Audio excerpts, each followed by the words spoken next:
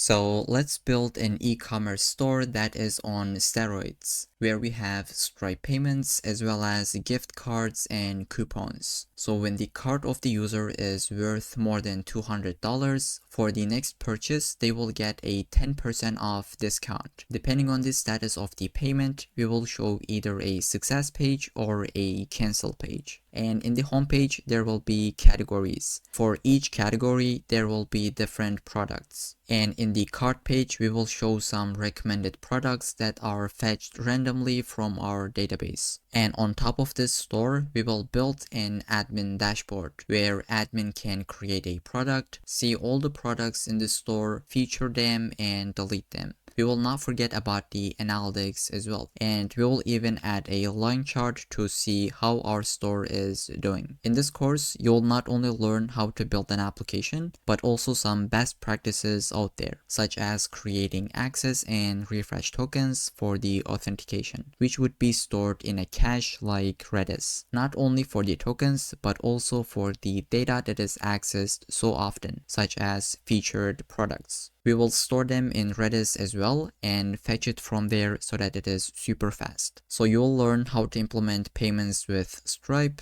how to create discounts by creating coupons, how to have a clean folder structure, how to handle errors, and most importantly, how to deploy your application for free. So long story short, there's a lot of things to learn from this tutorial, and it is made possible thanks to Upstash, which is the sponsor of this course and the best Redis solution out there. So there will be a link in the description where you can sign up so that we can work with it later in the video. So if you're ready, let's get into it. Okay, so to get started with, I have created an empty folder on my desktop. I call it as e-commerce store, and then I just open it up in VS Code. Now we're gonna need two different folders, one for the backend and one for the client, which we can really call it as frontend. Now in the first part of this course, we'll be focusing on the API part. So this is the place that we'll be building it. Now we need a Node module, right? So let's open up our terminal with the Control J, and I'll just say npm init-y, which is going to give us a package.json file under the root. And we're getting this under the root is because it'll be really easy in the deployment part to deploy both of these applications from a single place. So this would make a lot of sense at the end of this video. Now we need to install a couple of packages. First, I'll just say cls to clear up my console or the terminal, and let's install the packages that we would need for the API part. I'll just maybe shrink this so that we can see the entire line, and let's install all of them at once. Once we use any of them, I'll just try to explain each. So let's say npm install, or maybe just I for short. We're gonna get the express, let's say .env. We will get mongoose, let's say JSON web token, and we'll get the Stripe, let's say cloudinary. We'll have the cookie-parser package, just like this, and we'll have the bcrypt.js, and finally io redis. Now there might be a couple of packages that you haven't used at all, but as I said, once we use them, I'll just try to explain. And I just realized I have a typo here, so it should be cloudinary. Okay, just like this. And let's go ahead, press enter. This should install all of them under the package.json file. So we're gonna get a node modules, package log.json file as well, and the dependencies, right? Let's install one more dependency, which is gonna be for the development. I'll just say npm install nodemon and -d. So this is gonna put it under the dev dependencies part, right? What I want to do is maybe create a server.js file. And here, since this is my entry file, I should change the name. I'll just say server.js, but it is under the backend, just like this. And let's create a script, one for the development, which we can really run this with the nodemon. So we'll say, hey nodemon, just please run the server.js file, which is under the backend folder. And for the production, we should have this start, which is going to be doing the exact same thing, but this time with Node. And the difference between both of them is that Nodman is going to be restarting this file whenever you have some changes. So this will just make a lot of sense just in a second. Let's save this. And one more thing I just want to add is going to be type to be module. By default, it is common.js. And let's see the difference. So we can save this file and go into the server.js. Normally you would be doing something like const express and require it from the express package. But instead of this, I just want to use the import syntax, which is a lot more convenient and I think elegant. So we just made the type to be module so that we can use this syntax instead of this one, right? Okay, let's just try to create an app. Let's say call the express function and we'll just say app.listen. Let's say 5000 port, and we can really just console log this part where we'll just say server is running on this port. Okay, let's save and just try to say npm run dev. So we just say dev because this is how we called it. So let's just wait for the console log. There we go. Now, since we run this with the Nodman, right? This is the dev script. If you do some change on this file and if you save it, it is going to restart it automatically. But if you run it with the start, it is not going to restart it automatically, which is something that you use in the production, this one, and this is for the development, which is really convenient. Okay, probably most of you know this, but just in case if someone doesn't know. For the port, we don't really put it like hard-coded data, but instead we generally just get it from the environment variables. So let's just say const port, and I put this all uppercase because this is a hard-coded value. It is never going to change. So instead of getting it just like 5000, what we should be doing is to create a .env file and put that port here. Let's just say 5000. Okay, if I just save, I can just come up to here and just say, but first let me just console log it. I'll say console.log process.env.port. This is going to give us undefined. Here we can see. It is because we can't really access them by default. We should get this import, let's say .env from .env package, and we should call the config function. Now, if I save this, I should be able to read this port variable from the environment variables. So this is that package that we have installed a couple of minutes ago. So it was .env, this is what it does. Basically, it allows you to read the content of a .env file. Okay, so now we can really just say port is going to be equal to process.env.port. And just in case this is undefined, we can really back it up with 5000. So instead of this, now we'll just put our port variable. And let's just say server is running on, let's say maybe HTTP localhost and then the port number. If I save, I should be able to get 5000. Let's go ahead and change it to be like this and save this file. Here you can see we are getting that value actually from this file. So I'll just put that to be 5000. Okay, now let's try to create our routes. I'll just say routes, and we'll have also some controllers.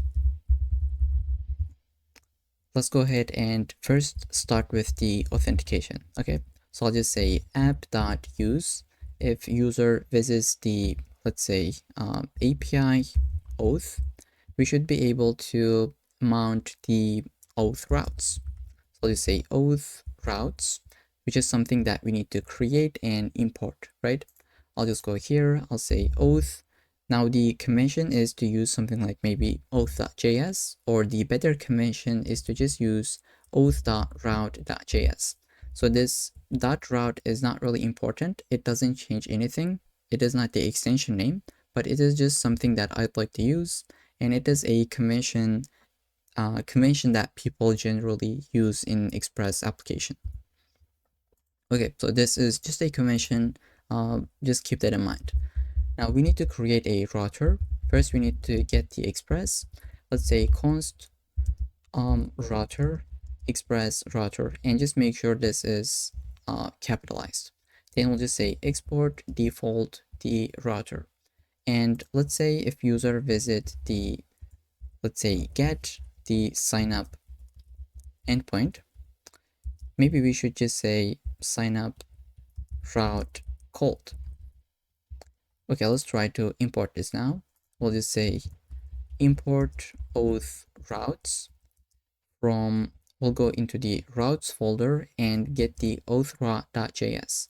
You should add this .js at the end, otherwise it is going to crash because we're using type of module and you have to put the extension when you import a local file. Okay, so these are the packages that we have installed or imported, and these are the routes. Okay, now let's try to save and just try to test this out. Make sure we have running this. I'll go into the localhost, let's say 5000 /API/auth, and we created the signup. Here we can see it says signup route cold. So now what happened is that basically when user visits localhost 5000 /API/auth/signup, we call this function, which we call the controller. Okay, now let's try to duplicate this maybe twice. One for the login, let's say login route cold, and one for the logout. Okay, so now everything should be working for the login and for the logout routes as well. Now you can imagine that this file could have multiple different routes, and that would be a really huge file. What we can do is basically get these controllers and put it into its own file.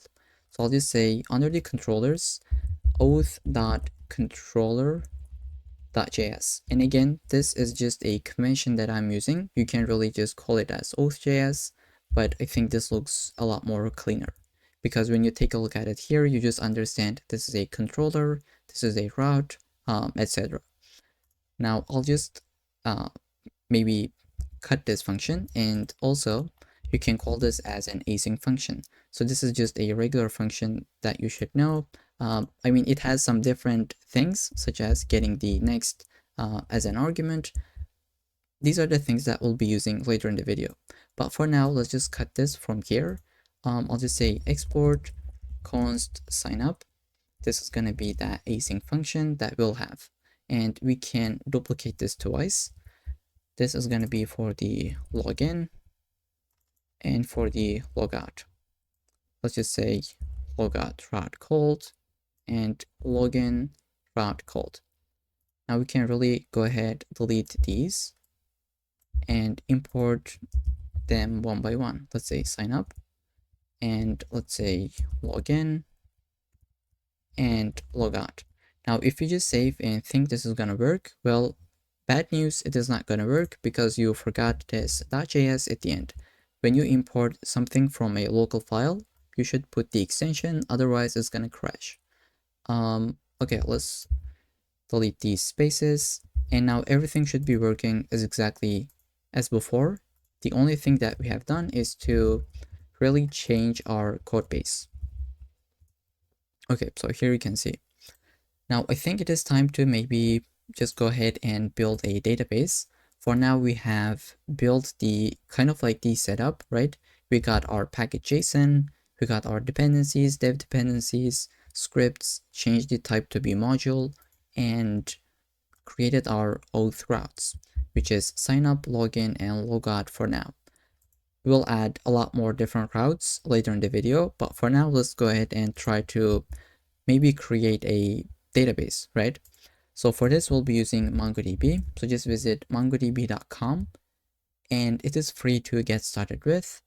I already have an account, so I'll just go ahead and log in.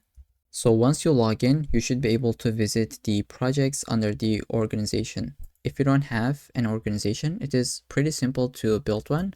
Just go ahead and create it, and then you should create a new project.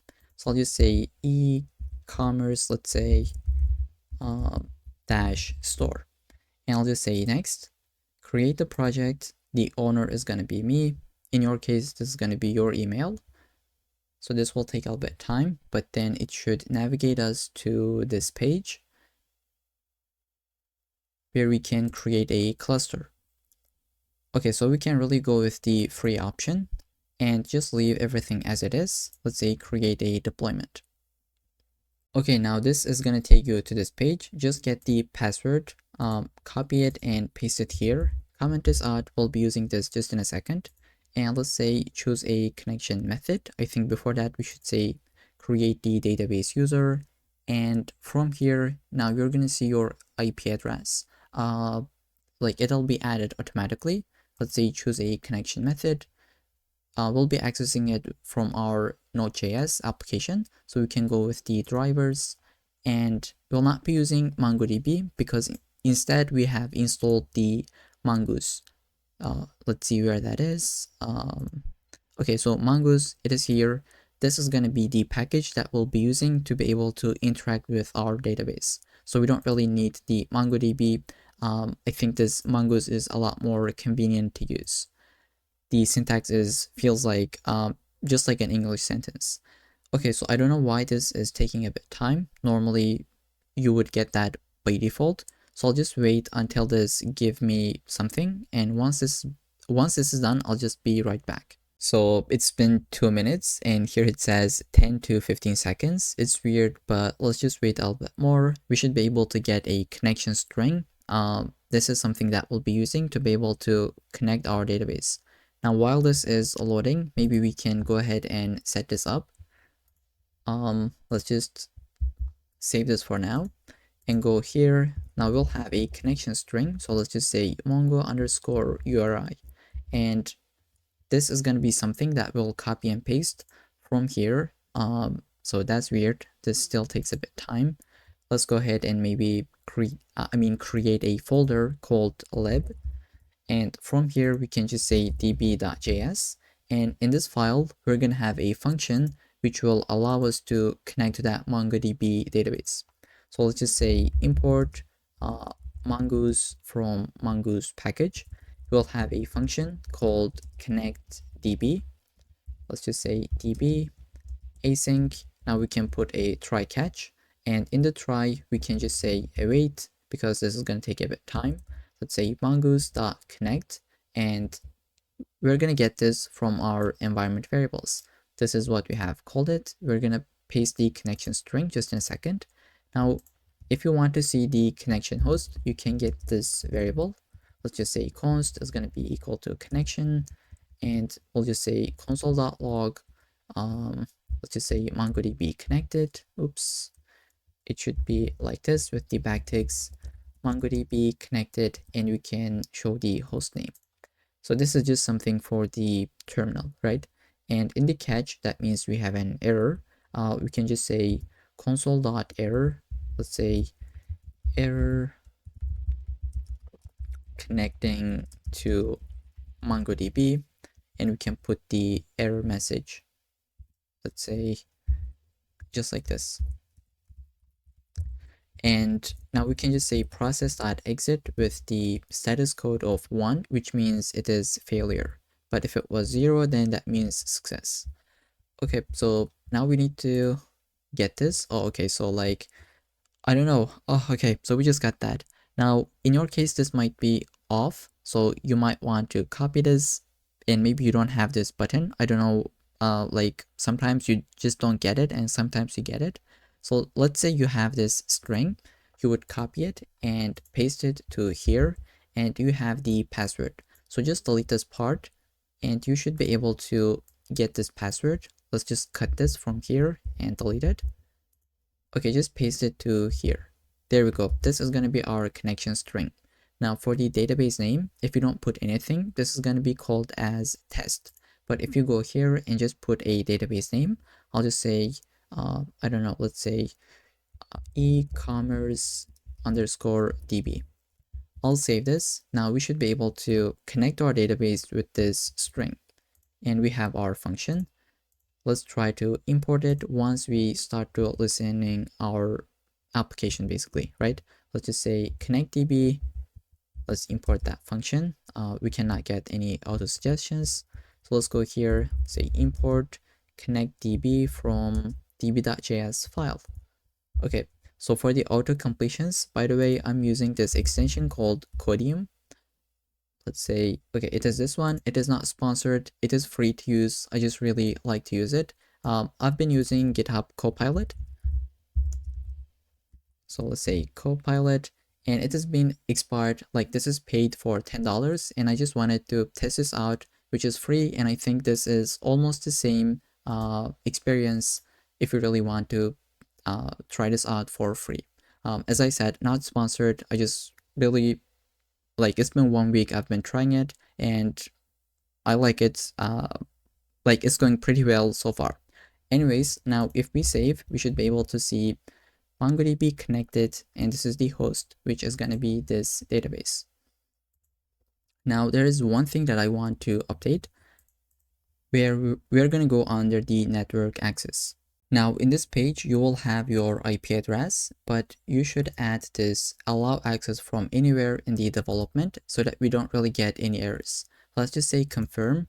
So this is going to take a bit time, and once this is active, we should be good to go. Okay, so this is active. Now we should be good to go. So we have our database. We can go under the collections. We don't really have anything so far.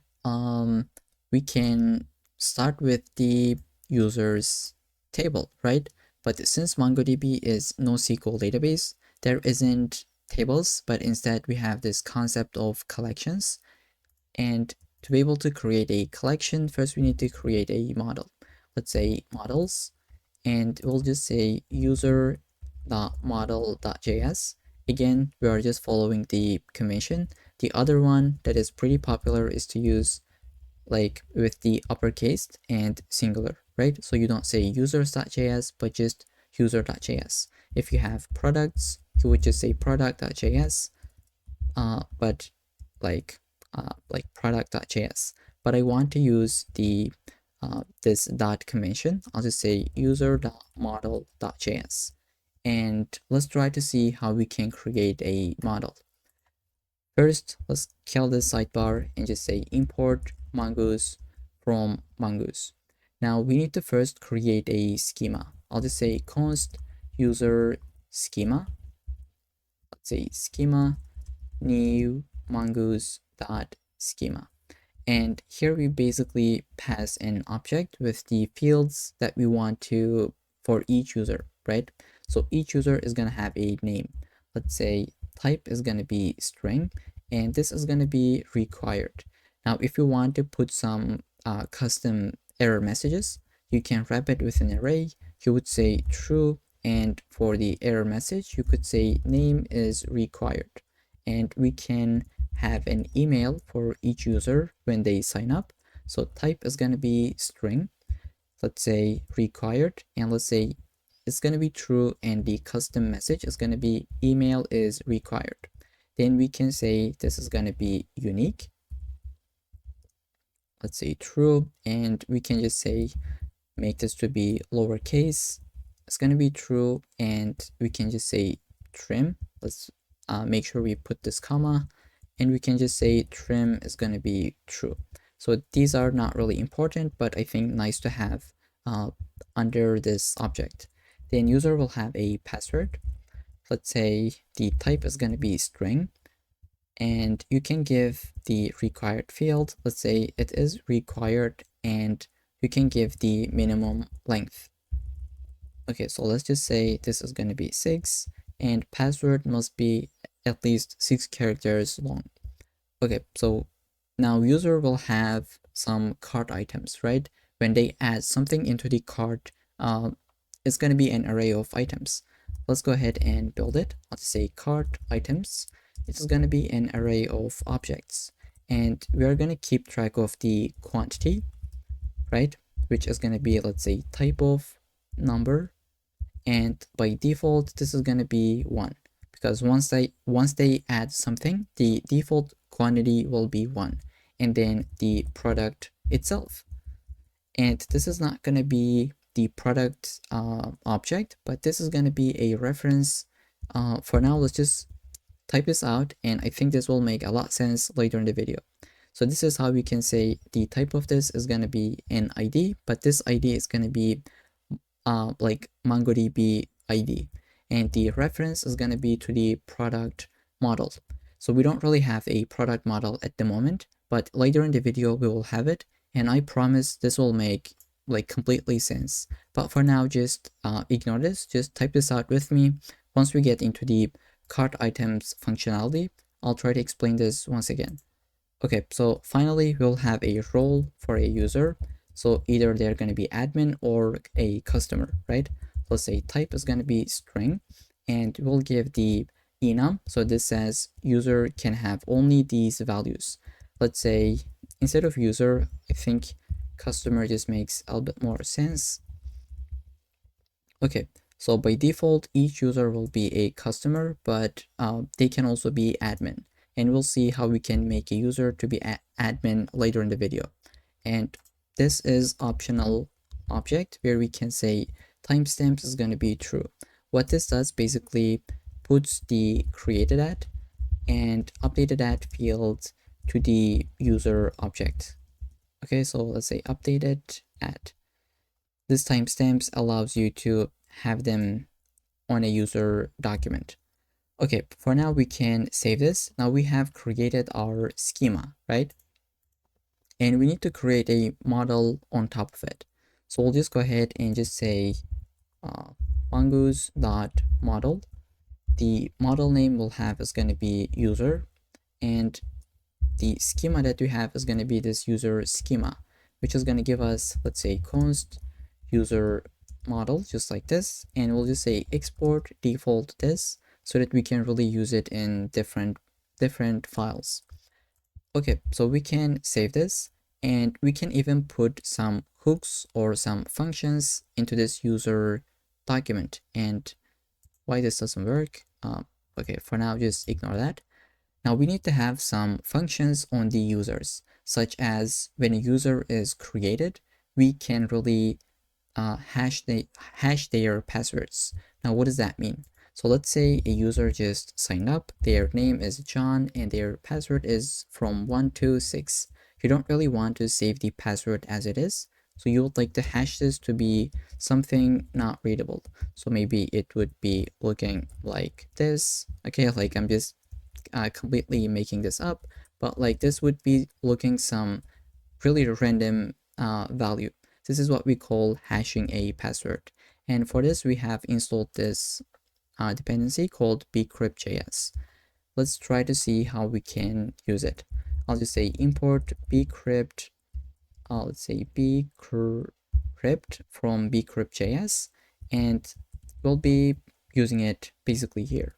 I'll say user schema dot pre save.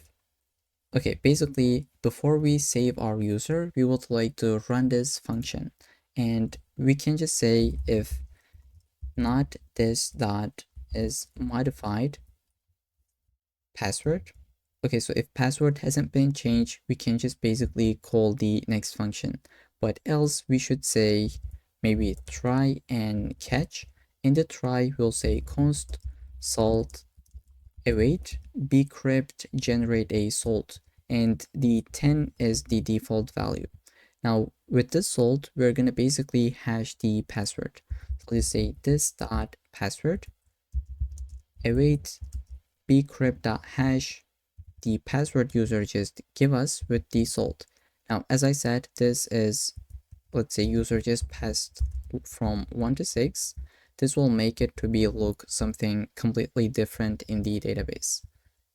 And I think we'll just see this later in the video, maybe in a couple of minutes. And then we're just gonna call the next function, and with it, whatever that is. So we'll just really try to understand it in a couple of minutes. For now, this might look a bit complicated, especially with this keyword. And in the catch, we're just gonna call the next function with the error itself. Okay, so this is gonna be the kind of like a pre-hook. So I'll just say pre-save hook to hash password before saving to the database, right? Okay, so this is what will happen behind the scenes. And let's say one more thing we would like to have is going to be the compare passwords. So let's say user schema dot methods dot compare password. So you can really call this anything like X, hello, but what I'll be calling is compare password. Okay, this is going to be a function, and basically we'll try to compare the password. And this will be used when we try to check for the password of the user. Let's say user name is John and their password is from 1 to 6, but if they send the password as like from 1 to 7, this function will run and it's gonna say, hey, invalid credentials, right? So this is what that does basically. Let's say bcrypt.compare the password that user just passing in, so right, the password to the actual password in the database. Okay, so this will make sense later in the video, as I said. So this is everything that we would need for this file. We got our imports, the user schema where we have a name with a custom error message. We have an email with these props. We have a password, cart items, and a role. By default is going to be customer with the created at and updated at fields. Then we created the model and added a couple of nice to have things, right? Comparing the password as well as hashing the password. Okay, now we can go into the, let's close all of them actually. First, we would like to implement the signup function, right? Now, to be able to test this out, I'll be using a desktop application. Let's say desktop app called Postman. You can install this for free and just follow along with me. I already have it in my machine. So let me just actually launch it and let's try to set this up real quick. So these are all the things that I had for the other tutorials. Let's just say close all the tabs and let's create a new workspace. I'll just say next. Let's give it a name. I'll just say e-commerce tutorial and I can just say only me. Let's say create. Now we can add a collection. So from here, basically we will test our endpoints just to check if it is working or not. For this, I'll just say maybe users, and I'll have, let's say, a request to be able to sign up. This is going to be a post method. Let's try to update that. So here we just said under the auth route, these are going to be get methods, but not really. That was just for testing purposes. Let's just say this is going to be a post method. So if you really want to, you could have things like put, patch, delete, and we'll be using, I think, all of them. For now, let's just go with post because this is what we would need. Now, when a user wants to sign up, they'll be sending us like the email, the name, the password, right? That kind of thing. And we need to grab them. So this is how we call it. Let's just say const, user will give us the email, let's say the password, and then the name. So we would say get them from the request.body. To be able to use this, we should actually add this configuration. So I'll just say app.use express.json.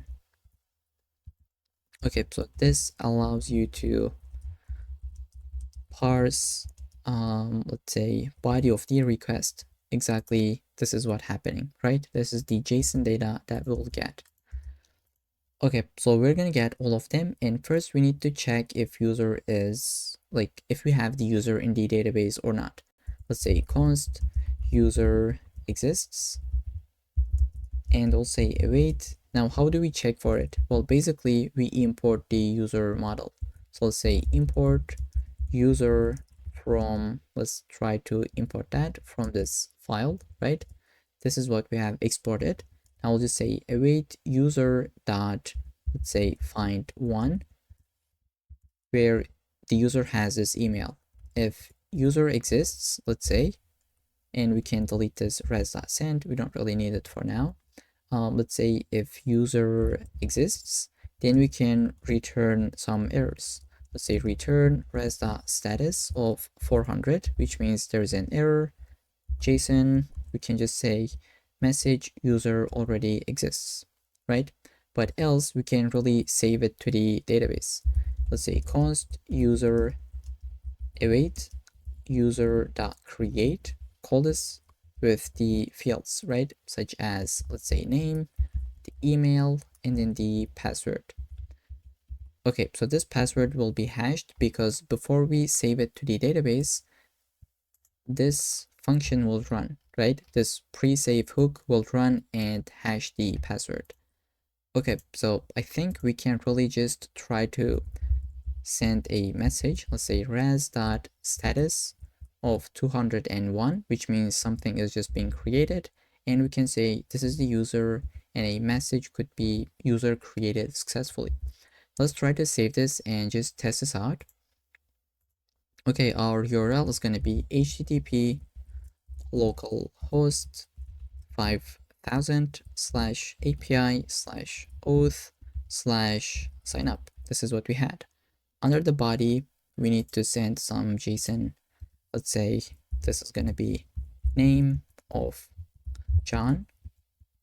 And if I just try to send it just like this, without email, without password, let's see what's going to happen. Okay, so it looks like we don't get any response. I'll go into my VS Code and just open this up. Okay, so we didn't handle the errors, right? I'll go ahead, cut this completely. I'll have try catch and paste it under the try, and under the catch I could say res.status of 500 and then just show the message. Okay, let's try to test this out once again. Okay, I'll go here and send it. Okay, so looks like we have an issue. So HTTP localhost 5000 API auth sign up, right? Let's take a look at the VS Code terminal. Okay, localhost 5000. We had the API auth sign up with the post method. We call the sign up function. So I don't know why this doesn't work. Probably we're missing something, right? This just happens. Let's try to debug this together. Okay, I'm missing like one slash here, right? HTTP. Okay, I think this should be working now. Let's try to send it. Okay, there we go. Here it says email is required and password is required as well. Let's try to send them. I'll say email is going to be john@gmail.com. And let's put a password.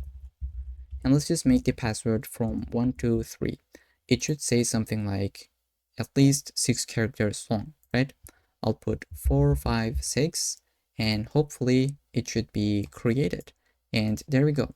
Now for the password, it says it looks like from 1 to 6. But if we take a look at the database, I'll go ahead and refresh. Now, first of all, we're going to have the database called e-commerce DB, and we have the users. And here we can see we got the name, email, password, role is customer by default. We got the cart items. It's an empty array by default. And then we got the created at and updated at. Let me just zoom in. And looks like the password didn't get hashed. Let's take a look at it, why this didn't work out.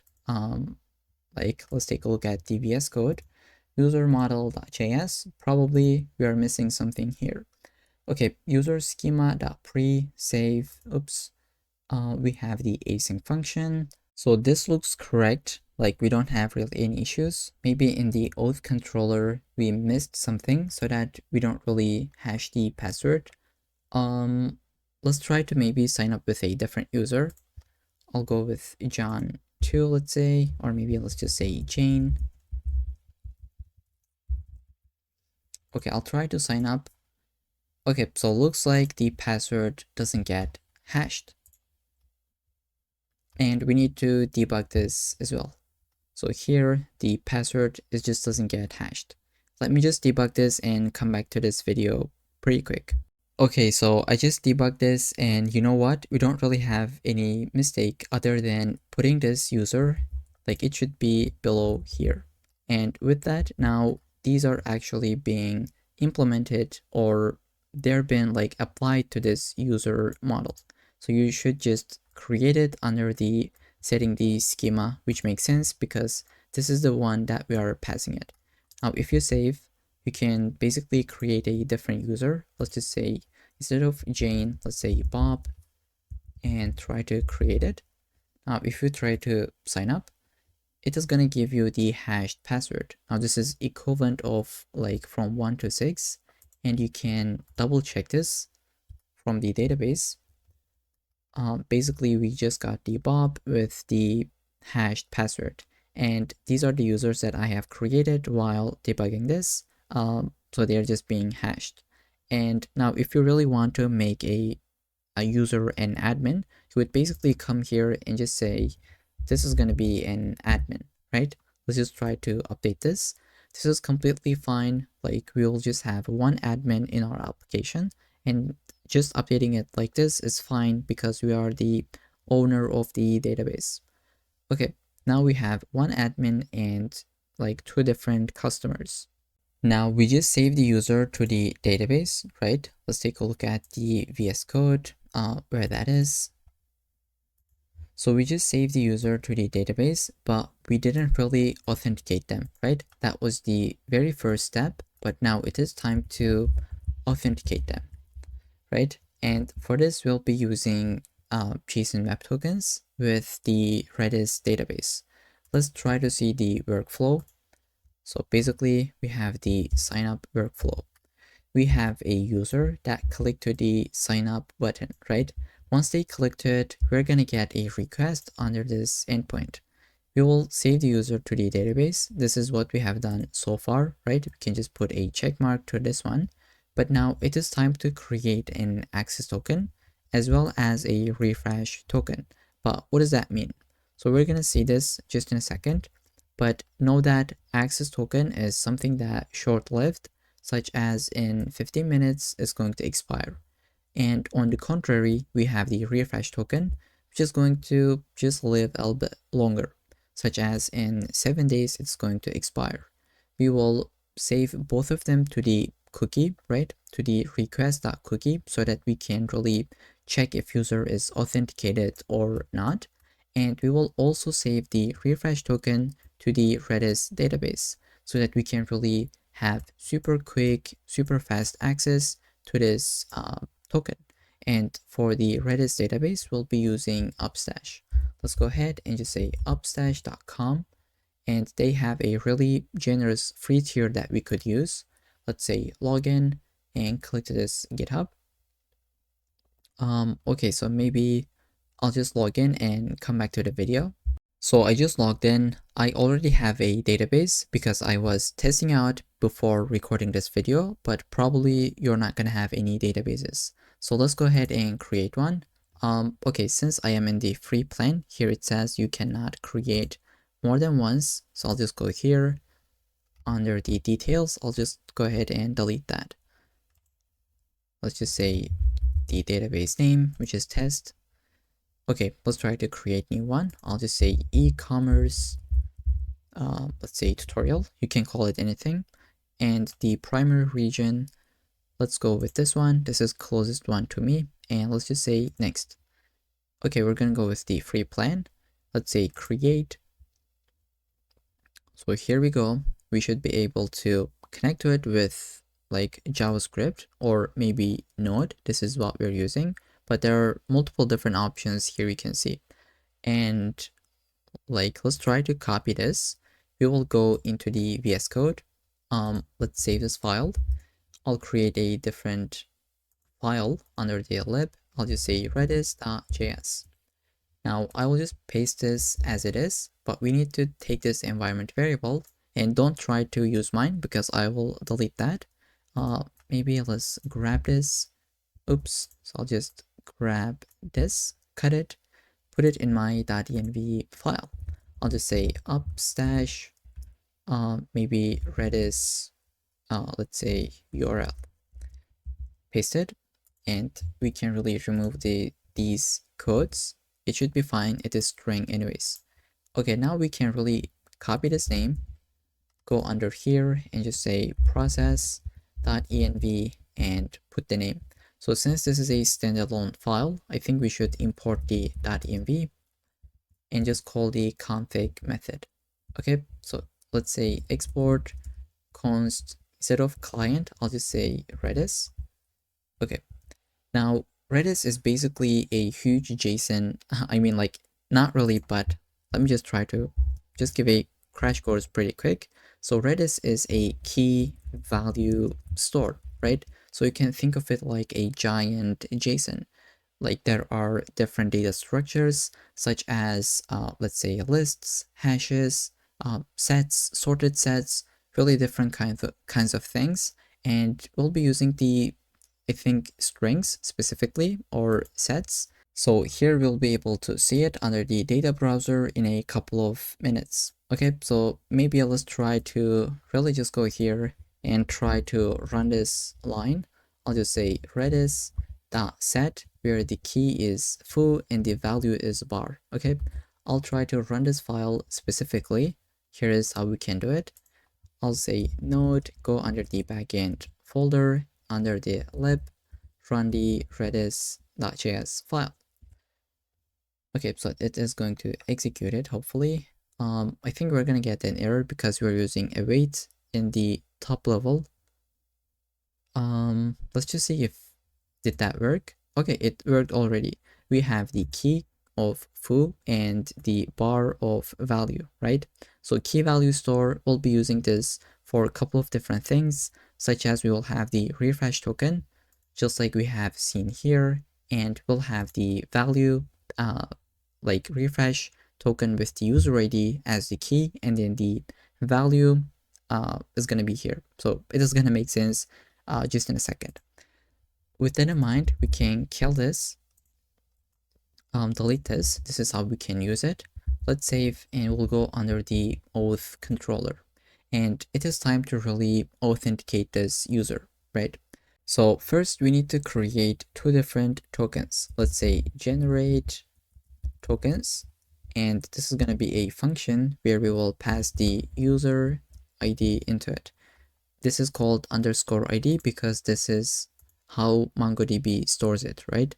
It is underscore ID for every document. Let's try to create this function, which is gonna return us, let's say, access token and refresh token, right? Let's go above. We can just say export, or maybe don't export it. Let's say const generate tokens. This is gonna take the user ID. And in this function, basically, we would like to create two different tokens with this package. Let's say JWT from JSON web token. This is that package that we'll be using. Let's say first get the access token. And remember, this is gonna live for 15 minutes. So I'll just say jwt.sign. The first argument is gonna be the payload, which is gonna be the, it should be just user ID, just like this.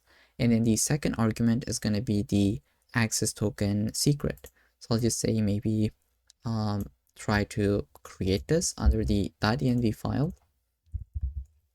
So this could be any value. We should put this to be something secure. I'll just go with access token for now. And we'll have the secret token as well. I mean the refresh token. Let's say refresh token. Let's just give the secret as the suffix at the end. Okay. So the second argument is going to be the secret. And finally, the option when this should expire, right? Let's say expires in 15 minutes. Let's create the refresh token. It's going to be in 7 days. And finally, we'll just return them. Okay. This might look a little bit weird, but basically we created two different tokens which we'll be using in a couple of seconds, right? Now it is time to maybe save the refresh token to the database, which is gonna be Redis, right? Let's go ahead and just say const store refresh token. I'll say async user ID. This is going to be taking it, as well as the refresh token itself. This is going to make sense just in a second. Let's say await Redis. Let's try to import it from the Redis.js file and make sure you have the extension at the end. We will say redis.set. Now we need to put the refresh token as the key, right? And what I want to do is create a namespace. Let's say refresh token and then the user ID, so that we just really know this is a refresh token when we take a look at it. Okay, and then the value itself, just like this. Now this is fine, but we also need to add the expiration date, right? Like it should be in 7 days. So I'll just say X, here you can see, which means expires. And we will say it's going to be like 7, 24, 60, and 60. Let's just say 7 days. And we should be able to call this in the signup function. Okay, so we generated the tokens, and we need to just say await store refresh token under the Redis, where we need to put the user ID as well as the refresh token. So it's going to take them as the arguments, right? It's going to set it and then just expire it in 7 days. Then we can set the cookies. So if we take a look at this diagram, here we can see we created them, which will expire in 15 minutes, 7 days, save this to the database, which is going to be Redis, and then set them into the cookies so that we can use it later in the video. Okay, I know this makes, like, it might be complicated if you are learning this kind of authentication for the first time, but really once you just practice it for 1 or 2 times, it just makes 100% sense. And if this feels a little bit more complicated, just know that it is completely normal. And here we'll just call a function called setCookies, and this is what we'll create as well. Let's say we will give the response, the access token, as well as the refresh token.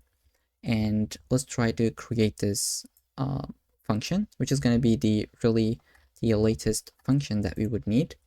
Let's say const set cookies, which is going to be taking the response, access token, and refresh token as the argument. So we'll first set the, let's say, access token. So let's say res.cookie, we can call this as access token. Just like this, you can make it maybe camel cased, not really important. I'll go with this. Then, so this is the key name, okay? This is what you will see. And this is the token value. And then you would put some options to make this a little bit more secure, right? So let's just make this to be HTTP only first, right? I'll just say true. And this is preventing an attack called XSS. Let's say prevent XSS attacks. Let's just fix this typo. Okay, I am not an expert on this. You can really search it like on Google and just learn more about this. But just know that this makes it a little bit more secure by making this HTTP only, which means this cookie cannot be accessed via JavaScript. It is like HTTP only as the name suggests. Okay, so we'll have the secure field, and this is only going to be true in the production, because in the development it is HTTP. In the production it's going to be HTTPS, which makes it to be like secure, right? Okay, I just got that warning, just distracted me. I'll just say process.env node.env. If this is equal to production, only then this is going to be true. And let's say same site is going to be equal to strict. And this also prevents an attack called CSRF attack. Okay, let's say prevents this attack, which we call it as cross-site request forgery. And this is what we called cross-site cross-site scripting attacks. Let's say attack. Okay, so you can take a look at them by just exploring it a little bit, but this is what I'll be doing. Just type this out and we will say this is gonna expire in 15 minutes. And here you should put the milliseconds format. You can't really just say 15M. This is not gonna work. Okay, so basically I'll copy this, paste it. This is gonna be the refresh token. And let's give it the value itself, and the everything is gonna be the same other than this maximum age, which is gonna be about 7 days.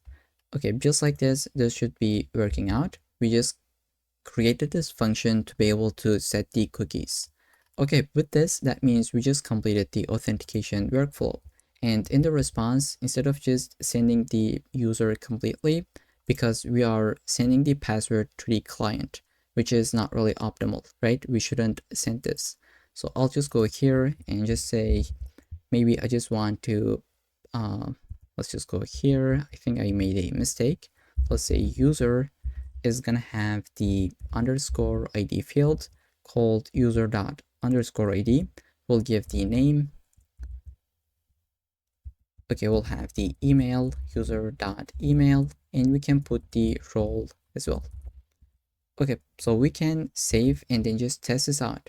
Now, previously, when we logged in, we didn't got any cookies, right? When we signed up, I mean. Let's try to create a different user now. I'll just say Beth. Okay, let's try to maybe just clear this response. I'll say send. Okay, so we got 2 different cookies and user created successfully. Let's take a look at the Redis.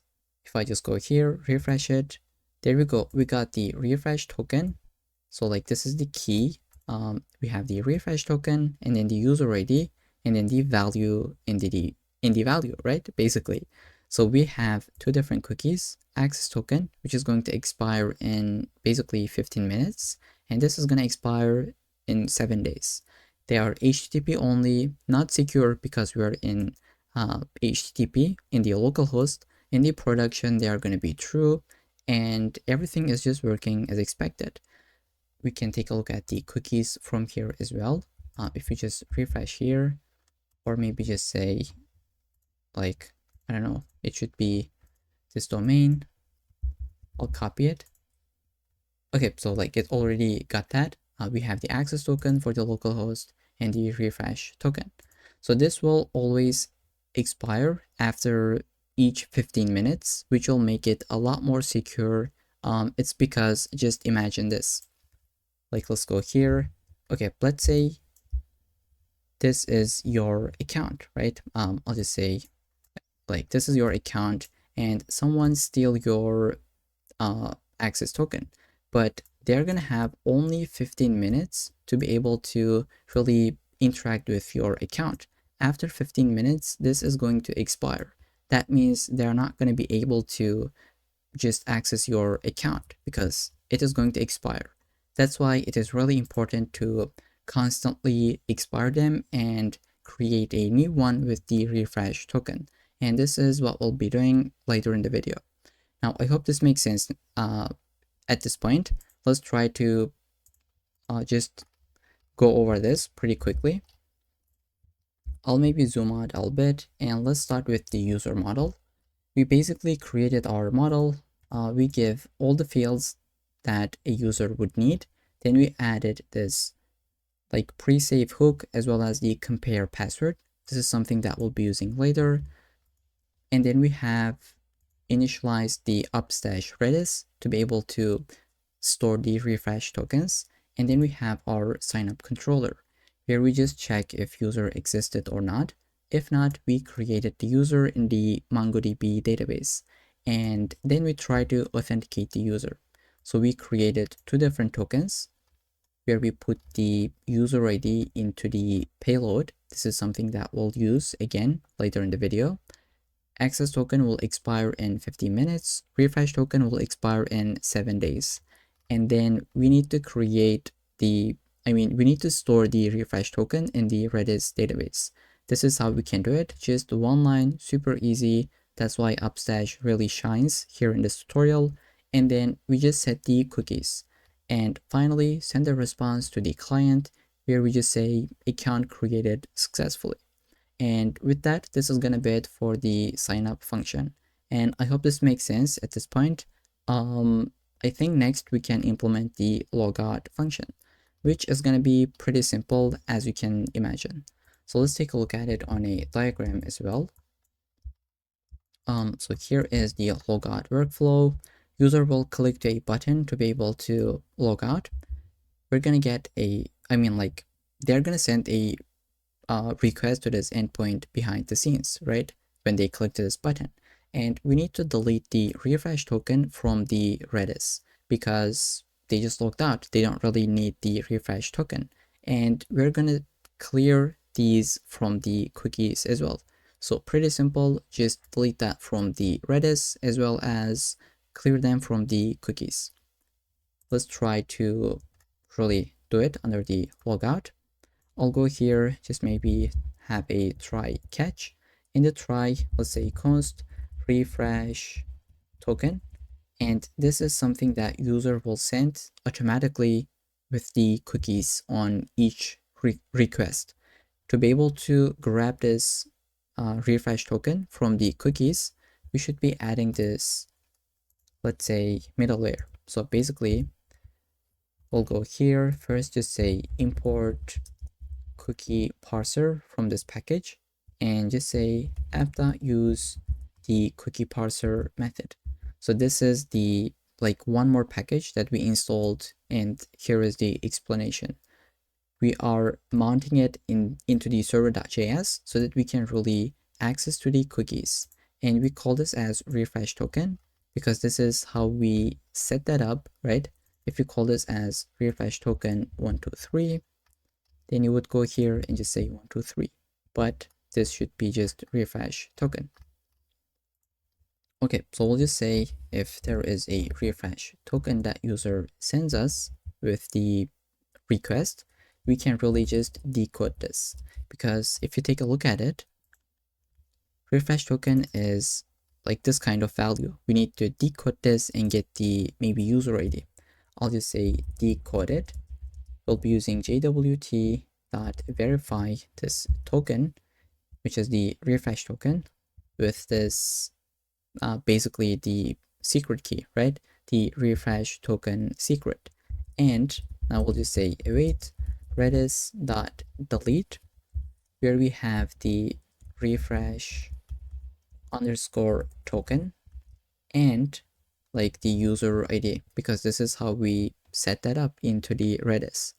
Then this has been deleted. It is time to really clear them from the cookies. Let's say response.clear cookie, the access token as well as the refresh token, and just finally say res.json.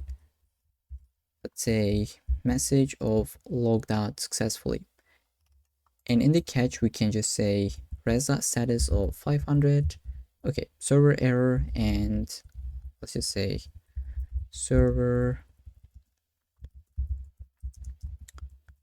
and we can return the error message just like this. Okay, I hope this makes sense. Basically, this is what we have explained in the diagram. User just logs out, we get the refresh token. If there is, we are going to delete it from the Redis, and we had to decode it because we had the user ID into it. Then we clear that from the cookies. Let's try to test this out. I'll go here, try to duplicate this. I will call this as logout.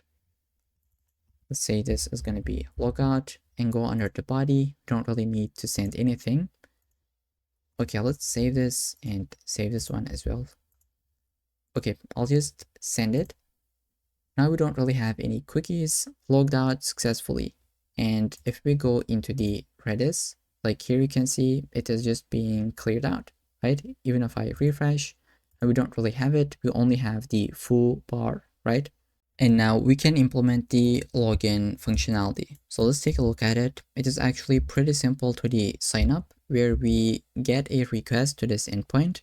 We first need to compare the password, like we'll just say invalid credentials, right?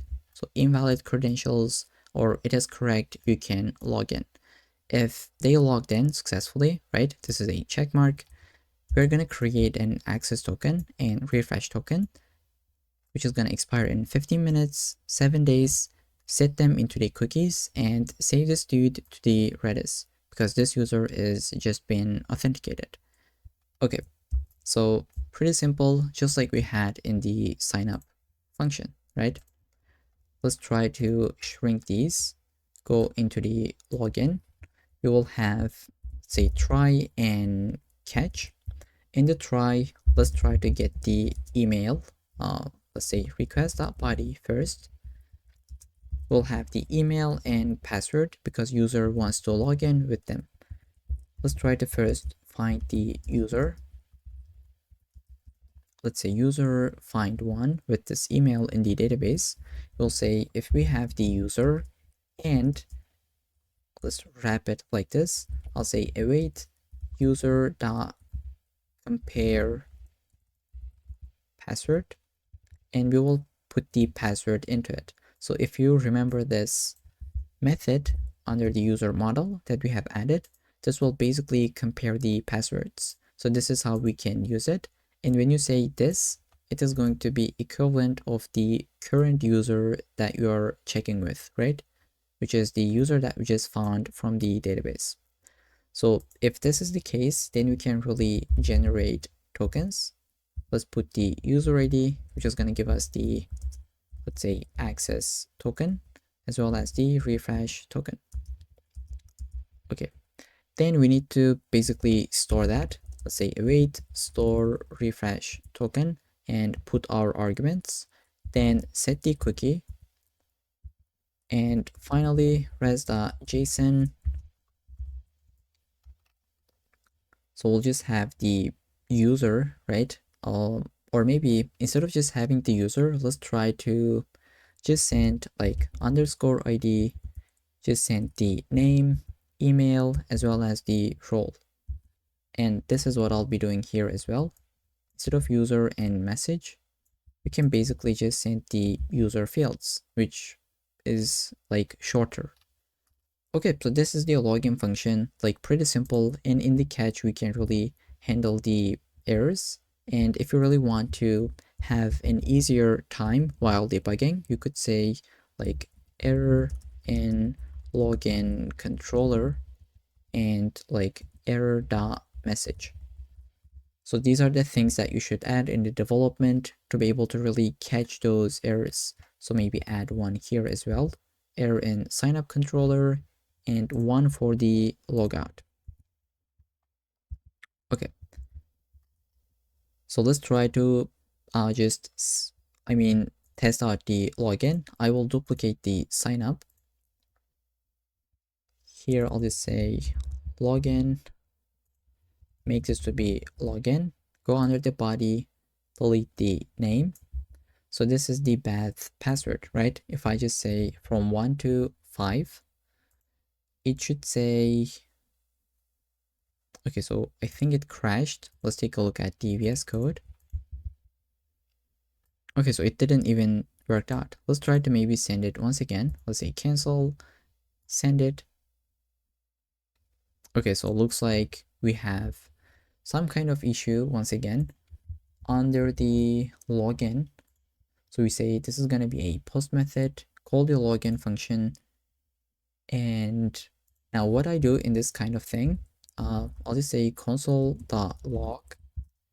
Here runs the login, and then I just go here, just put it here as well. Like just to test this out pretty quickly.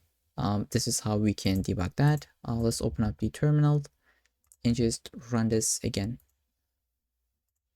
So here we are able to run this. Probably we got an issue here on this line. Like if we have the user, compare the password, like let's try to say console.log user is logged in. I'll try to send it. Oops. So I'll try to send it once again. Okay, it didn't work out. Okay, looks like we are not able to go into this if. So in that case, we should be able to add an else. So this is something that I forgot, and like we were able to catch this while debugging, right? Let's just say res.status of 401 invalid email or password. Let's try to send this once again. Okay, so it looks like this is not correct, and it isn't really. We did this on purpose. Let's say from 1 to 6, send it. There we go. We just logged in. This is the user information. So we got the cookies and everything is working as expected. Now with that, we were able to implement the login. Let's delete these console logs, by the way. Okay, so we implemented the login, logout, as well as the sign up. And we have some utility functions up here where we can really use it in different places. And now we can create a different controller to be able to create an access token. Because if you remember, this is going to expire in every 15 minutes. So when this expires, we should be able to like create a new access token, because if user doesn't have this, they can't really send any request to create a product, to just buy something, do some payments, like update their profile, things like that. All of them are possible because of this access token. And once this expires, we should be able to recreate it basically. And for this, we'll go into the auth route. Let's duplicate this. We can just say refresh dash token, and we'll just say refresh token method. So we'll import that from this file and let's try to create it. So if you save, I think this should crash because we don't really have this, but now we'll create it just in a second. Let's say const refresh token. Now, even though this is called as refresh token, like basically this will refresh the access token. Okay, so this will recreate an access token. Now we'll go here and we'll just say try and catch. First, we need to get the refresh token that user sends us, because let's take a look at it pretty quickly. Now we had an access token and refresh token. Once this expires, user needs to create a new one, and they can create it if they provide the refresh token to us, right? So if your access token just expires, and if you want to create a new one, then you need to pass me the refresh token, right? So like that's why we need the refresh token. And I hope this makes sense. Let's say const refresh token, which is something that we'll get from the cookies. And if this is not provided, we'll just return an error that says token not found, right? No refresh token provided. But if this is not the case, we should be able to first get that and decode it. Let's say decode it, and we'll say JWT verify. I think I can just auto complete this because this is what we have done previously as well. We are trying to verify this with the secret so that we can get the decoded value. And now we need to really compare this what we have in the database, because we are storing it in Redis, right? So we need to check, let's say stored token await Redis dot get, and the like the key that we should give is going to be refresh token and then the user ID. This is how we store it. We'll just check if they are equal to or not. Let's say if stored token is not equal to the refresh token, we will say invalid refresh token. So basically user is trying to cheat us in this if check, right? But if this is not the case, then we can generate a new access token. So I'll just say const access token. Okay, so we can really get this. This is what we have done previously, and we can set it into the cookie, right? Let's say res.cookie, because the previous cookie has been expired. Okay, so I think I can just get this and save it. This is the exact same thing that we have above, right? Probably we could create a function to be able to make this reusable, but I think 5 lines of code, no worries, right? Let's say res.json access token created. Maybe I'll just put, yeah, we can just send a message. If you want to, you can send the access token as well. I'll just say message token refreshed successfully. And in the catch, let's say 401 invalid refresh token and put the console log. Maybe we should put server error, right? Okay, so this would make a little bit more sense because we already handled that invalid case above, and that means like something went wrong on the server side. Okay, so we should be able to test this out as well. I'll go here, try to maybe duplicate this one. Let's say refresh token, save this, go here. This is the endpoint. So if I try to send this, here it says token refreshed successfully, and we just got the new access token, right? So let's try to, can we copy this? Like, I don't know, but let's try to really get this value, go into the VS Code. So here I'll just paste it just to make sure this is like refreshing, even though I know it refreshed, but just to show you. Okay, I just refreshed this again. I'll go here, get this access token.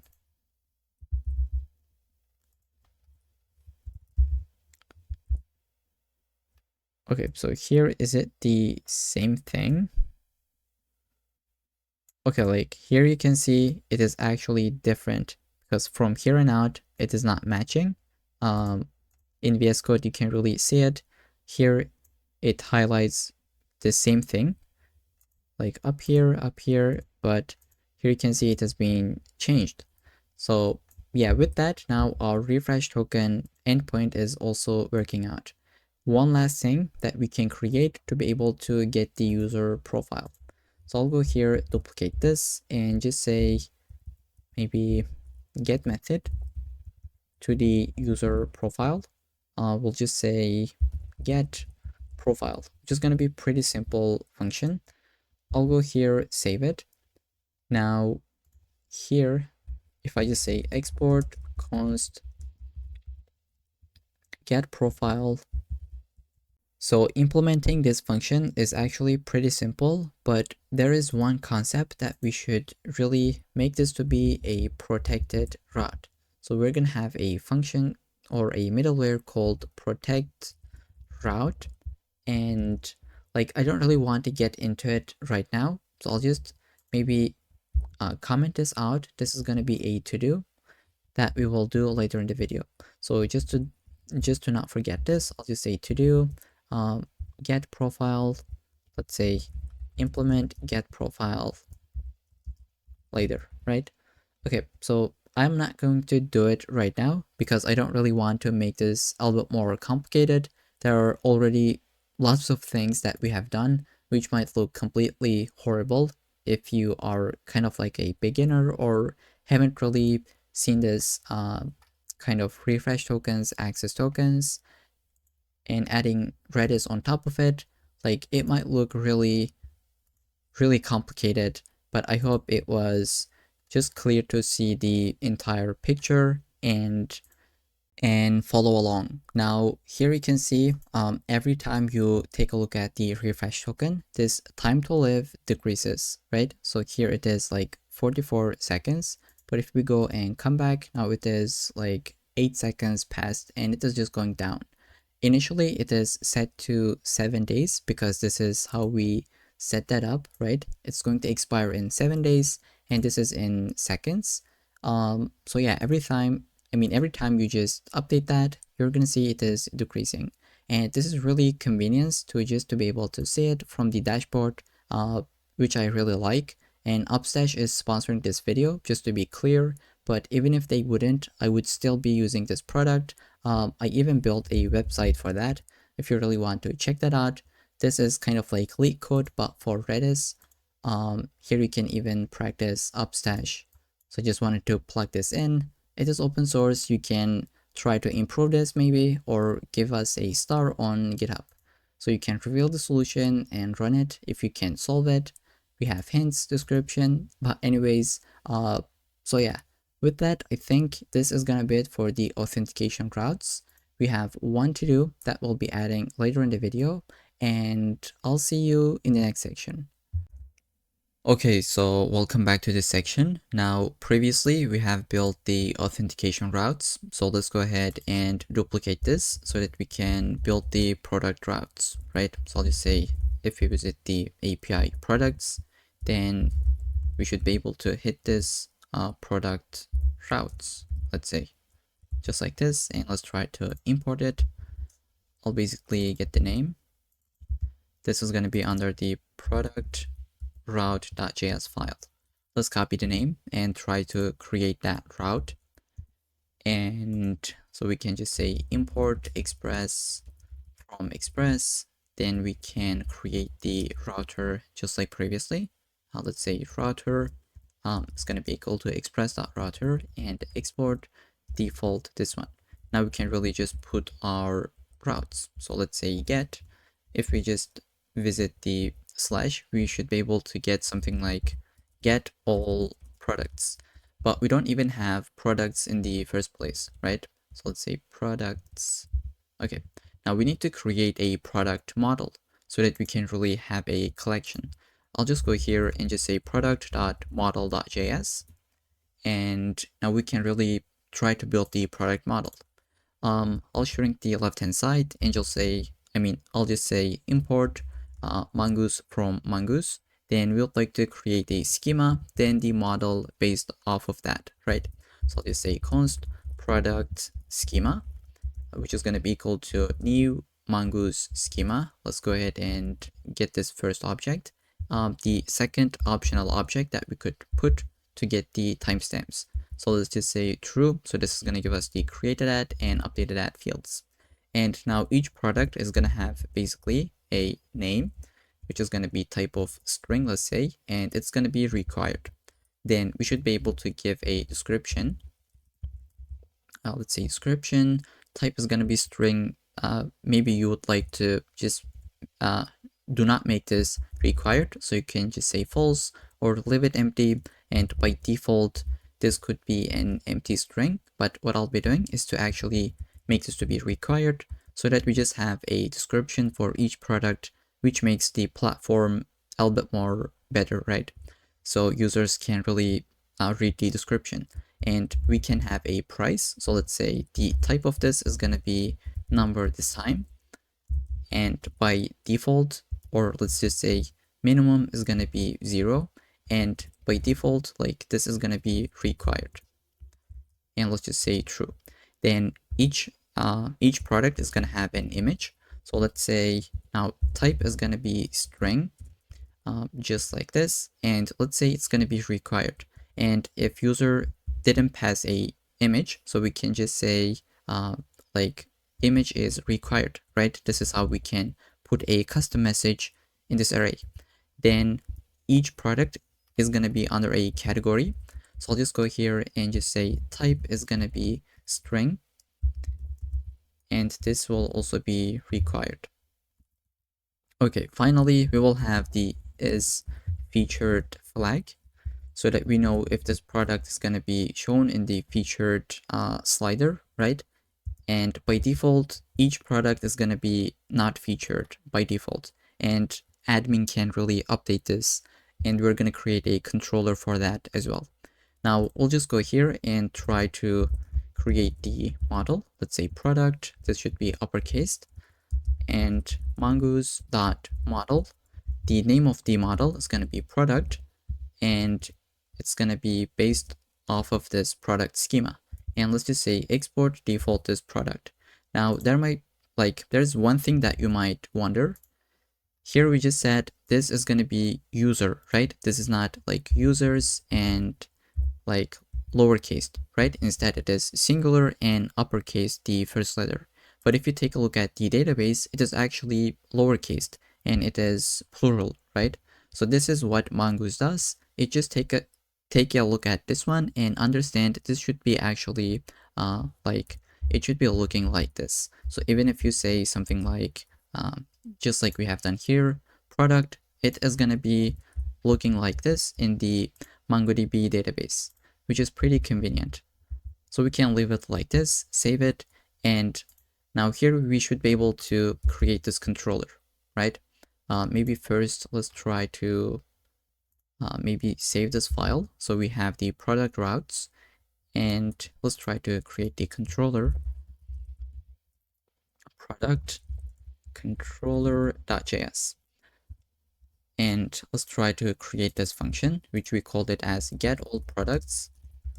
This is going to take the request and response, going to be an async function, and it'll return something.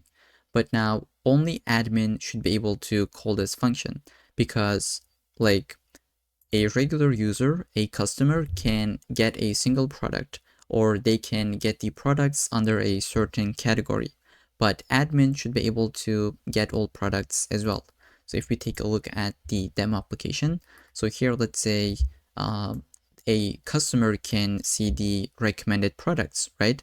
But the admin should be able to also see all the products in the admin dashboard so that he can feature this, delete the product, and just really see all the products available in the database. So that's why we need to make this route to be first protected.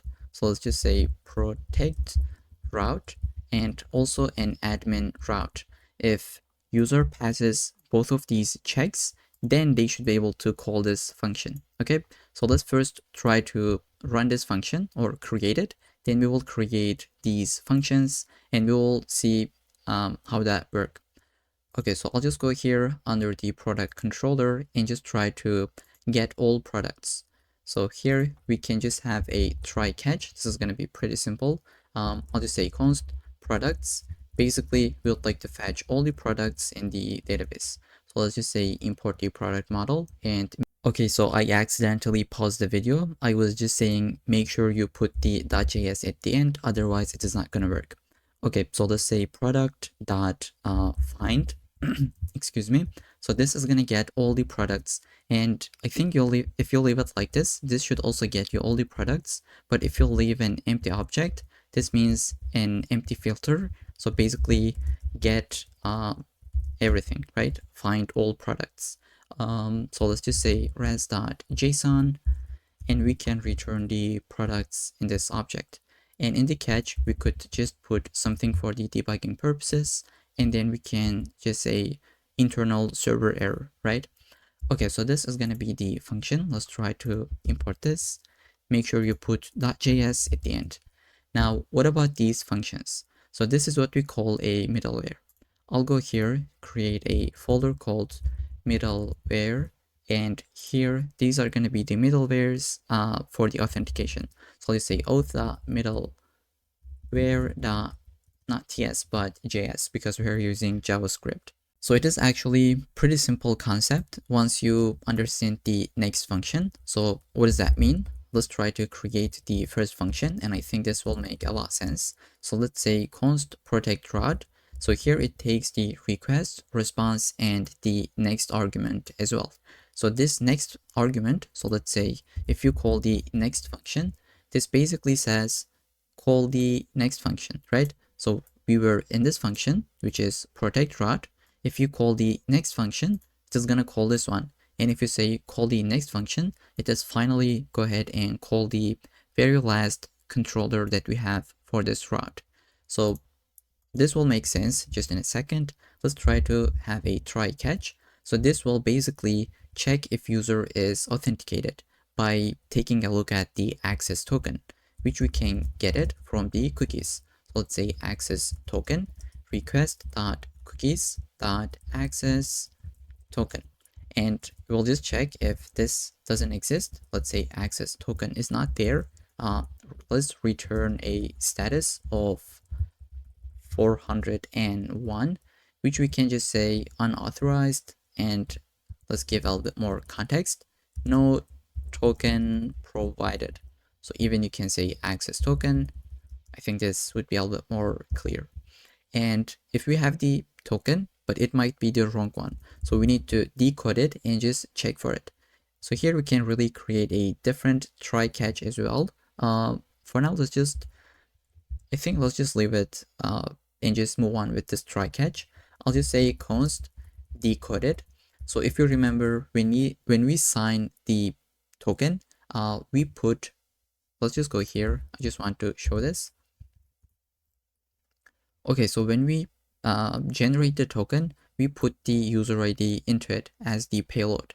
Now, when we decode this, we would like to get the user ID from that. So this is what we'll be doing. First, we'll just say JWT verify, and let's try to import the JWT from JSON Web Token. Okay, so this is going to take a couple of arguments. The first one is going to be this access token that we'd like to decode, and the secret key that we signed it with. So if we take a look at the auth controller,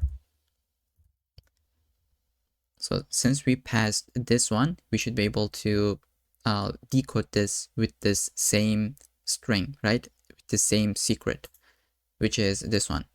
Okay, so we'll just say const user, and we're gonna find the user with this decoded user ID. So I'll just say user and make sure you put .js at the end, and then we'll say find by ID, which is gonna be decoded.user ID.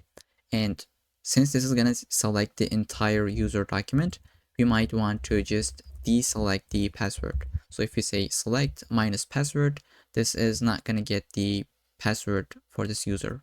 And let's make this to be async so that we can use await. Okay, so here we could just say if there is not user found, we could just say user not found. Okay, so this could be the same message, but let's just say user not found. But if we have the user, we can really put this user to the request, just like we got the auto suggestion, and we'll just say call the next function. Let's handle the catch case as well. I'll just say console log, let's just put something for the debugging purposes, and then 401, which says unauthorized invalid access token.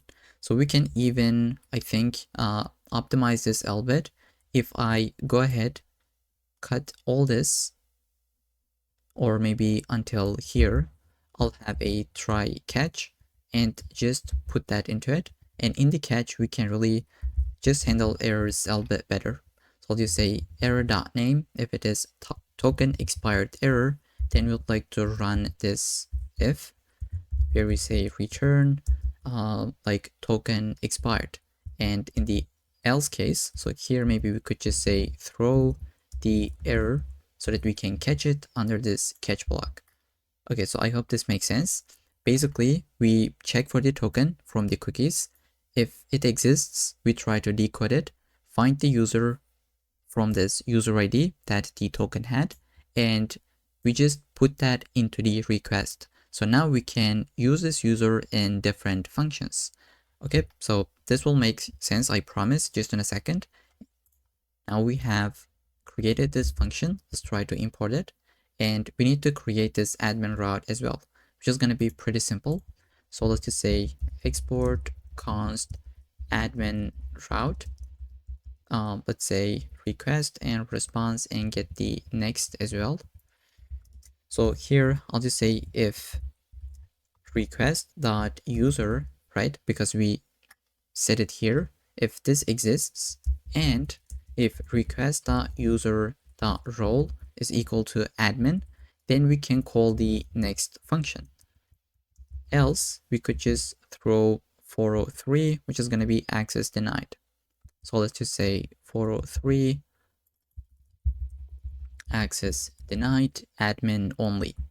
Okay, so we are calling the protect route first, then admin route. Then if both of them successfully completed, we're going to call this function, because here we say first call this function. Once this is completed successfully without any issues, call the next function, which is going to be the admin route. And if we hit this if check, which means this is an admin, we can call the next function, which is going to be get all products. And we can really just save this and test this out, but we don't really have any products. So we can maybe, I think we can still test this out. I'll just go here, create a new collection. This is gonna be, let me first save everything and close them. So let's say close all tabs. Here, shrink this. Let's say get all, that should be fine. Let's make the collection name to be products. Okay, so let's say API Auth products. And let's make sure if we saved everything. Okay, so products. We can really just try to test this out. First, I'll try to maybe log out so that I don't really have any cookies. Okay, so I am not running this application. Let's say npm run dev. So it should connect to the MongoDB database as well. Let's wait for the console logs here on the terminal. Then we should be able to really test this out. Okay, so we are up and running. Let's try to send it. We just logged out, and if we try to get all products, here it says not API Auth, but it should be API products. Here it says unauthorized no token provided. Let's try to log in with an account that is not admin. So Beth is not an admin. This is not sign up. This should be login. I'll just send it. Okay, role is customer for the Beth, and we are logged in. If we try to get all the products, it is gonna say access denied, admin only. So here you can see how that works. First, Beth run this function, which checked like she has a token. It works without any issues. So it called the next function, which is the admin route. But unfortunately, she wasn't an admin. So we hit the else case and run this message. Okay, so with this explanation in mind, we can try to create all the other routes that we would need for the products. So I'll go ahead and duplicate this one, which is going to be for, let's say, featured products, and maybe we could say get featured products. And this is going to be under featured, but this is not going to be protected or admin route. Everyone should be able to call this function even if they are not logged in. So here in the home page, we will see the categories, and below to it, we will see the featured products. So everyone should be able to call this function. For this, we'll go into the product controller and try to create this function. So first I'll save, and let's say we will get it from here. Let's close these files, and we'll say export const and put the function, which is going to be an async function. So I will have a try catch. Now for the featured products, we will store them in the MongoDB database. So basically it's going to be our products. But what we would like to do also is save them in the Redis DB as well, because this featured products is going to be accessed by everyone, right? So we can really make this a lot more faster by storing it in Redis. So it is kind of like, not kind of, but literally is going to be our cache. And in this function, we would like to really so manipulate that Redis DB and use it. So here I'll just first say, since like when we hit this function, first we need to check if we have anything in the Redis DB. Let's say await import the Redis dot get. We will just check if we have any featured products. So I'll just say const, or maybe let featured products, which is going to be equal to this. Let's say if we have it, we can basically just return it immediately.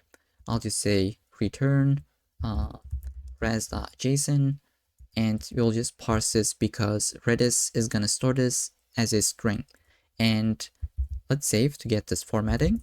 Now, if it is not in Redis, we should be able to fetch it from MongoDB, right?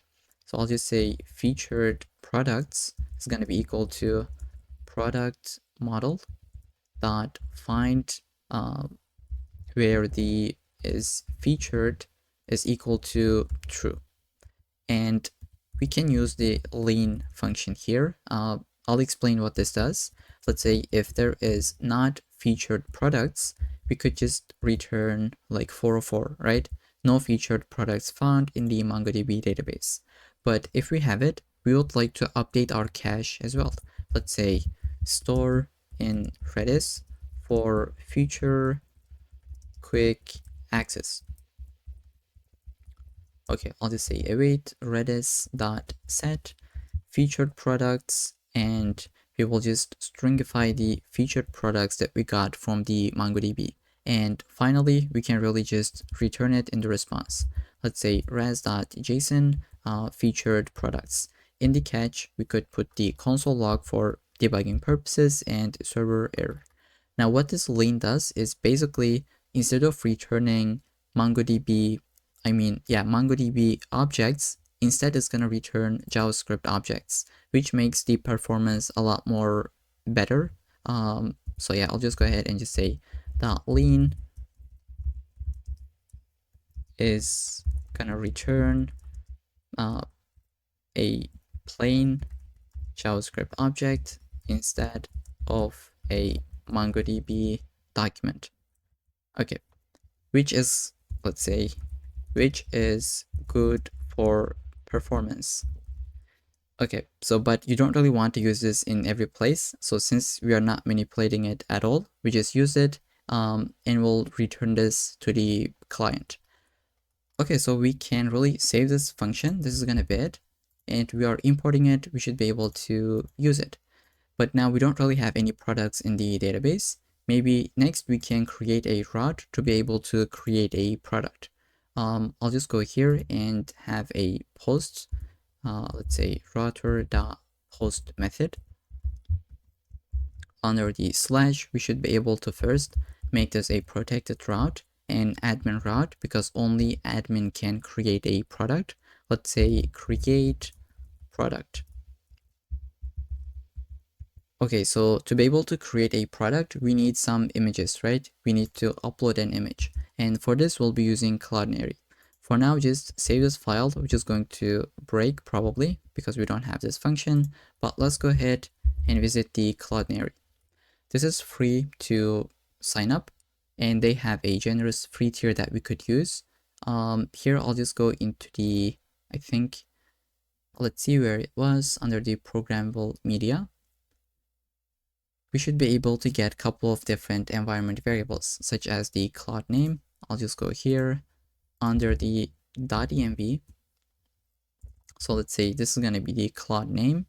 So here I'll just make this to be equal to Cloudinary cloud name. We need the API key. Let's just put that, as well as the API secret. Okay, let's try to find these from the dashboard. If you go under the settings, under the API keys, you should be able to get your API key as well as a secret. Now I'll be using these. Don't try to use mine because you can't really use it. I'll be deleting that after publishing this video. So I just got my API key, and let's get the API secret. Here it says we're gonna send an email to you. So let me just confirm this and come back to the video. So I just got that, I paste it. Here I can get my API secret. Let's copy it and put it here. Okay, now we also need to import the package, but I think we already done. Here it is. Okay, now let's try to actually create a file for the configuration for the Cloudinary.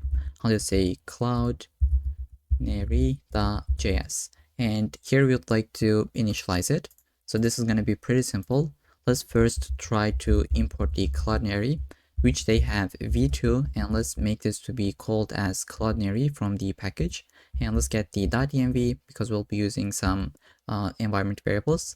Let's say cloudinary.config, call this function with this object, cloud underscore name is going to be equal to process.env cloudinary cloud name. Let's get the API key as well as the API secret. Oops, let's just say export default the Cloudinary so that we can really use it in different places. And make sure you have, like, just put them side by side and just copy it from here and paste it so that you don't really have any typos. Otherwise, you're gonna get undefined and it is not gonna work. Okay, we can close this, go into the create product controller. Let's shrink this one. Create product, which is going to be an async function, and we would like to create a product where we first save it to the database, and then we also create an image where we store in the Cloudinary bucket, right? So I'll just go into the function. Let's just say shrink the left hand side, have the try catch. User will send us a couple of different fields for the product, such as name, let's say description. We're gonna get the price, the image, so we can get the category as well. I think these are the things that we'll be using. The is featured is gonna be false by default, and admin can really update it from the front end. Let's say request the body, just grab all of them, and we would like to say first let Cloudinary response. So I'll just make this to be null for a second. We'll say if user providing us the image, we can just say Cloudinary, let's just say await, and try to import the Cloudinary. Let's try to import that first. So this is going to be coming from the lib Cloudinary.js file, and this is how we called it. So was it a default export? Let's check. Okay, it is a default export. So I think we can use it like this.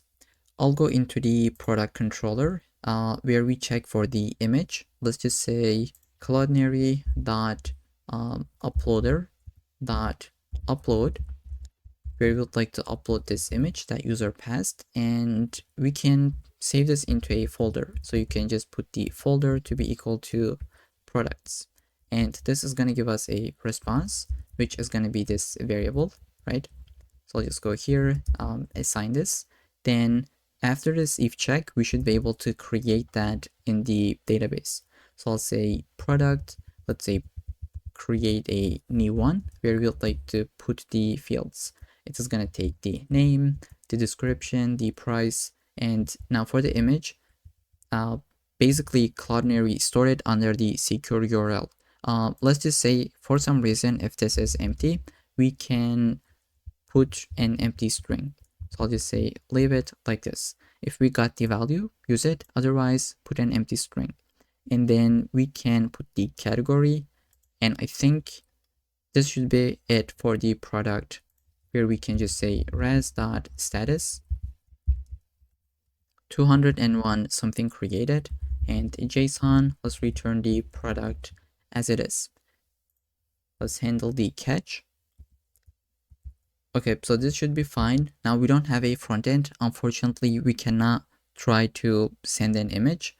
But like basically this is how it's gonna look like. Let me just show this. Okay, so from the admin dashboard, user will be able to give it a name, description, price, a category, and maybe a count and stock. So I don't know, like we haven't implemented this. Maybe we can take a look at it later in the video. Then we have the upload image. User can upload an image, and once they click to this button, we're gonna get a request for this endpoint, and we will call this function. So this is working actually. Even though we didn't test this out, but we can test this later in the video, really, in the front end part. Okay, let's try to import this function, and we should be good to go. The next route could be, I think, deleting a product. So here I'll just say duplicate this one. If we want to delete something, we should call this, and we're gonna put the ID of the product so that we know which one we are deleting. only admin can delete that. So we'll just leave it as it is. And we'll call the delete product function. Let's save and try to go into the product controller and create that one. So let's say const delete product, which is going to be an async function. Now there is one thing to keep that in mind. When you delete the product, you don't really want to only delete it from the database, but also you would like to delete the image from the Cloudinary, right? So we're going to keep that in mind. Let's say try catch const product. Let's say await product find by ID. If I can type find by ID, and we can just say request.params.id. Okay, so this is annoying, but so we call this as ID because this is what we have given here. If you say hello, then you would say request.params.hello here, but instead we'd like to call it as ID because this is what really it is, right? If we don't have the product, so I think I can just copy and paste it pretty quickly, like this. We'll just say 404 not found. But if we find the product, we can just say if product has an image, even though we are always gonna have an image because it is required. Let's just put this if check. We'll just say first get the ID of that image. So this is how we can do it from Cloudinary. We'll say public ID. Here we say product dot image dot split. This is gonna be splitting from the slash, and we're gonna get the latest one and split that with the dot and just get the first argument or the first index. So basically this will get the ID of the image so that we can delete it. So as you can see here, we just say public ID, and we'll have a try catch here. Let's say await, oops, this should be error. I'll say await cloudinary dot uploader dot destroy. So basically delete the image, and this is going to be under the products folder. So I'll just say products and slash like public ID. Okay, so this should be able to delete that, and you can even console log this. Let's say deleted image from Cloudinary. These are the things that we can really check later in the video when we get into the front end part. And if we have an error, you can just say error deleting image from Cloudinary, and in the catch we can, or maybe even before that, we should delete it from the database as well. So far we have just deleted the image from Cloudinary bucket. Let's say await product find by ID and delete that. We can just say res.json. Let me just scroll. We'll say product deleted successfully, and let's handle this. Okay, so this should be good to go. We can import this function. Okay, so now we can build the next route. Let's see what we can build. Maybe get the recommendations. So user should be able to see this section in the cart where it says people also bought these products. So we'll always fetch 3 different products randomly. So I'll just go here, maybe under the featured, I will say slash recommendations. This is going to be a protected route. Let's say protect route, because like user only should be able to see it in the cart page, right? Maybe we can actually just leave it where everyone can see it. Maybe I think this makes sense a bit more. I'll say get recommended products. Okay, let's try to create that function.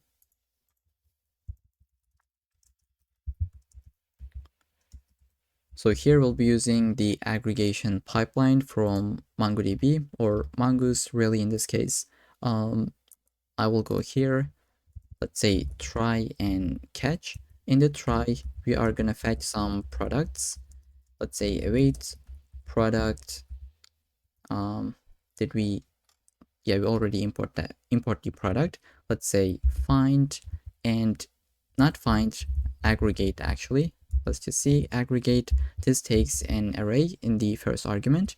Here we can put an object where we say we would like to get sample of, let's say, size 3, right? Like 3 different products we would like to see.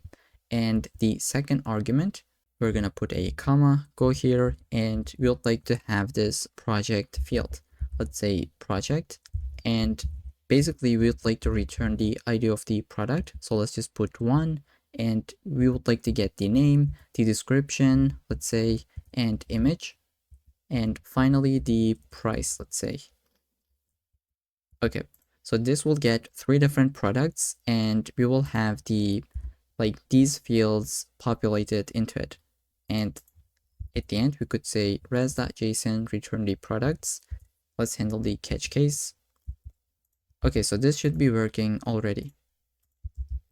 Now in the next function, we can maybe try to get a product by the category. So let's say if user from the homepage clicks to this one, they should be able to get only shoes, right?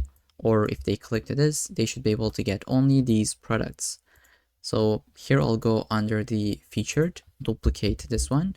This is going to be / category, let's say category, and then the name of the category. So I can just say category just like this, and we have a typo here. Let's fix it. We will say get products by category. Okay, let's try to create this function under the controller.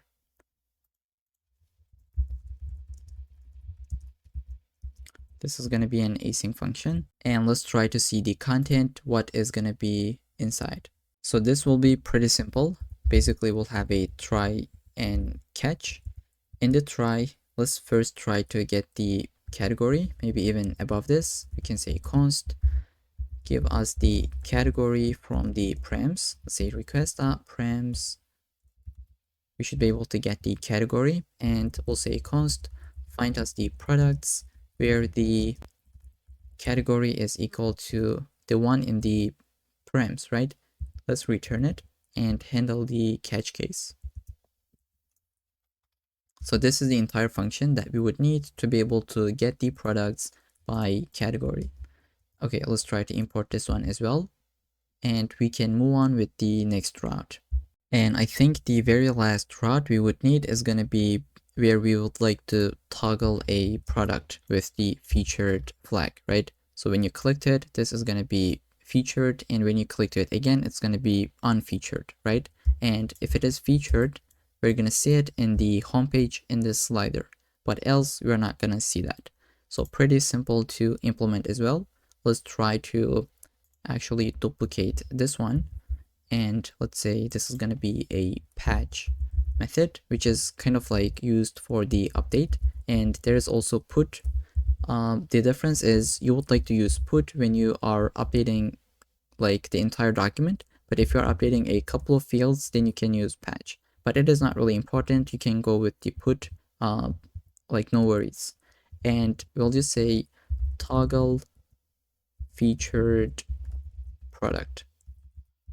Let's try to create this function, and I think this is going to be the very last route that we would need for the products. Let's go here and try to create that function. So here in this function, we would like to also really communicate with the Redis, where we can update the cache, because we were storing the featured products in our cache. When we toggle the state, we should be able to delete it from the cache or add it, right? So let's see how we can implement that. From the try catch, we would like to first get the single product. Let's say product, await find by ID, where we get it from the params.id, right? And here we'll just say if we find this product, so if the ID is correct, we got a product. Where we'd like to update the is featured and just negate it. So if it is true, it's going to be false, and if it is false, it's going to be true. Now we'll just say const updated product, where we basically updated that in the database, and now we'd like to update the cache, right? which is going to be our Redis. So let's just go here and call a function called update featured products cache. So this is what we're going to create just in a second. And after this, we can really return the updated product in the response. And in the else, we can say nothing found, right? No product found. And in the catch, we can also handle it with the like console log and server error. Let's try to create this function, which is going to be pretty simple. Let's say async function update featured products cache. We'll have the try catch. Now here again, I'd like to use the len function. Let's say const featured products await product dot find, where the is featured is true, right? This is going to give us all the featured products. And here I'll just put a comment. Why do we use the len method, right? It is used to return plain JavaScript objects instead of full Mongoose documents. This can significantly improve the performance. But you don't really want to use this in every single place because that might be overkill, and in some places it might not even work for the use case that you are having, right? Now here I'd like to update the cache. So let's say redis.set the featured products is going to be our key, and we'd like to stringify the featured products. You can also put an expiration for this where you would say expires and put the expiration date, but we don't really need it. This is just going to be there. So let's leave it like this. And in the catch, we can just say console log like error in update cache function, right? So with that, I think this should be it for this function as well. Let's try to import it. Okay, so basically we have created all the product routes. Now we can't really test all of them because we can't create a product. We can't really send an image from here in the Postman. So we can, we're gonna test this later in the video in the front end part. With that, I'll see you in the next section. Okay everyone, welcome back to this section. Previously, we have built the authentication routes as well as the products. So let's go ahead and build the cart routes this time, where we can add a product to our cart. We can update the quantity. We can delete it from the cart, and I think just fetch them, right? Here we just have only one product in the cart. Okay, so I'll go ahead, duplicate this, and call this as cart. Let's say cart routes like this. Go ahead and import that from this file, which you'd like to create under the routes. Okay, so we'll just get the boilerplate as always. From Express, create a router and just export default that. Okay, now we would like to have a route where we can create add a product to our cart, right? So let's say if we hit the slash, we would like to say add to cart. We would like to create this under the controllers. Let's say cart controller.js. Export const this function. Let's get the request and response. Try to import it. Put the .js at the end.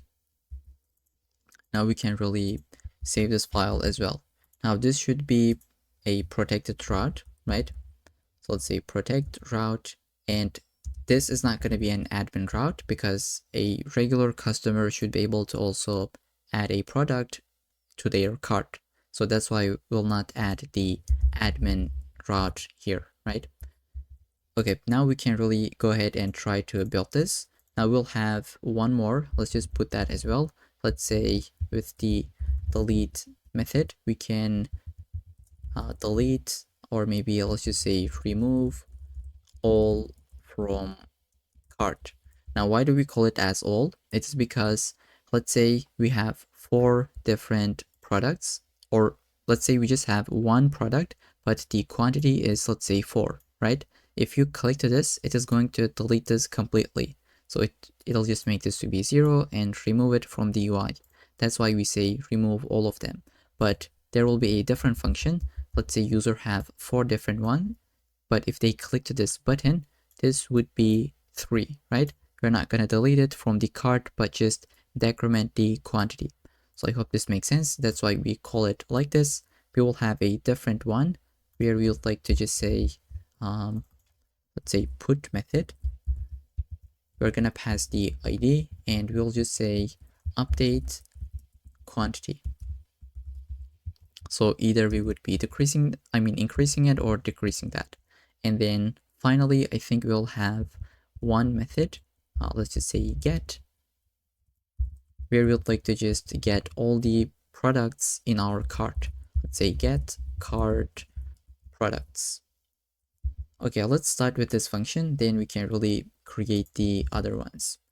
In the cart controller, we'll go ahead and try to build this function. Let's say try and catch. For the try, we could get the product ID. I think instead of getting it from the params, we can get that from the body. So let's go into the try. I'll say const user will send the product ID. We'll just get that from the body, and we'll like to get the user. Let's say const user, and we can really get it from the request.user because this is a protected route, which means we're gonna have the user under the request, right? So we can say give us the user, and we'll like to just check if this existed in the, let's say, existing item. If like I have a typo, so we'll say user dot cart items dot find item. We can just say item dot id is equal to product id. If this is the case, then we would like to just increment the number once again, right? Let's say existing item, we'll just say existing item dot quantity is going to be equal to +1. But in the else case, we will just creating it for the first time. So we'll just say user dot cart items dot push the product ID. Okay, so when you first add a product, let me just do Control-Z to delete this. When you first add it, the quantity is going to be 1, right? You are just creating it in the cart. But if you are like adding once again, the quantity will be updated. So this is what we're doing. We just check if it is existed or not, and else we will just create that. And now we can just say await user.save to the database, and we can just say res.json user.cart items. And in the catch, let's handle it as well. Let's say console log,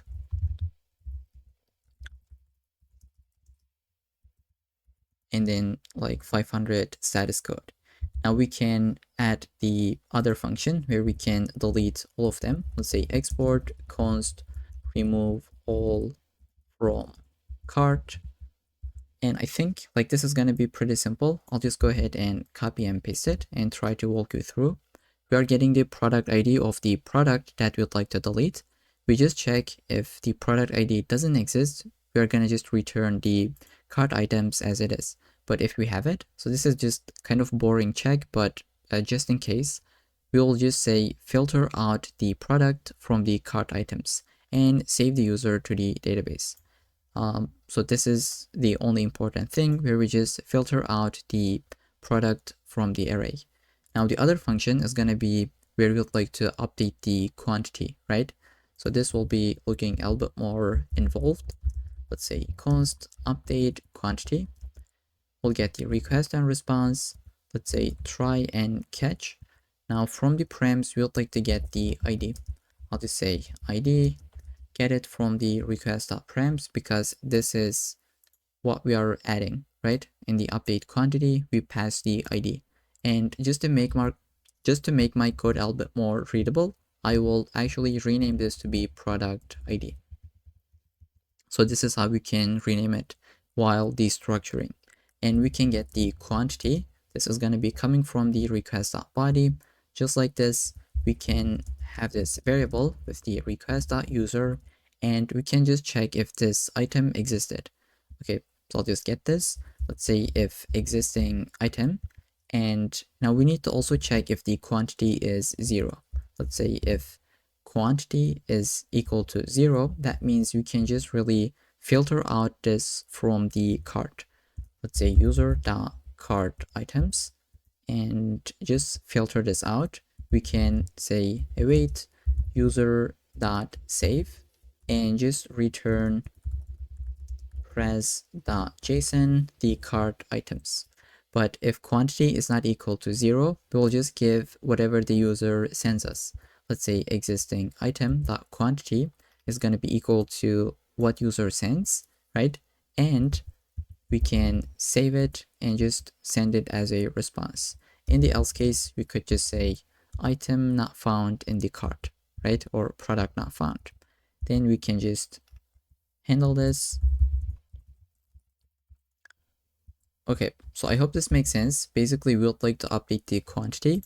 When we click the plus, it's going to increment this. And when we click to minus, it's going to decrement, obviously. But this is the check that we have. If quantity is equal to 0, and this is going to be in the case, let's say we have only one product.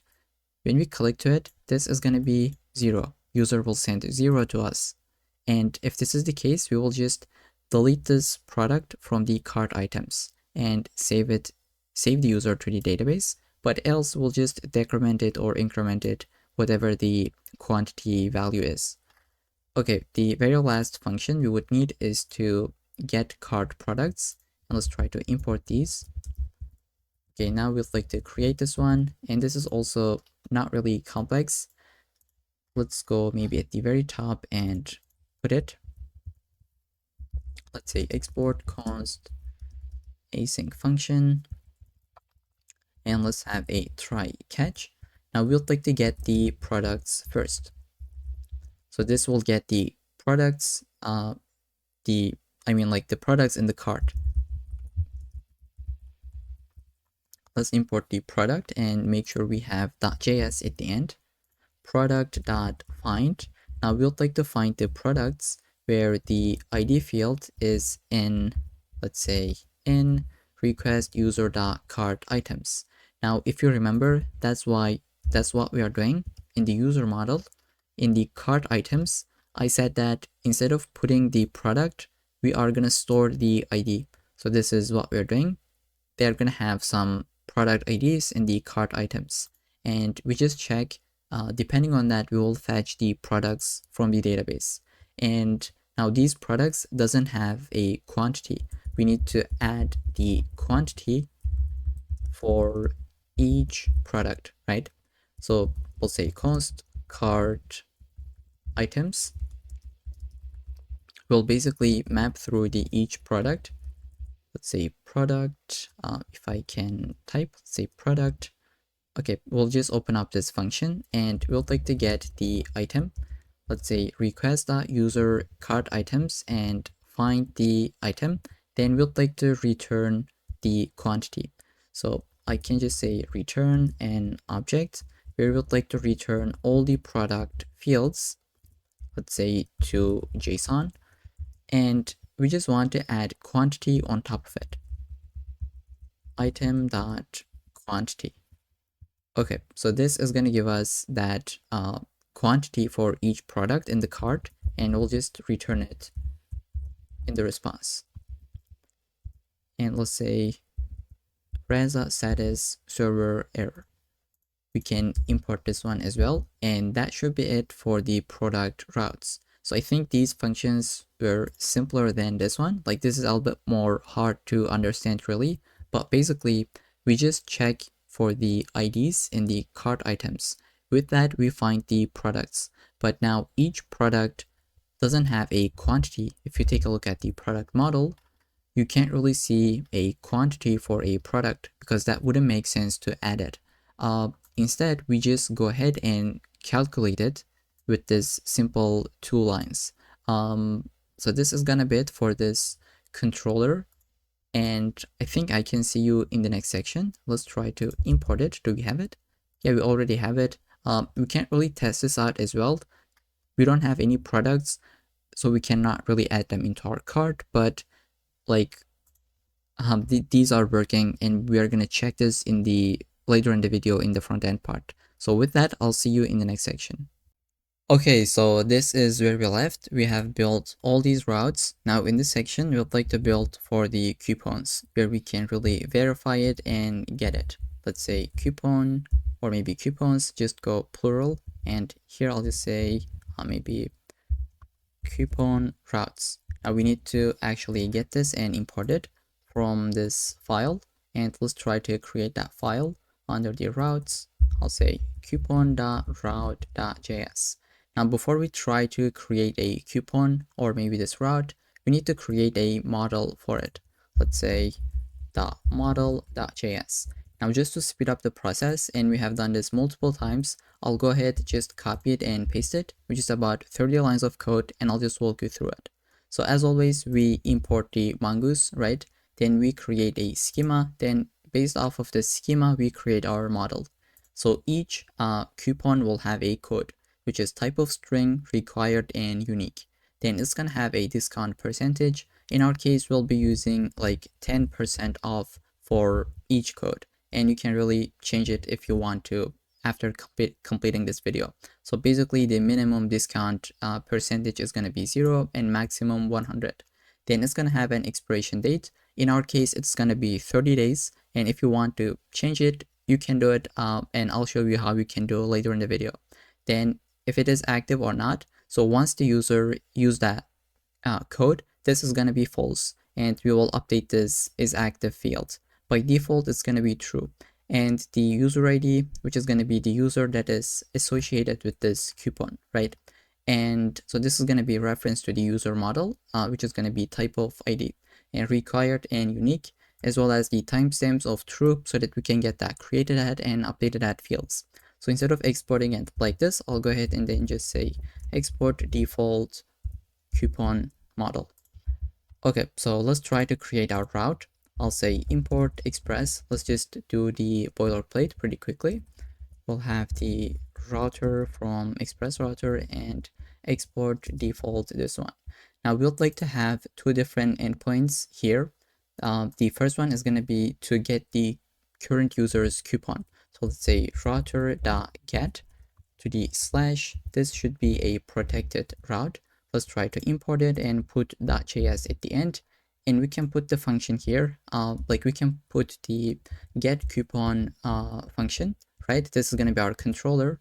Let's try to create that under the controllers. I'll say coupon, am I typing this correctly? Coupon.route, controller.js. Let's try to create that function, export const get coupon. It's going to be async function. It's going to take request and response, and let's say try and catch. In the try, we'd like to basically get the coupon. Let's say const, let's say await.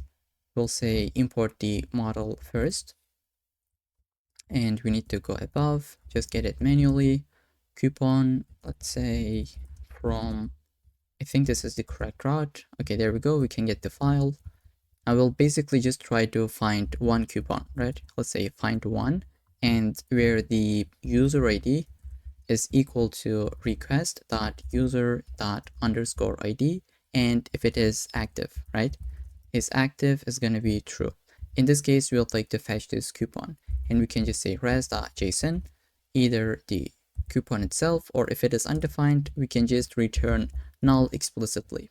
Then in the catch, let's say console.log error in get coupon function, and then we can just say 500 with this server error message, right?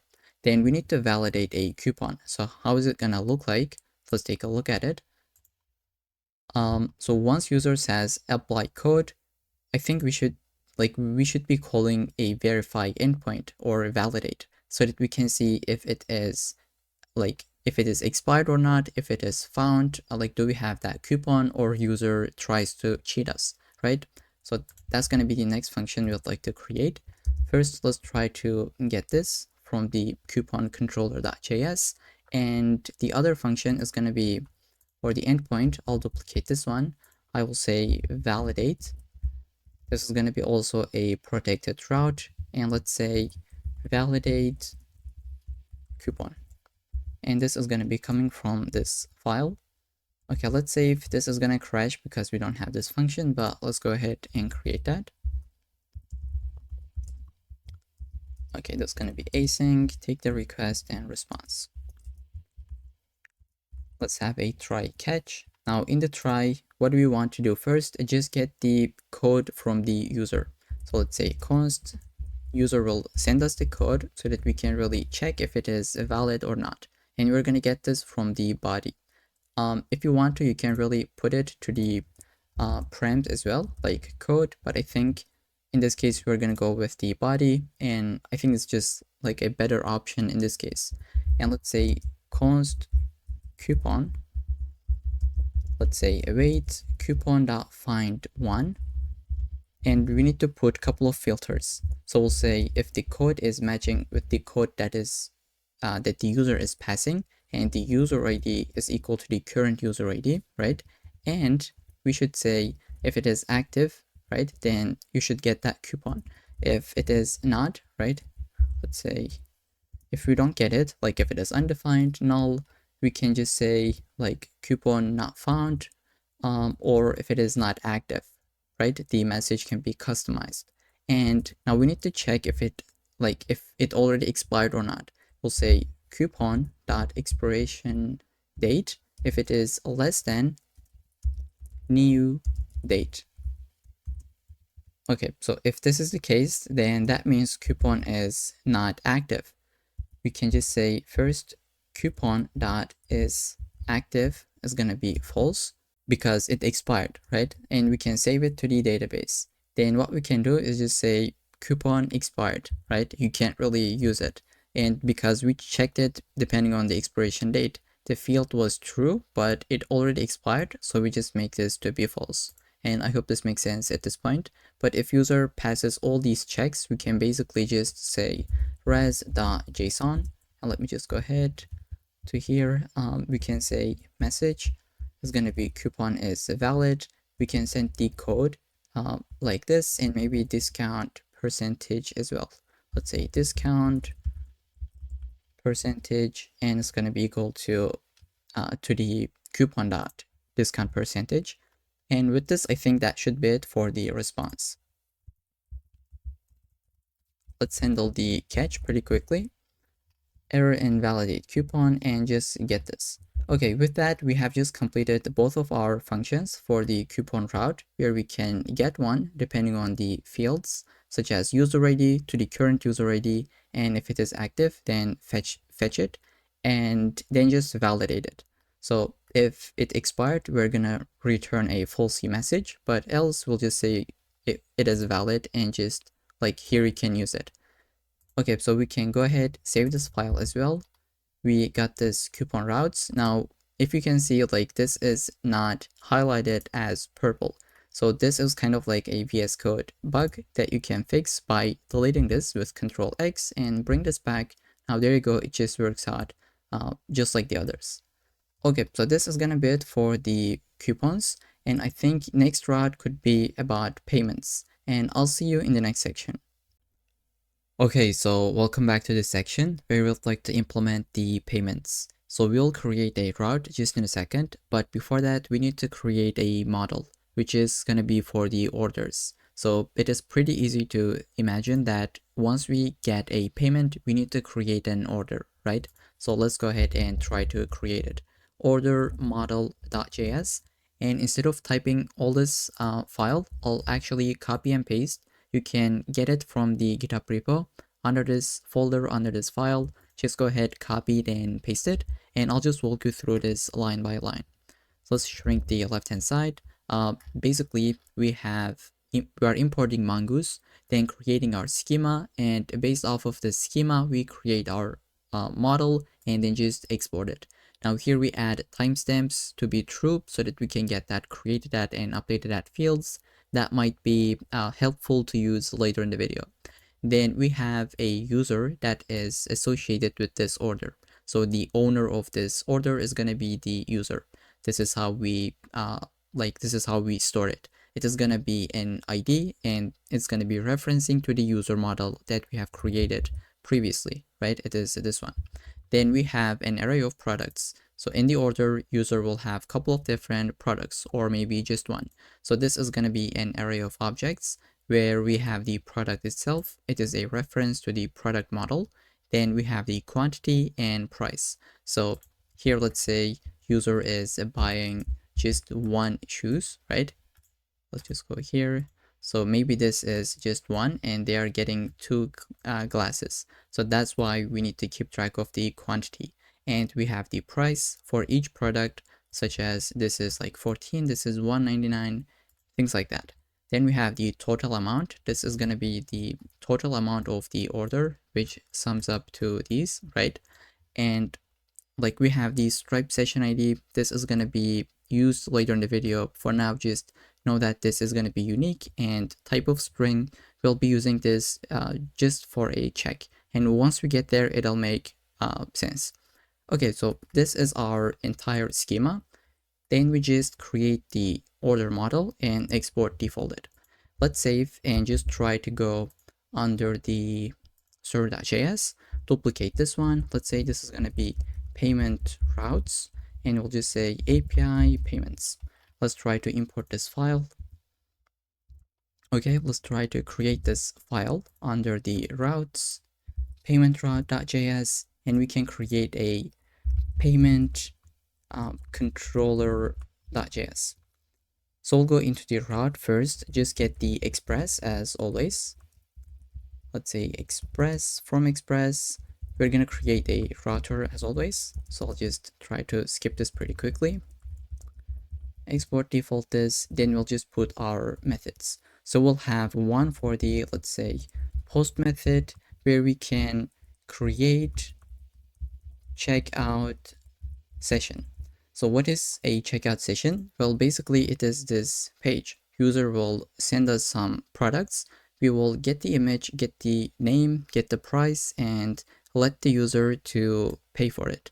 So this is what we call creating a session, right? So we'll be using Stripe for this. And we have already installed our package. If we visit package.json, there we go. This is the package and version that we're using. So even if your version is a little bit different, let's say it is like 16.10, like 16 0.0, I think it should be working fine without any issues. Now let's see how we can initialize it. So first you need to visit your Stripe account. So I already have an account. It is free to get started with. Let's select the test mode so that we can really test the payments without actually paying. Now we'll be using these secrets. Let's first get the secret key. Let's reveal it and copy it.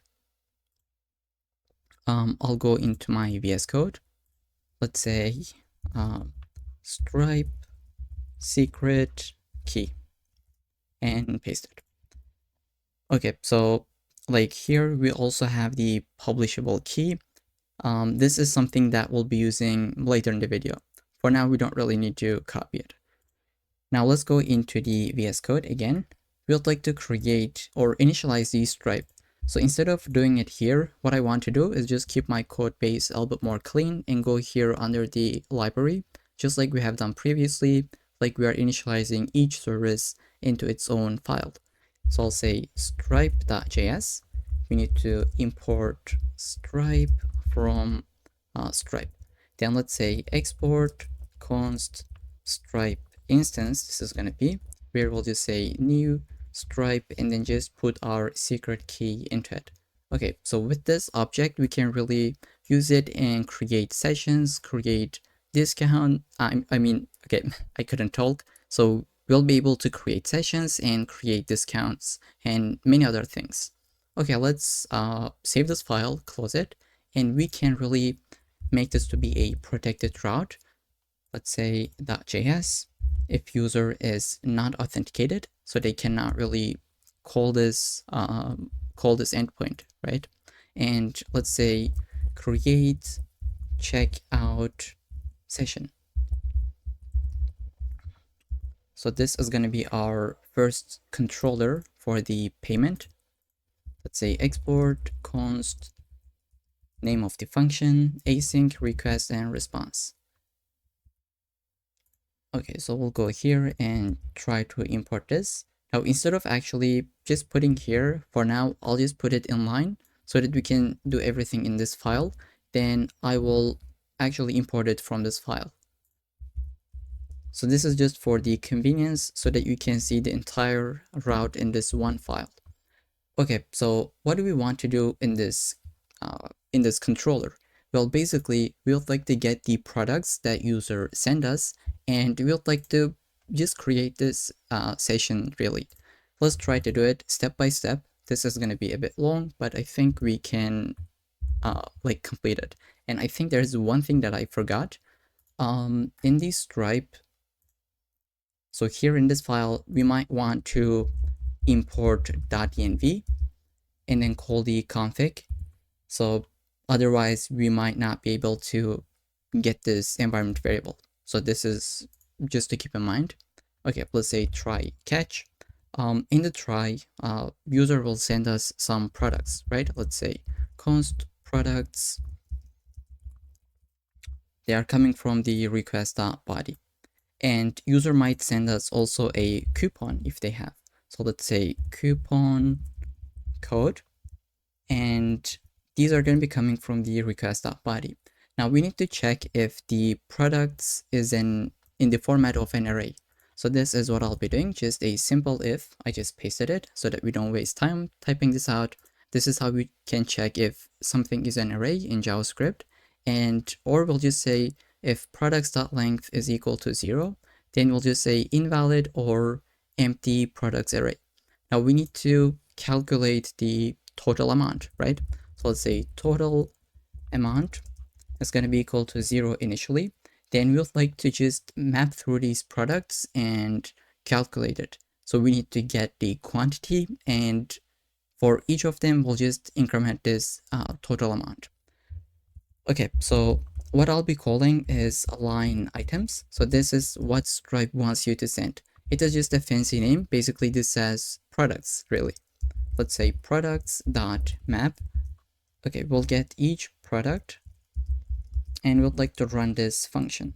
So I'll first say const amount, and I'll say product.price, and let's multiply this by 100. Now you might be asking why. Stripe wants you to send the amount in cents. Okay, so let's say you have like a product that is worth of $10, then it just says, could you please send me the equivalent of that in cents? So that's why we're doing this basically. Okay, let's just put a comment here. Stripe wants you to send in the format of cents. Okay, I hope this makes sense.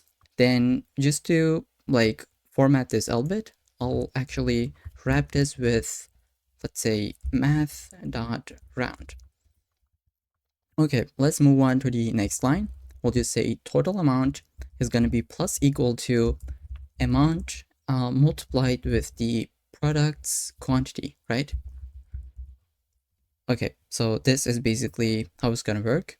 For each for each quantity, we will just multiply it.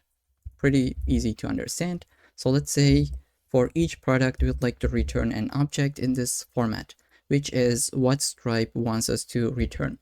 So let's say the price data. This is an object where we say currency. I'll go with the USD in this case. And let's say product underscore data. And this is the format, once again, that Stripe wants you to return. So we'll just return the name of the product. And let's duplicate this. This is going to be product.image. But it wants you to send it in the format of array. So you need to wrap this with an array. Okay, finally, we'll just say unit amount. Oops, unit underscore amount, which is going to be, oops, I can type amount. Okay, so we got the name and the images. So basically this is what we are really trying to show on the sidebar on the checkout page. Okay, so we just created this. Now this is an array. We need to use it in a method. So first, maybe So the outside of this, okay, it is here. Let's put the semicolon. Now I just want to check for the coupon. So I'll just say let coupon first. This is going to be null. And then we can just really check for it.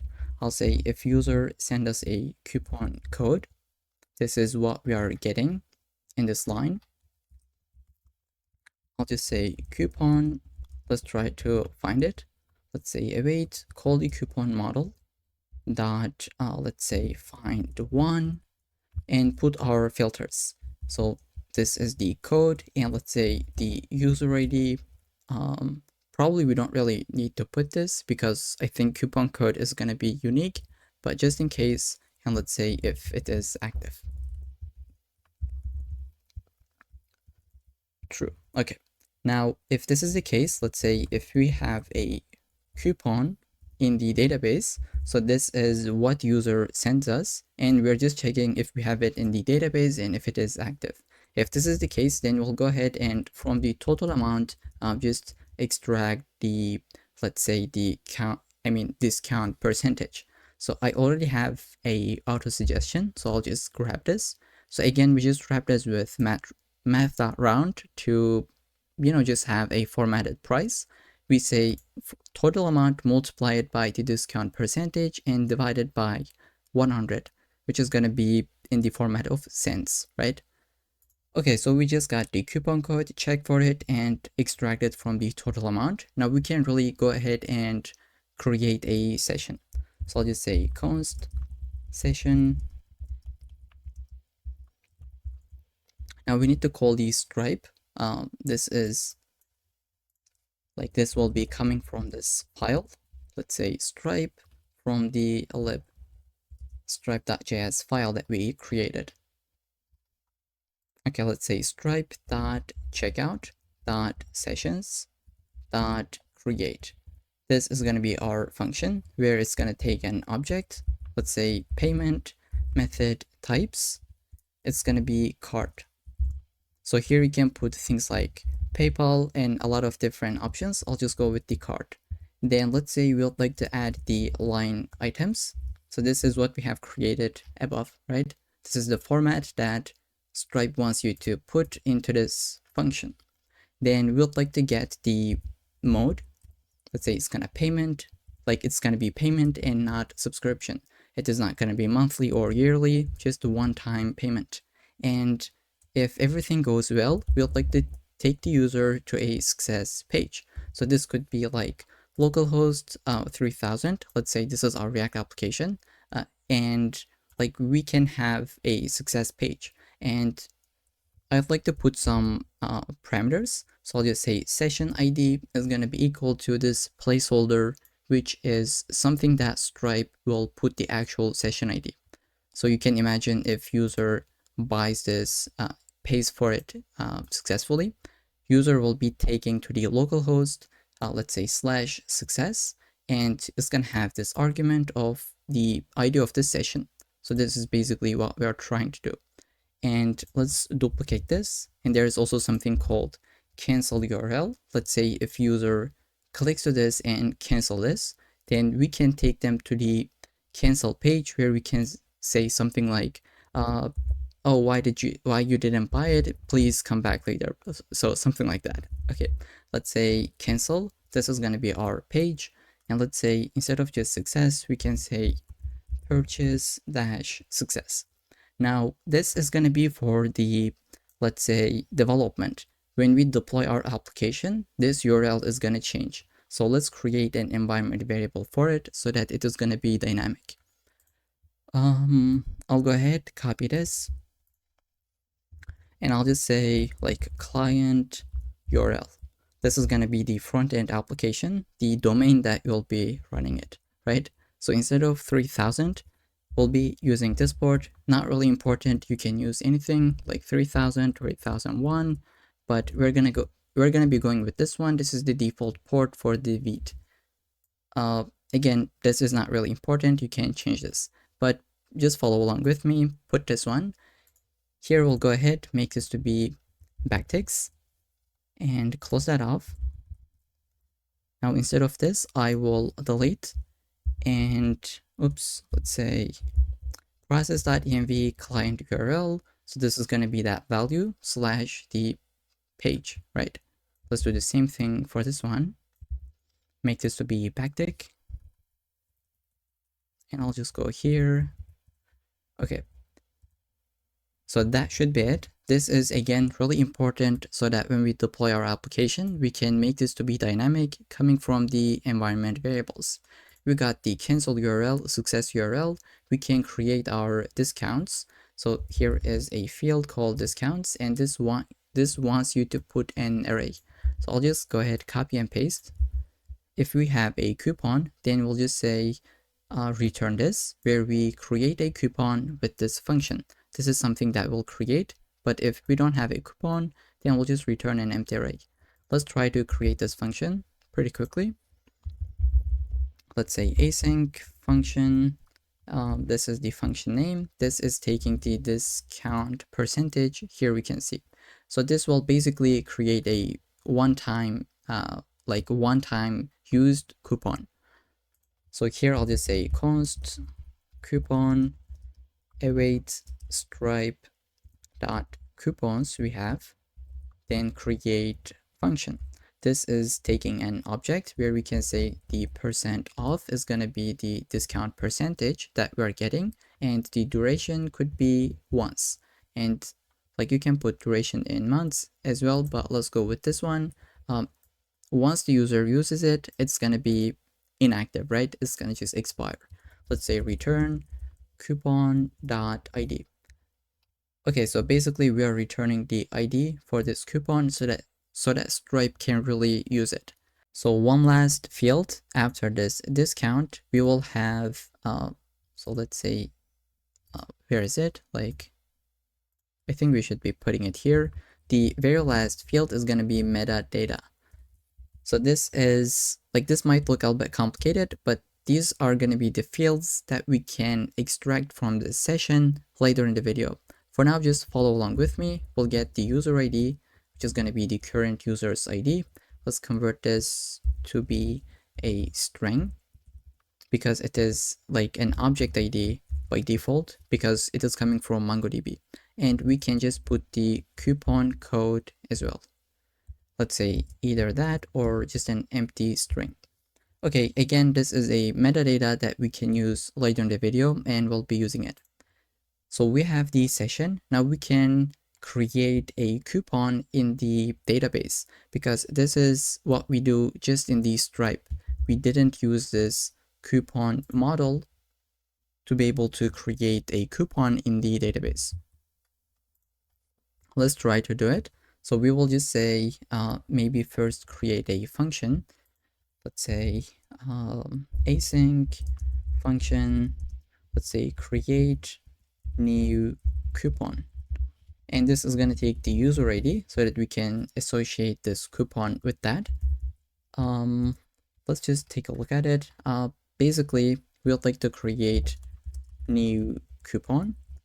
Let's say new, call the coupon model, and we would like to just say like call it and with an object where we can put our fields. So the code is going to be, this is what I'll be going with. So I'll just say gift plus, and then we can really just get a random value. So this is how I'll be doing this. Pretty simple. And then we would like to get a discount percentage, which is going to be 10%, and the expiration date, this is going to be 30 days from now. So this is what I'll be putting, and the user ID this coupon is associated with. We just created the coupon. Let's save it to the database. And I keep saying coupon. I hope I didn't have any like pronunciation mistakes, but I hope this is correct. Let's say return new coupon. So we'll be calling this function right below here so that we can get that coupon in the database. But we only want to create a coupon if user is buying something like $200 and more. Just in this case, we would like to create 10% off for the next purchase. I'll just say if the total amount is greater than or equal to, let's say 20,000, this is like what is 200, because 200 times like 100, we just got 20, right? I hope this makes sense at this point. Let's go here. I'll just scroll a little bit. Oops. So in this case, we can just say await create new coupon, and we'll just say request.user.id. And I think we don't really need to convert this to be a string, right? I'll just delete this. Okay, so if this is like $200 or more, we will be creating it for the user for the next purchase. And finally, we can say res status of, let's say 200 JSON. And what we want to return is going to be a session ID. So I'll just say ID session.id, and then the total amount is going to be equal to total amount divided by 100 so that we can get it in dollars.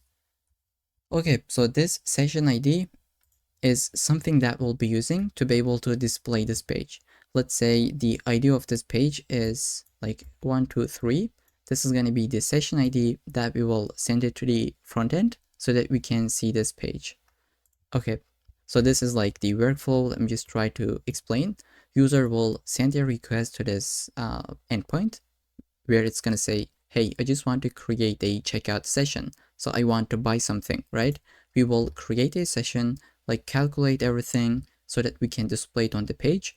We will say, okay, there you go. This is your session. By using this, you can visit this page. So this is basically the workflow.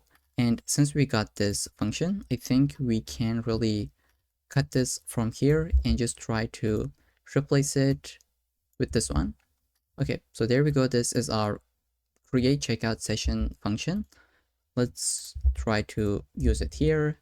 Okay, there we go. And I think we can take these as well and put it at the very bottom. So you can create a folder and file for the like utility functions and just put them, but I think like just about like 20 lines of code, not really that important. Okay, so the other endpoint that we need, and also I think we need to get these and put it here. Sorry for the inconvenience, but really we need to import them. Let's just make sure if the path is correct. Okay, there we go. So the other endpoint is going to be where user wants to check if the checkout was successfully done, right? In that case, we will basically create an order in the database and maybe just show a different message and things like that.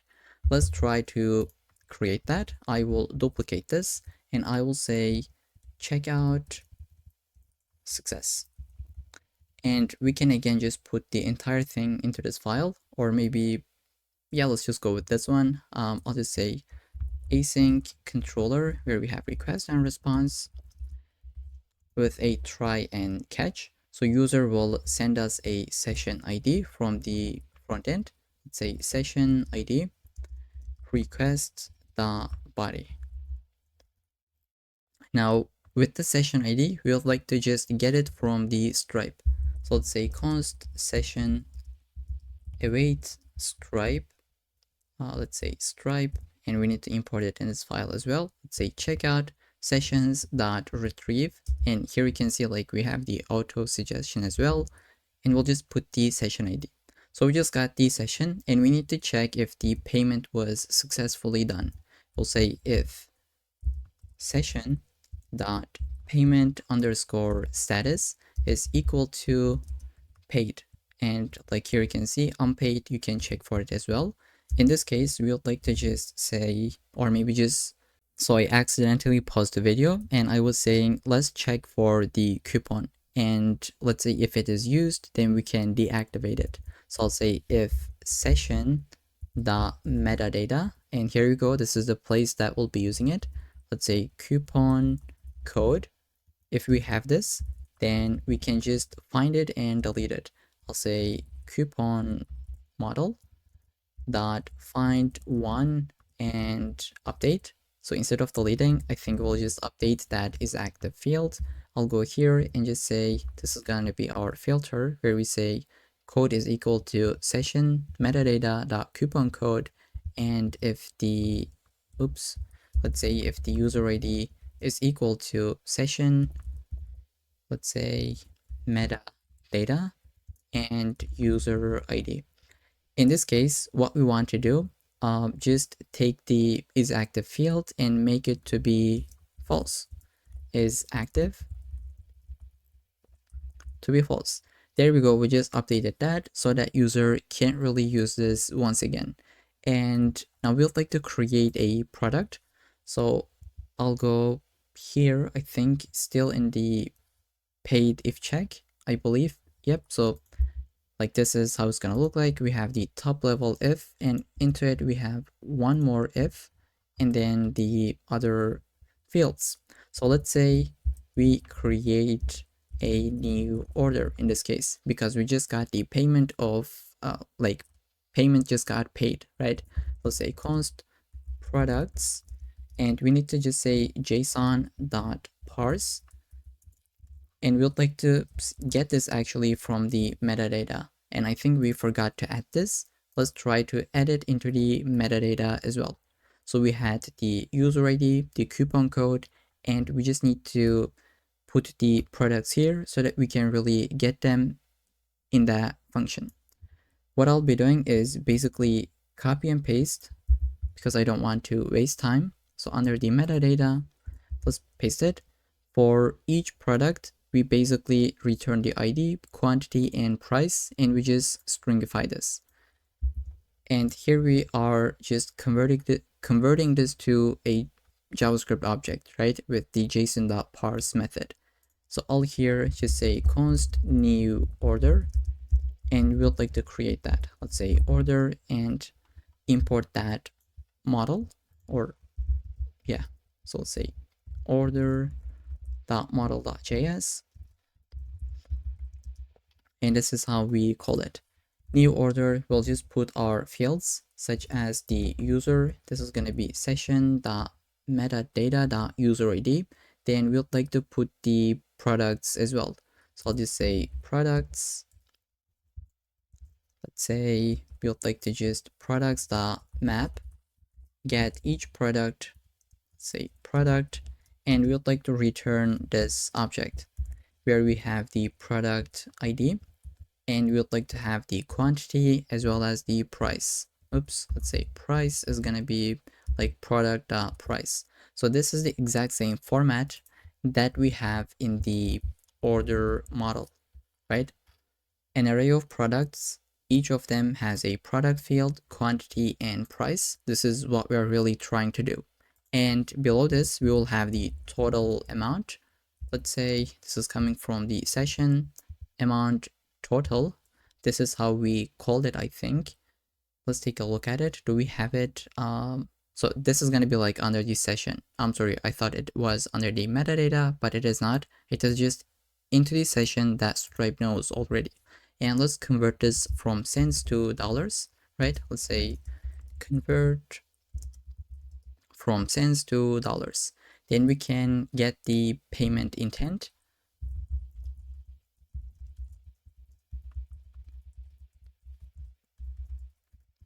And finally, we would like to just have the Stripe session ID, but I think we don't have this field in the order. We can just go ahead and delete this. Sorry about the confusion. Let's say session ID. So do we have something like this? Yep, this is coming from the user already. Let's put a comma here. Okay, with this, that should be good to go. We just created the order. Let's save it. New order.save to the database. And we can just send a status that says payment was successful, order created, and coupon deactivated if used. And in the catch, we need to handle this. Basically, I'll just go ahead, copy and paste. So just a console log and the status. I think we forgot to implement it in this function. So here, let's say, just add it. Okay, so this is going to be our other controller where we check for the success case, right? We got the session ID from the user. We just got the session, depending on that session ID. We check if it is paid successfully. We deleted the coupon and like create a new order in the database and save it, send a message to the user, and handle the catch as well. So this is what I'll be cutting from here. Let's go and say export const. The name of the function could be checkout success, I think, and let's paste that async function. Now we need to get the, or maybe just delete these imports from this file. Do we have the order? Let's try to import it as well. So order.model.js. Okay, with this, that should be good to go. Now, as I said, like if we get any issues, any problems later in the video, we'll go ahead and fix it. So for now, we can't really test this out in the Postman. If you really want to, you can test it out, like creating a product, then doing all that testing, but it is not really needed for now because we'll be just doing that in the front end where we'll just have this UI, really have our cart, proceed to checkout, use coupons, and get this payment page and just pay for it. Okay, so I hope that makes sense. This is gonna be for the payments where we created 2 different routes to create a session, check out that successfully, right? Then we just imported this. Let's try to just Control X this and bring this back so that we just get the actual color that is highlighted correctly. So with this, I think that is going to be for the payment routes as well. The very last thing that we're going to need is going to be for the analytics so that we can really, let me just take a look at it. Okay, so we'll just aggregate some data where we can check the number of total users, total products, orders, and like the revenue, the total, obviously. And then we'll just return some data in the format of like, so in a format that we can display it in this chart. Okay, so I think I'll see you in the next section where we'd like to build the analytics routes. And then after that, we'll go into the React application, into the front end. So I'll see you in the next one. So welcome back to this section where we'd like to implement the analytics routes. So I'll just go ahead, say API analytics, and I'll just say analytics routes. I will get it from here, right? The import, and let's say under the routes, analytics.route.js, and let's go ahead and create a controller as well. Say controller.js. Just get the boilerplate as always. Import express, from express const router, and just export default this. We'll just have only one endpoint where we'd like to get the analytics. So I'll just say router.get. This is just going to be slash, and this is going to be a protected route as well as an admin route. So only admin can see the analytics data. And let's just put .js at the end. Always remember this, otherwise it's going to crash. And here we'd like to have the controller, and let's just see why do we put it here just in a second. Let's say request and response. Okay, so I will just say try and catch. So the very first thing I'd like to do is just get some analytics data. I'll just say analytics data. It is going to be coming from this function, get analytics data. So this is going to be the data that we'll be using here on this cards, right? We have, let me just Control Z. We have 1, 2, 3, and 4. We'll get this analytics data for the cards, and we'd like to get some data for the chart in a different function. First, let's try to implement this. I'll go ahead, copy the name, go into the controller, paste this. Let's say export async, or let's just say export const, name of the function.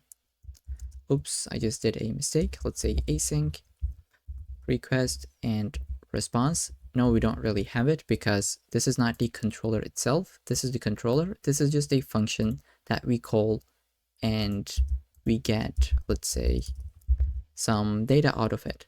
This is going to be looking a little bit different because we'll be using what we call the aggregation pipeline. Let's just see how we can do it. So first of all, I would like to get the total users, right? The total users, the total products, and then we would like to get the sales data and then the revenue data.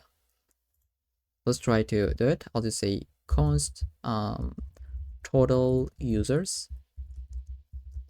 I'll say await user count documents. So you can have this method and call it to be able to count documents basically. Let's import the user model and put .js at the end. I'll go ahead, duplicate this. I'll just say product. So we'll just count the products and let's just say total products.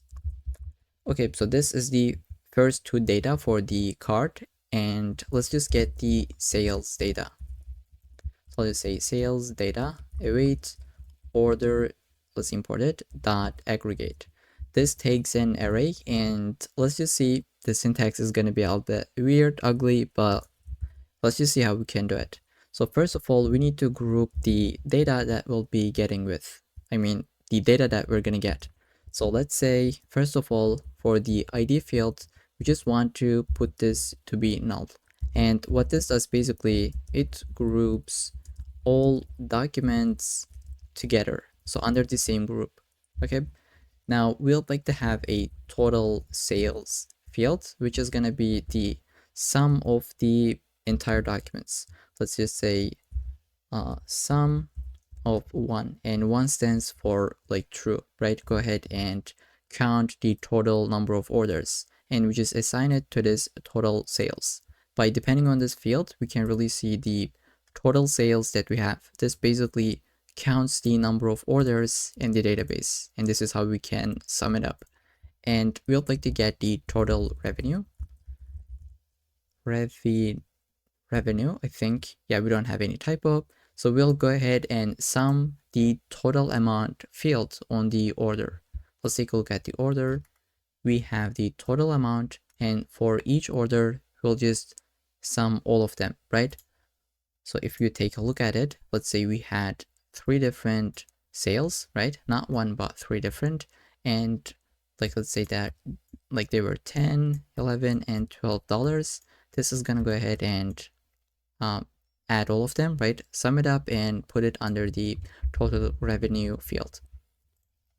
Okay, I hope that makes sense. This is what we have just done. We're using the aggregation pipeline, and sales data is gonna return us an array, which is gonna be in the first item. We can't really get those fields. Const is gonna be the total sales and the total revenue. Just in case if this is undefined, we can back this up with an empty object with the total sales equal to 0 and revenue is equal to 0, so that we can just get the expected data structure, right? And finally, we'll just say return, let's say users is going to be total users, and let me just scroll a little bit just to give a little bit space. Then we'll have the products is going to be equal to, okay, I can't really type, products, total products, let's say total sales and total revenue. So this function will return this for us, right? So that we can really fetch it and return this in the response. So this is the data for the cards. Now we need to also get the data for the chart, which is going to be a little bit complex. So I'm not going to lie, this will look a little bit ugly, but let's try to see how we can do it. So basically, if you take a look at it, we have 7 different days starting from, let's say, the Monday all the way up to Sunday. And we would like to just see the analytics for the last week. So here we have 0 sales, 0 revenue for each day. But here we just got some, let's say, 1 sale and I think $121. So here we can see. And getting this data will be a bit boring, but let's just try to do it. I'll just have, let's say, start date. So remember, we would like to get the data for the last week, right? So this is gonna be 7 day, how do we call it? I forgot the English name of it, but okay, let's just move on. So you get the point. So it's going to be 7-day period, right? 7-day period. Let's say the end date is going to be today, but the start date is going to be 7 days back. So let's say end date. I think we need to put it here. End date dot get time. And from here, we would like to go back. So let's say 7 times 24 times 60 times 1000 milliseconds. So basically this is 7 days back. And we'll just say const daily sales data. We're going to call a function, let's say get daily sales data. And we'd like to pass the start date and end date.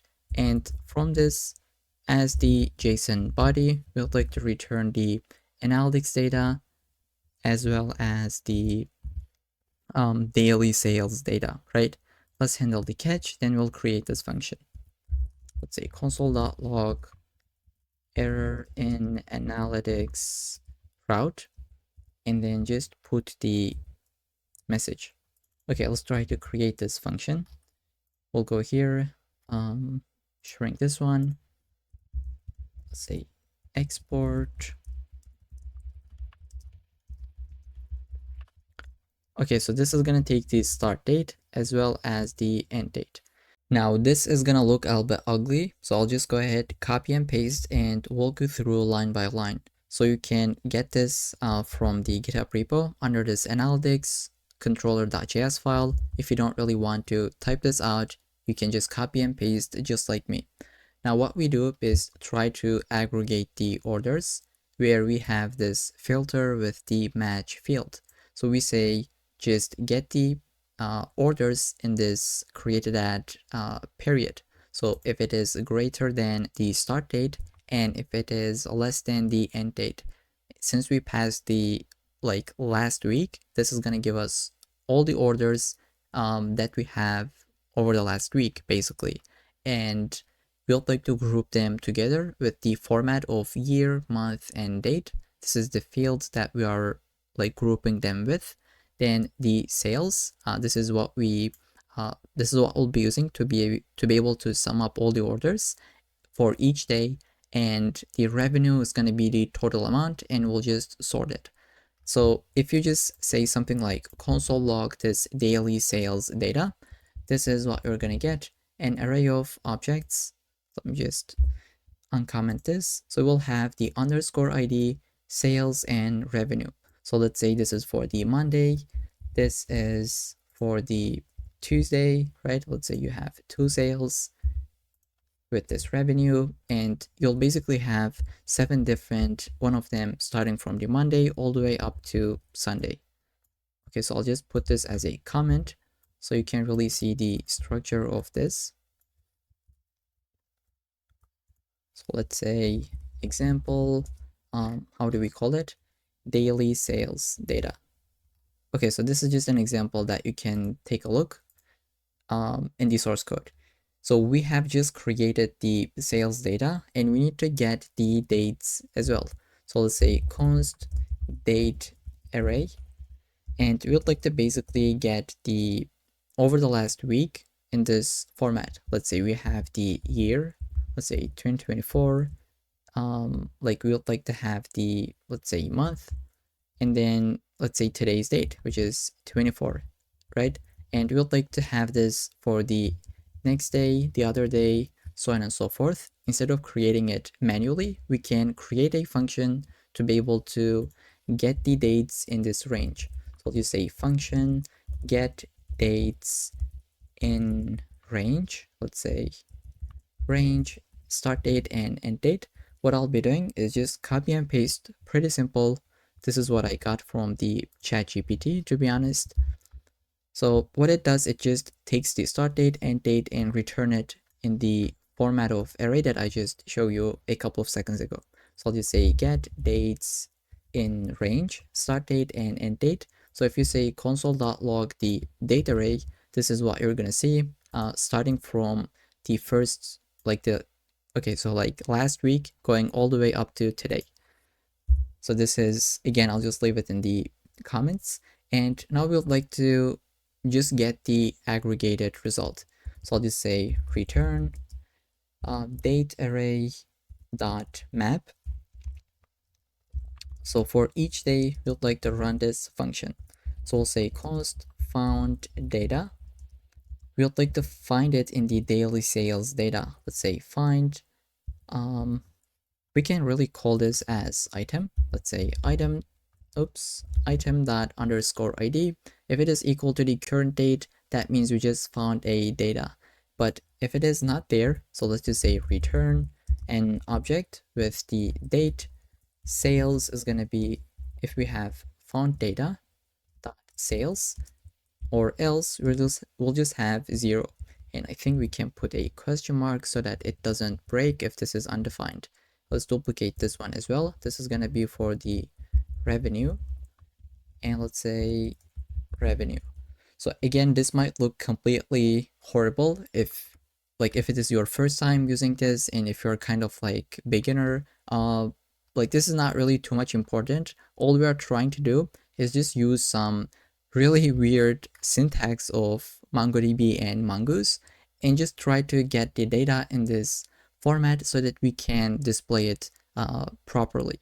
So if this sounds like overwhelming, I would just say just copy this entire file and paste it. It is not that important for this application. Probably you're here just to see the entire process of building a backend, a front end, connect them, add the Stripe, and deploy it at the end of the day. And you can just put it on your resume. You don't really need to memorize this MongoDB or Mongoose syntax. So that is kind of like my motivation to you, right? The motivation speech. Okay, so let's just move on. We just got the date array. I think we need to return it, which we already done it here. So I think this is gonna be it for this function. Just to make this a little bit more optimized, I think we can go ahead, cut everything, just handle the errors. Let's say try catch. So if anything goes wrong, we can just say catch the error and throw it. So we are throwing it from this file so that we can grab it in this file, right? If this throws an error, it'll go into this catch and basically catch it here. So I hope all this makes sense, at least a little bit. We can save this and let's take a look at our terminal. Did it crash? Not really. Let's get this function, this one. So we just imported that, and let's go ahead, save this file as well. So the color highlighting, let's fix it, deleting this, bringing this back. There we go. Let's take a look at the terminal. It didn't crash. That means everything is working as expected. Okay, with this is going to be our entire API, at least for now. Maybe we need to change a couple of really tiny things later in the video. But other than this, let's just do a quick recap of everything that we have done. So we have started with the package.json file. We created this in the root, not in the backend or in the front end. It is because we can put our scripts into here and just have an easier time in the deployment. This is what we call a monorepo setup. Then we have the development script that we are using Node.js so that every time we do a change, we can see it immediately. Here we can see it just restarts it by default. Then we got all of our dependencies.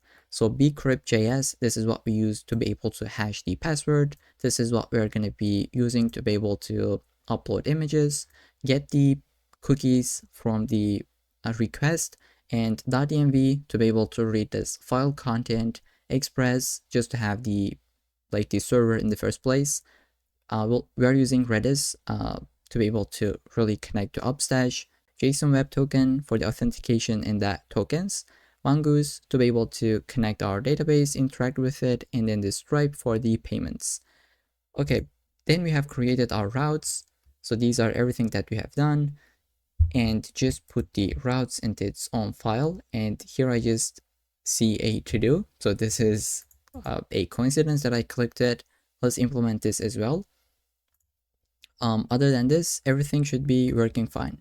So that was kind of like a recap, and let's try to uncomment this and try to create this function under the auth.controller.js. So the reason that I didn't implement this previously is because we didn't have the protect route function. Now, since we have it and we explained that, we can basically make this a protected route. So this will just check if this user is authenticated or not. And if so, we're going to get the profile of this user. And like we can go into the controller and create that function at the very bottom. There we go. We have a to-do. Let's delete this and uncomment this. I'll just go ahead, say try and catch. So in the try, basically we can say res.json. We can just return the request.user because this is under the request field. Now you might be asking why. It is because since we protected this route, we put the user under the request. Here we can see. So this is gonna be it for the try, and in the catch, we'll just say server error, as easy as this. Okay, let's try to import this. So with that, this is gonna be it for the entire backend part. Next, we'd like to actually build our React application under the frontend folder. So let's take a break and I'll see you in the next section. So in this section, we'd like to build a React application with a clean UI and then connect to this API that we have created so far, right? So let's open up a terminal and we'll just first cd into the frontend and just create a React application with Vite. I'll just say npm create Vite at latest, and I'll just put that at the end so that it's going to install it under the current folder, which is going to be the frontend. For now, we don't really have anything. So let's just go with React and JavaScript. I will not go with TypeScript just to keep this as beginner friendly as possible. But if you really want to, you can go with the TypeScript. But I would suggest you to just follow along with me so that we can have the exact same code base without any issues. So there we go. We just got our React application, but we don't have the dependencies. Let's just say npm install so that we can really get that node modules, and then we'll just run it. So this is going to install it. We can wait for it, and at the same time we can just take a look at the Tailwind, let's say Tailwind and Vite installation. So we'll be using Tailwind CSS for styling because it is really super convenient.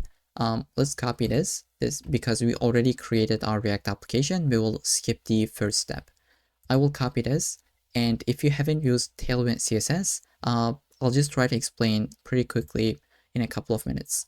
Now we can just paste what we have just got, right? So paste it. First, it is gonna run the first line, which is gonna be this one. Once this is completed, we can run this one, which VS Code is going to put it by default. Let's run it. This is going to give us a tailwind config.js file. And let's see the next step. We'd like to copy this and put it into that file, which is this one.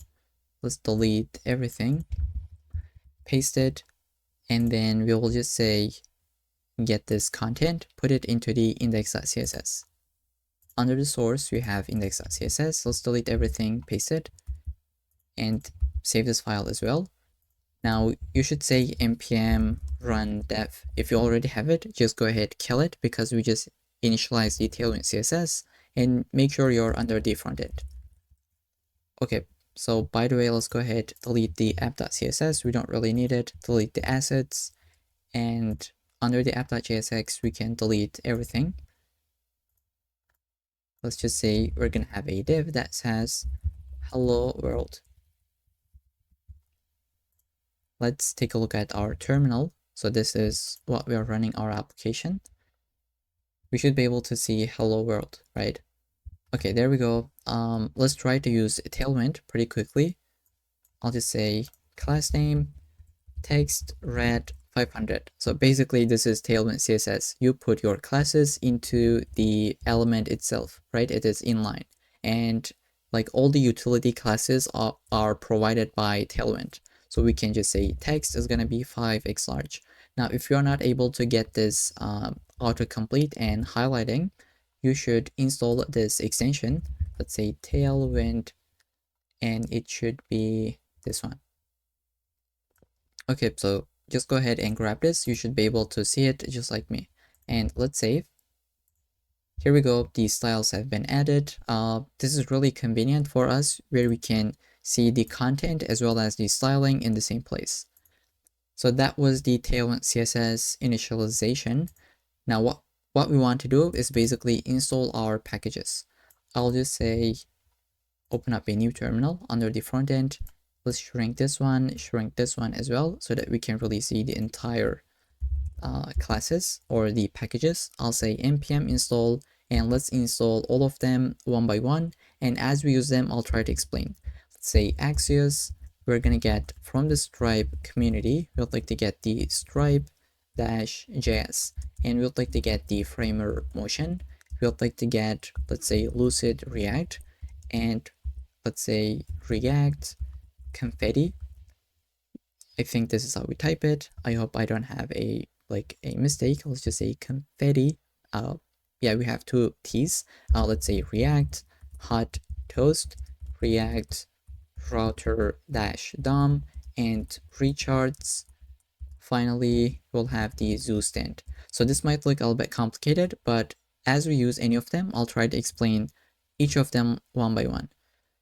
So let's install everything. This will take a bit of time. So at the same time, we can take a look at our main.jsx where we would like to initialize the React router DOM. So let's say browser router component and wrap our application with it. And let's just say import this, right, from React router DOM. So with the help of this, we can really have different pages in our application, right? We're going to get that routing solution. And to be able to get that, we need to just really wrap our entire application with routes. So I'll just first create a div. Let's say I'd like to get the routes, which is going to be coming from React router DOM. And for each route, we'd like to put some path. Let's say for the homepage, we would like to show the element of homepage. So not app, but let's say homepage. I'll copy the name. We'd like to create a page for this. Let's say pages homepage.jsx. Now I'll just say RAFCE and get this functional component. If you cannot get it, you can use this extension.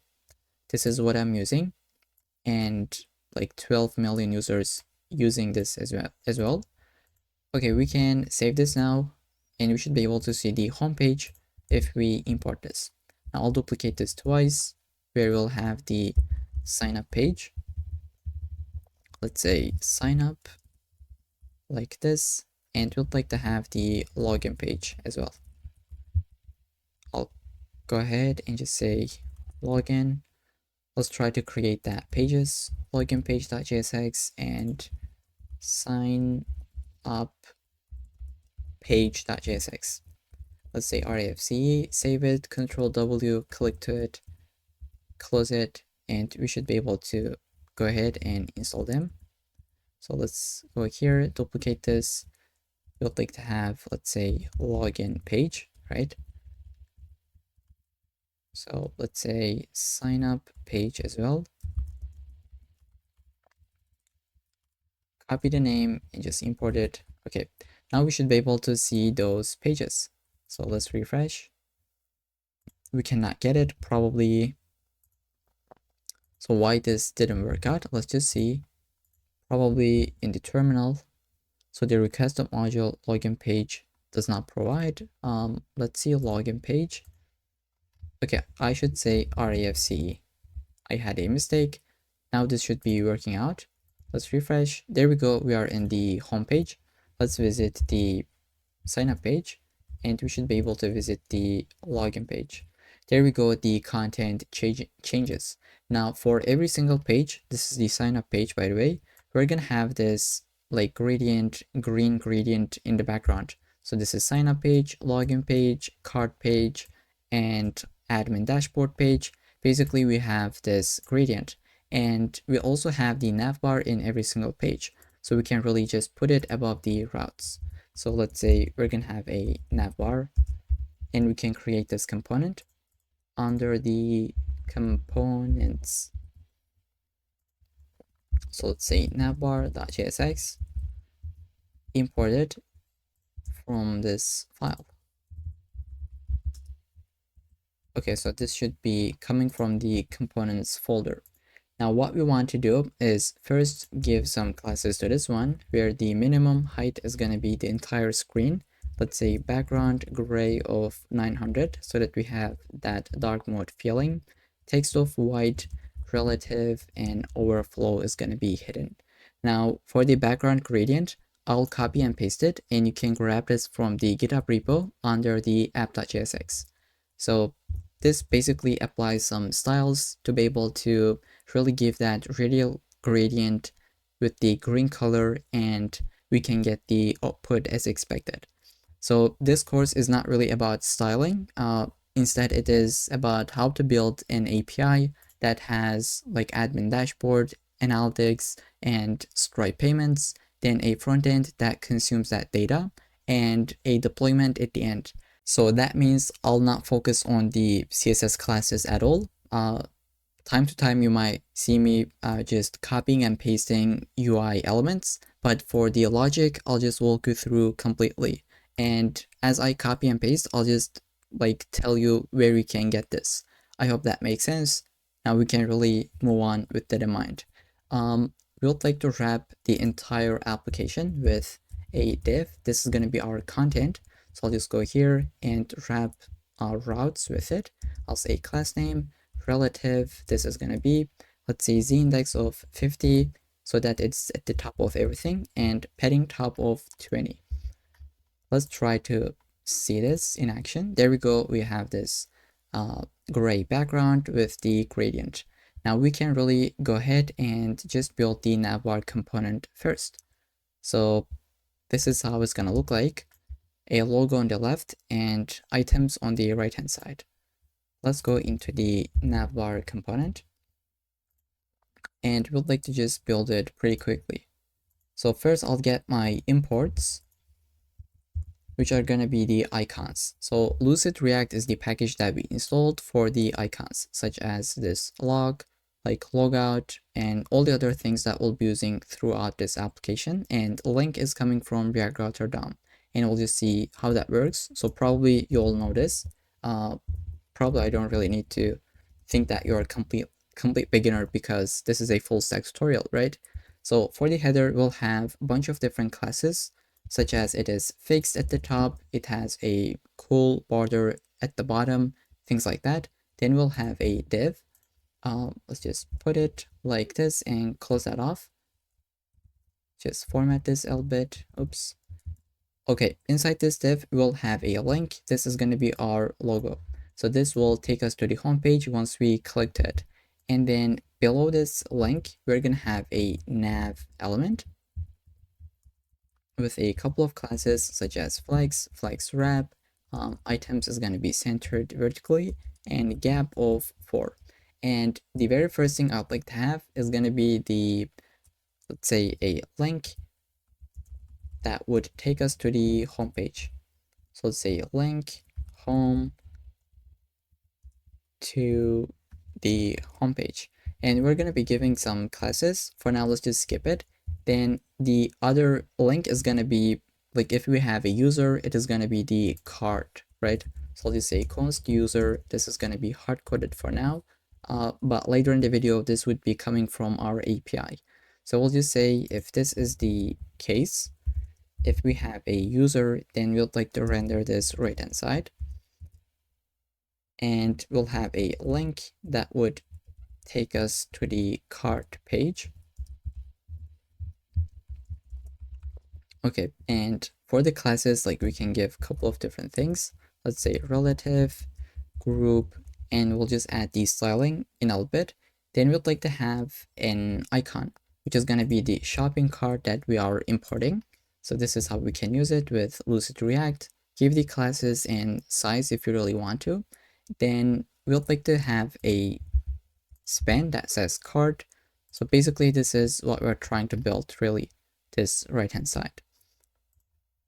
Okay, so like if we have something into the cart, we'll just have a number at the top. So this is going to be positioned absolutely, right? Let's try to put it as well. This is going to be a span element. We would like to just say for now we have 3 items in the cart, right? So these are the classes. Again, I just don't really want to walk you through it because it's pretty simple. Now for the links, we can give our classes. So for this one, we're gonna get things like, let me just go ahead and paste it. Okay, so we changed the color, the hover, transition, and I think this is gonna be the same thing for this link as well, other than these. And like we can just see all of them in a single line. Then we'd like to have a different button. This is going to be specifically for the admin. So I'll just say const if user is admin. For now, let's just say true.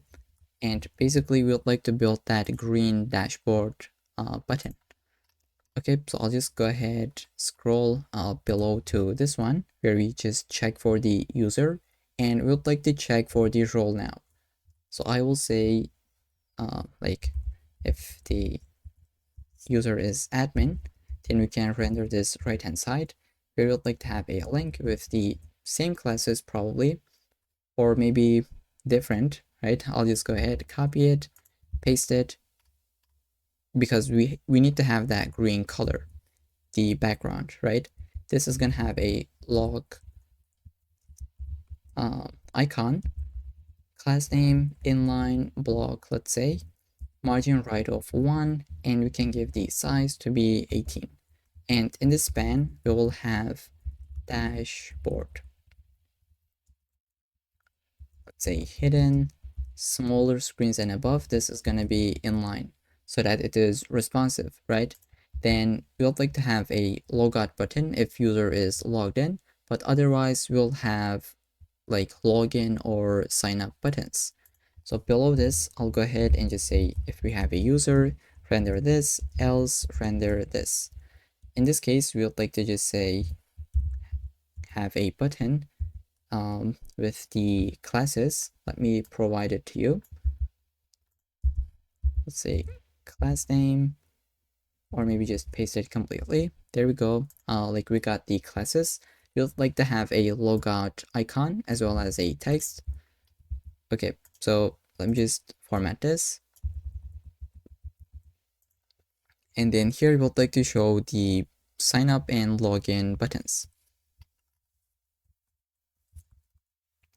So first, let's wrap everything with a fragment because we'll have 2 different links basically. Let's say link. This is gonna be, let's say, the sign up page. I'll say to the sign up. Text is gonna be, let's say, sign up. And we can put an icon next to it, and we can give some classes. So again, I'll just actually go ahead, copy it, and paste it. And this is what we're trying to build. Can I say it? Okay, so probably I can't, but we'll just see this in action. Basically, we'll have this kind of 2 different buttons for the sign up and login. Okay, so here we say sign up, and the other button is going to be probably the same thing. I'll just duplicate this. The only change is going to be, let's say, to the login, this text, and let's say the login icon that we imported, and the class names are actually going to be changing. So I will paste that as well. You can grab this from the GitHub repo. And with this should be good to go. Let's check it out. Okay, so almost we are there, right? We got the text, the card, like the dashboard buttons. And if we take a look at our code, this is not really working as expected. Let's see, this should maybe have something like justify items in between so that they are spaced out, right? So this nav, maybe this, let's see, like the container. Okay, here we should be able to have a different div. This is going to be that wrapper. So I will cut this and go below this div, or maybe above that, and we'll give some classes to it. So this CSS part is really messy and I hate it, but this is the part of the tutorial. I can't really skip it. I wish I could, but not really possible. So we got the justify between items centered. Now they are just spaced out, and everything is working fine other than this number. I think this should be here maybe, or maybe this is also fine. But let's just take a look at it. Where is it? So absolute top 2, right 2, like probably this is not matching with the, okay, so here it says right, maybe let's just say left 2. So it should be here, and I think this is better, right? On the left hand side, instead of being at the top of the text. So this looks a little bit better. And now let's just say if user is not authenticated, let's say false. Now we have sign up and login. So if user is not authenticated, that means they are not admin at the time as well. So this is what we're gonna get, sign up button and login button. So I think this is gonna be it for the navbar component for now. Once we collect this, we're gonna get into the sign up page and to the login page as well. Let's start with the sign up design, where we basically have, so a couple of different input elements with a button and a link at the bottom. So this is gonna be the next page we'll just build in a second. So let's visit the sign up page. We can close these, go into this one, and we'll just get our imports first. So I'll just try to copy and paste it so we can really make this a little bit faster. We got the use state, link, and some icons from Lucid React. And I'd like to show you how we can use framer motion, which is gonna be for the animations. So first, let's just get our states. As we said, like we'll have, for now, let's say loading. This is gonna be true. For now, this is just hard-coded data. This would be coming from the API. Then you'd like to have some form data that user will put and will keep track of it. So it is going to be use state with the name, email, password, and confirm password. Then let's have a submit function. Handle submit. We'll get the event. And for now, let's just say event.prevent default and just say console log the form data. And now we can really build the UI. So I'll go here, I'll just say return this part, which is going to be a div. Let's say div, and we'd like to put some classes. This is going to make it to be responsive and be in the flex column direction. Then this is how we can really use a motion div. So basically it is a div, but motion on top of it, right? Motion.div. And with the help of this, you can give things like initial state, right? For the animation, let's say opacity is going to be 0 and Y is going to be 20, which says it's going to be a little bit at the bottom at the start.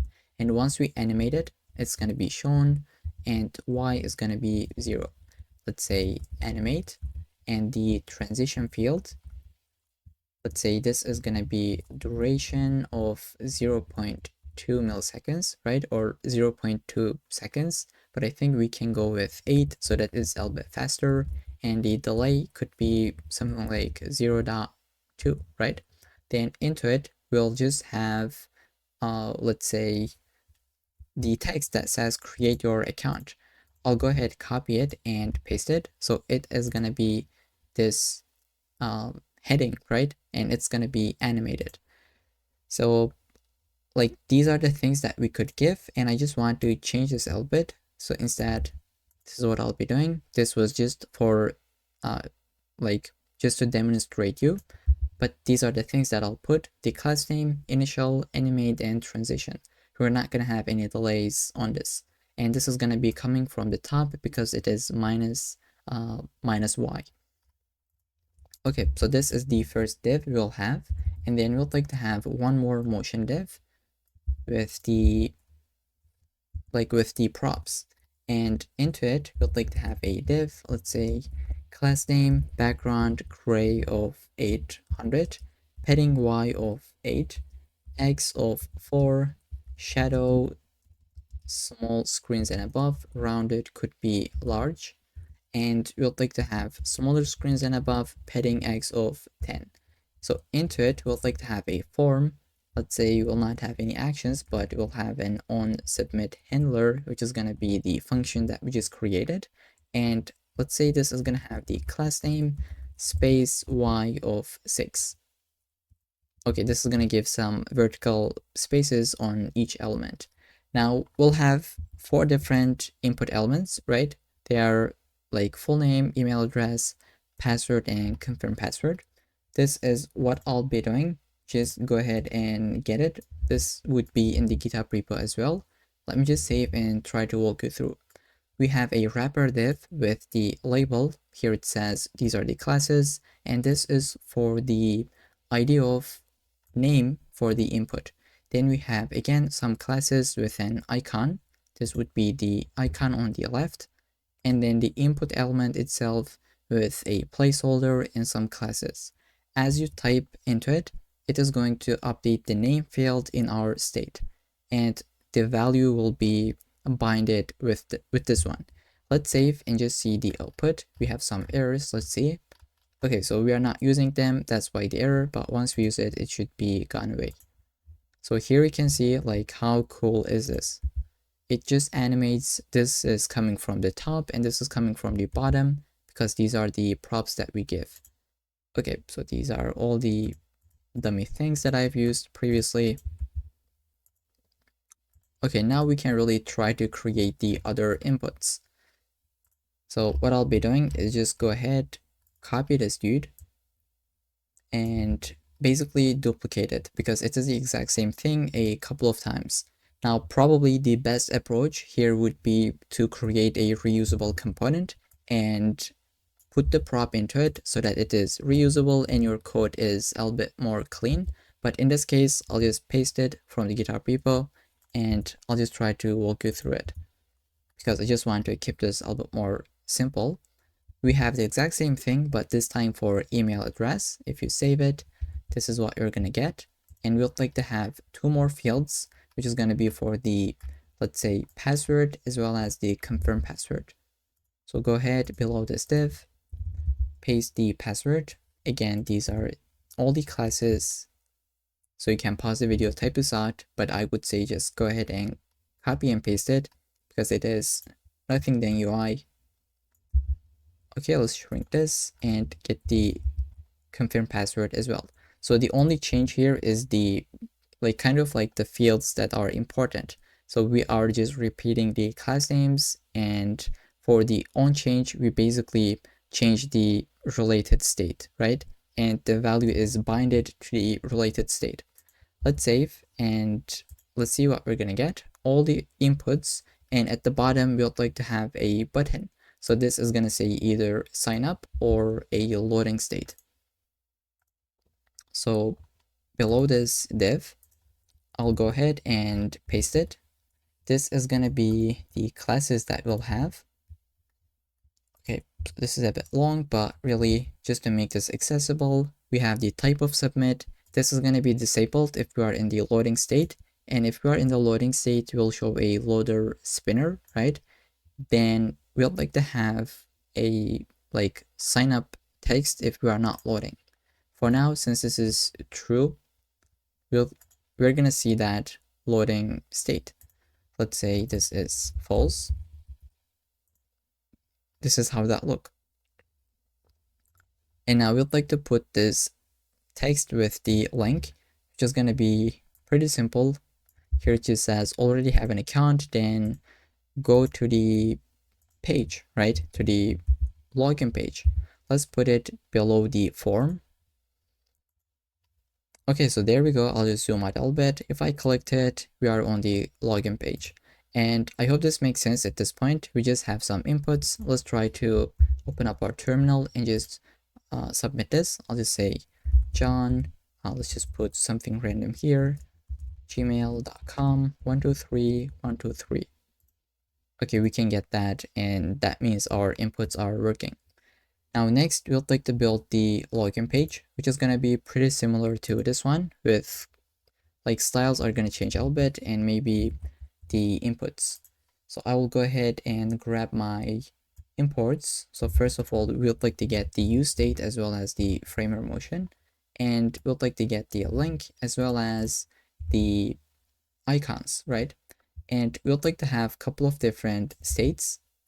So here I'll just put it email, password. These are the things that user will pass. And let's get the loading as well. For now, this is going to be true, and just have a function.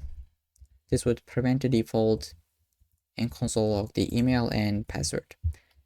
So I think like we could really go ahead and copy this entire thing and just paste it, try to update that. So we don't really, let's start at the top. We don't really need, so we need the password, but not the confirm password. So we're gonna delete that. We need the email, but not the full name. Okay, so email and password divs. Then we have, if we are loading, we'll just say loading, the same thing, but here we'll just say login, and the icon that we imported is going to be login, right? So update that, and for this part, we'll just say, let's see, not a member. Then here we'd like to take you to the sign up page where you can sign up now. So this is what we're gonna have. Let's see, we are not using them, but that's fine. Let's try to update it. So this value is gonna be form data dot email. We don't have the form data, so this is just gonna be email state. And let's say, I'll just delete this entire line actually. Set email is gonna be e.target.value. Let's do the same thing for this one. Let's just say set password. Okay, so this is like repeating code, like we are just repeating our code. I know, probably we should create a component, as I said, so that it is reusable, but I'll just keep it simple, you know, just put the classes. You can really take it as a practice at the end of this section, or maybe at the end of this video. Now we can really go into the login page. This is how that works. We are in the loading state. We are in the sign up page, and everything is just working as expected. Now that we have this in place, I think we can just go into the let's just say, so into the functionalities. Once we try to sign up, we should be able to go into the home page. Once we log in, the same thing, and we can just log out from the navbar. I think this is going to be next. Okay, so let's try to implement the sign up first. Now for this, we'll be using Axios instead of fetch. So let's just close everything and go under the front end, under the source, and create a lib folder, and then just say Axios.js. Now, why are we using Axios instead of the classic fetch? I think this is just a lot more convenient, and it just gives you like more things that out of the box. So let's just say import Axios from the Axios package. Then we'd like to create an instance. So I'll just say Axios instance, and we'd like to just say Axios.create. This is gonna basically allow us to create one instance and then just use it in every other pages, in every other components that we'd like to get it. So the base URL we'd like to have, let's say base URL. Basically, this is gonna be HTTP localhost and our backend port, which was 5000, and everything starts with an API, right? So /API. We can really just put this. If you want to, you can skip this and leave it like this as well. But let's just go with the API. Now, what we want to also add is going to be with credentials is going to be true. This will allow us to send cookies in the request, right? On every single request, by default, the cookies will be sent. And we'll like to send the cookies because this is how we check for the authentication, right? Under the middleware, right? We just say from the request get the cookies, which is going to be the access token, and we need to send this for every request, And this is how we can do it with the Axios. And let's just say export default this instance. So that's gonna be it. Now the base URL is gonna be different when we deploy this application. So this, let's just say when we deploy our application, we might have HTTPS, let's say our e-commerce, like blah blah blah .com. So how are we gonna make this to be dynamic? Well, basically, let's just put the localhost, and I'll go here. I'll just say import.meta.mode. So we'll just say if we are in the development, we can use this, right? When we are building this application, we're gonna have it in the localhost, but else we can just put the whatever the endpoint is, right? Whatever our domain is /API. So we just make this part to be dynamic. So that could be like myecommercestore.com, or just really any name /API. So this is how we can make it to be dynamic in the development mode and in the production mode. So this is what we'll be using once we deploy this. And let's see if this is the correct thing that I'm getting. So we should be able to have a mode. Okay. So this is the entire file that we would need, and this is the instance that we'll be using in different pages. Let's shrink everything. Now what I'd like to do is just create stores folder, and we'll be using zoostand for this. Let's just try to see. I'll say use user store.js. This is gonna be the hook or the file that we'll create to be able to have a global state for the user related thing, such as the user state if we are checking for the authentication, if we are signing up the user, the logging in, logging out, things like that. So let's just go step by step. First, we'll get the create function from zoostand, which is our package that we installed for the global state management. Then we're gonna get the Axios instance, like let's just say call it as Axios, but not from the package, instead from the, let's say, go up under the lib, we have the Axios file, and we can get the toast as well. Let's say toast coming from React hot toast. This is the package that we installed, and a toast is basically a notification that we can show to the user. So I'll just say const use user store. Let's say user store, and this is how we can really create that with the create function. And this takes an argument or a callback function, right? And we can just return this object, which is going to be the state that we will have in this user store. We're going to get the setter and then the getter. So we'll just use this. If you're using this for the first time, this might look a little bit complicated, but I promise this will make 100% sense just in a second. Let's say the user is going to be null initially. The loading state is going to be false. And the checking auth, let's say checking auth state is going to be true by default, and we can put our signup function.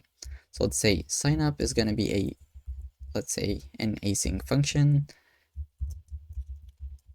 and just initialize it like this. Now, in any other components and pages, we can go ahead and use this state without having any issues. And how we can use it, if you are wondering, let's just go into the sign up page and just make sure we say maybe export this one, save this file. Here we can just say use user store, import it, call that function. We can just really destructure any fields. Let's just say sign up, user, and really anything that you have in this file. These are the states that we just have, and then the like the functions, right? These are the fields, and then we'll have like sign up, login, logout, checkout, refresh token, and I think things like that. Let's try to implement the sign up function first. So if user wants to sign up, what they're gonna send us, right? So we'll just take the name, email, password, and then the confirm password as well. And we'll go inside. Let's just say if they want to sign up just for a second, we can say the loading state is going to be true, right? And we can just check if password is not matching with the confirm password. We can just really say toast.error, passwords do not match, and just return out of this function. And before we return out of this function, we should say like the loading state is going to be false, right? And then if user passes this, we can just call a try catch. In the try, let's say const response, we can say await Axios dot post to the /auth/signup, and we'll just put the like our options, right? Which are going to be our fields like name, email, and password. Then we can just say set the user with the response data, because the user data will get from the backend, and we can just say loading is going to be false. Okay, in the catch we can like say loading is going to be false, and then toast error, we can show the error message coming from the backend. If this is not there, let's just say an error occurred, we can just say like try later again, but I'll just leave it like this. Okay, so this is going to be the function where we can really call it to be able to sign up, which is going to be called here, right? Instead of console logging, let's just say sign up, and we'd like to put the form data into it. So with this, now we're able to really sign up, but I think we're going to have course errors. So let's try to fix it. We can either go into the server.js and add a course configuration, or we can really fix it from the beat.config.js file. So I will just say server. Here we'd like to have, let's see, I think we had proxy.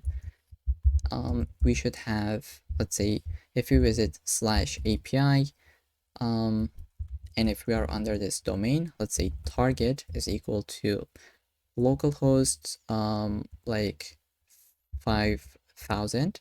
So if we visit this backend, just proxy it, right? Don't give us any like course errors. This should be working out. Let's save and just test this out. I'll go here. The name is gonna be John. Let's say John client or John React app, right? Then email address. Let's say John React. For the password, I'll just put 123 and 1234 here. So here this didn't work out. Let's take a look at the console. Maybe I didn't save this file. So I did. We got the sign up. Let's delete this. Why this didn't work out? Let's just say console.log called here. Okay, let's just put John React 123 123. So this is being called, but I think the signup function is not being called for some reason. We got the signup. So we are, okay, so since the passwords do not match, we just return out of this function, but we didn't see the toast. It is because we need to go into the app.jsx and call this component called toaster, which is coming from React hot toast. So this is what we need to do. Let's save, and now we can really test this out. Let's say password is like 123, and this is going to be from 1 to 4. Let's sign up. Here we can see passwords do not match. But if I just make this to be a match, 123 123, let's sign up. So here it says user already exists, because I think we previously created it. Let me just check the database for the users. And by the way, I have all these collections, but they are completely empty. So when you save the backend code, it just created the models, but they are just really empty. So let's say john@gmail.com. In our case, so let's say John React. I think this didn't update the UI or this state. Now let's just try to sign up. Okay, so why do we get this user already exists error?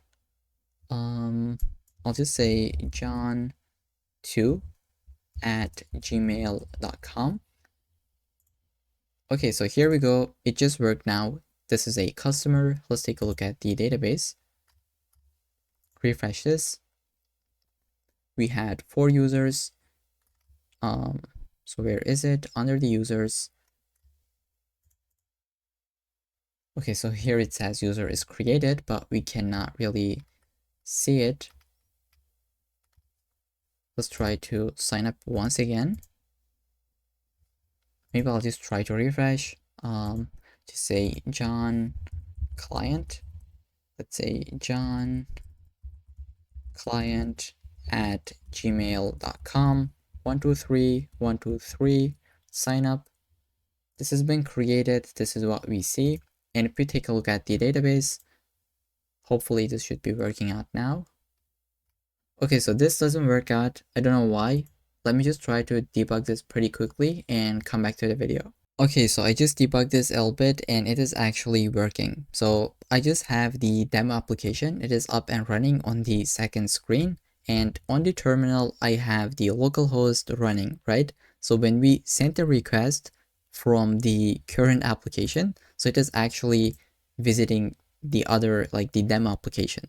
But let me just go ahead and kill this one, right? Just kill this, kill the front end. This is the demo application that I have. But now if we go and run the backend, it should be working out.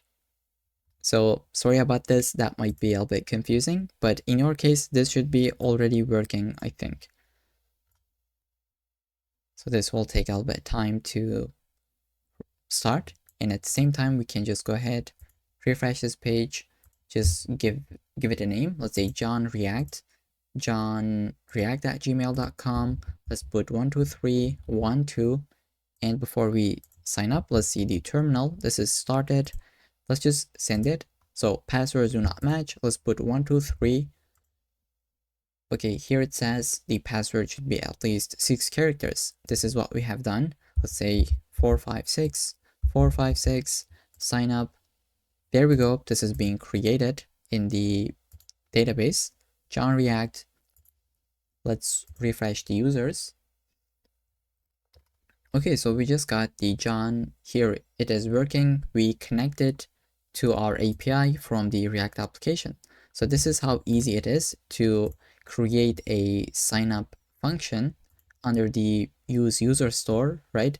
Just like 10 lines of code, and you can call it in a single line, and it just works without any issues. I think this is super clean. Now we can really go ahead, copy this, put it into the login page as well.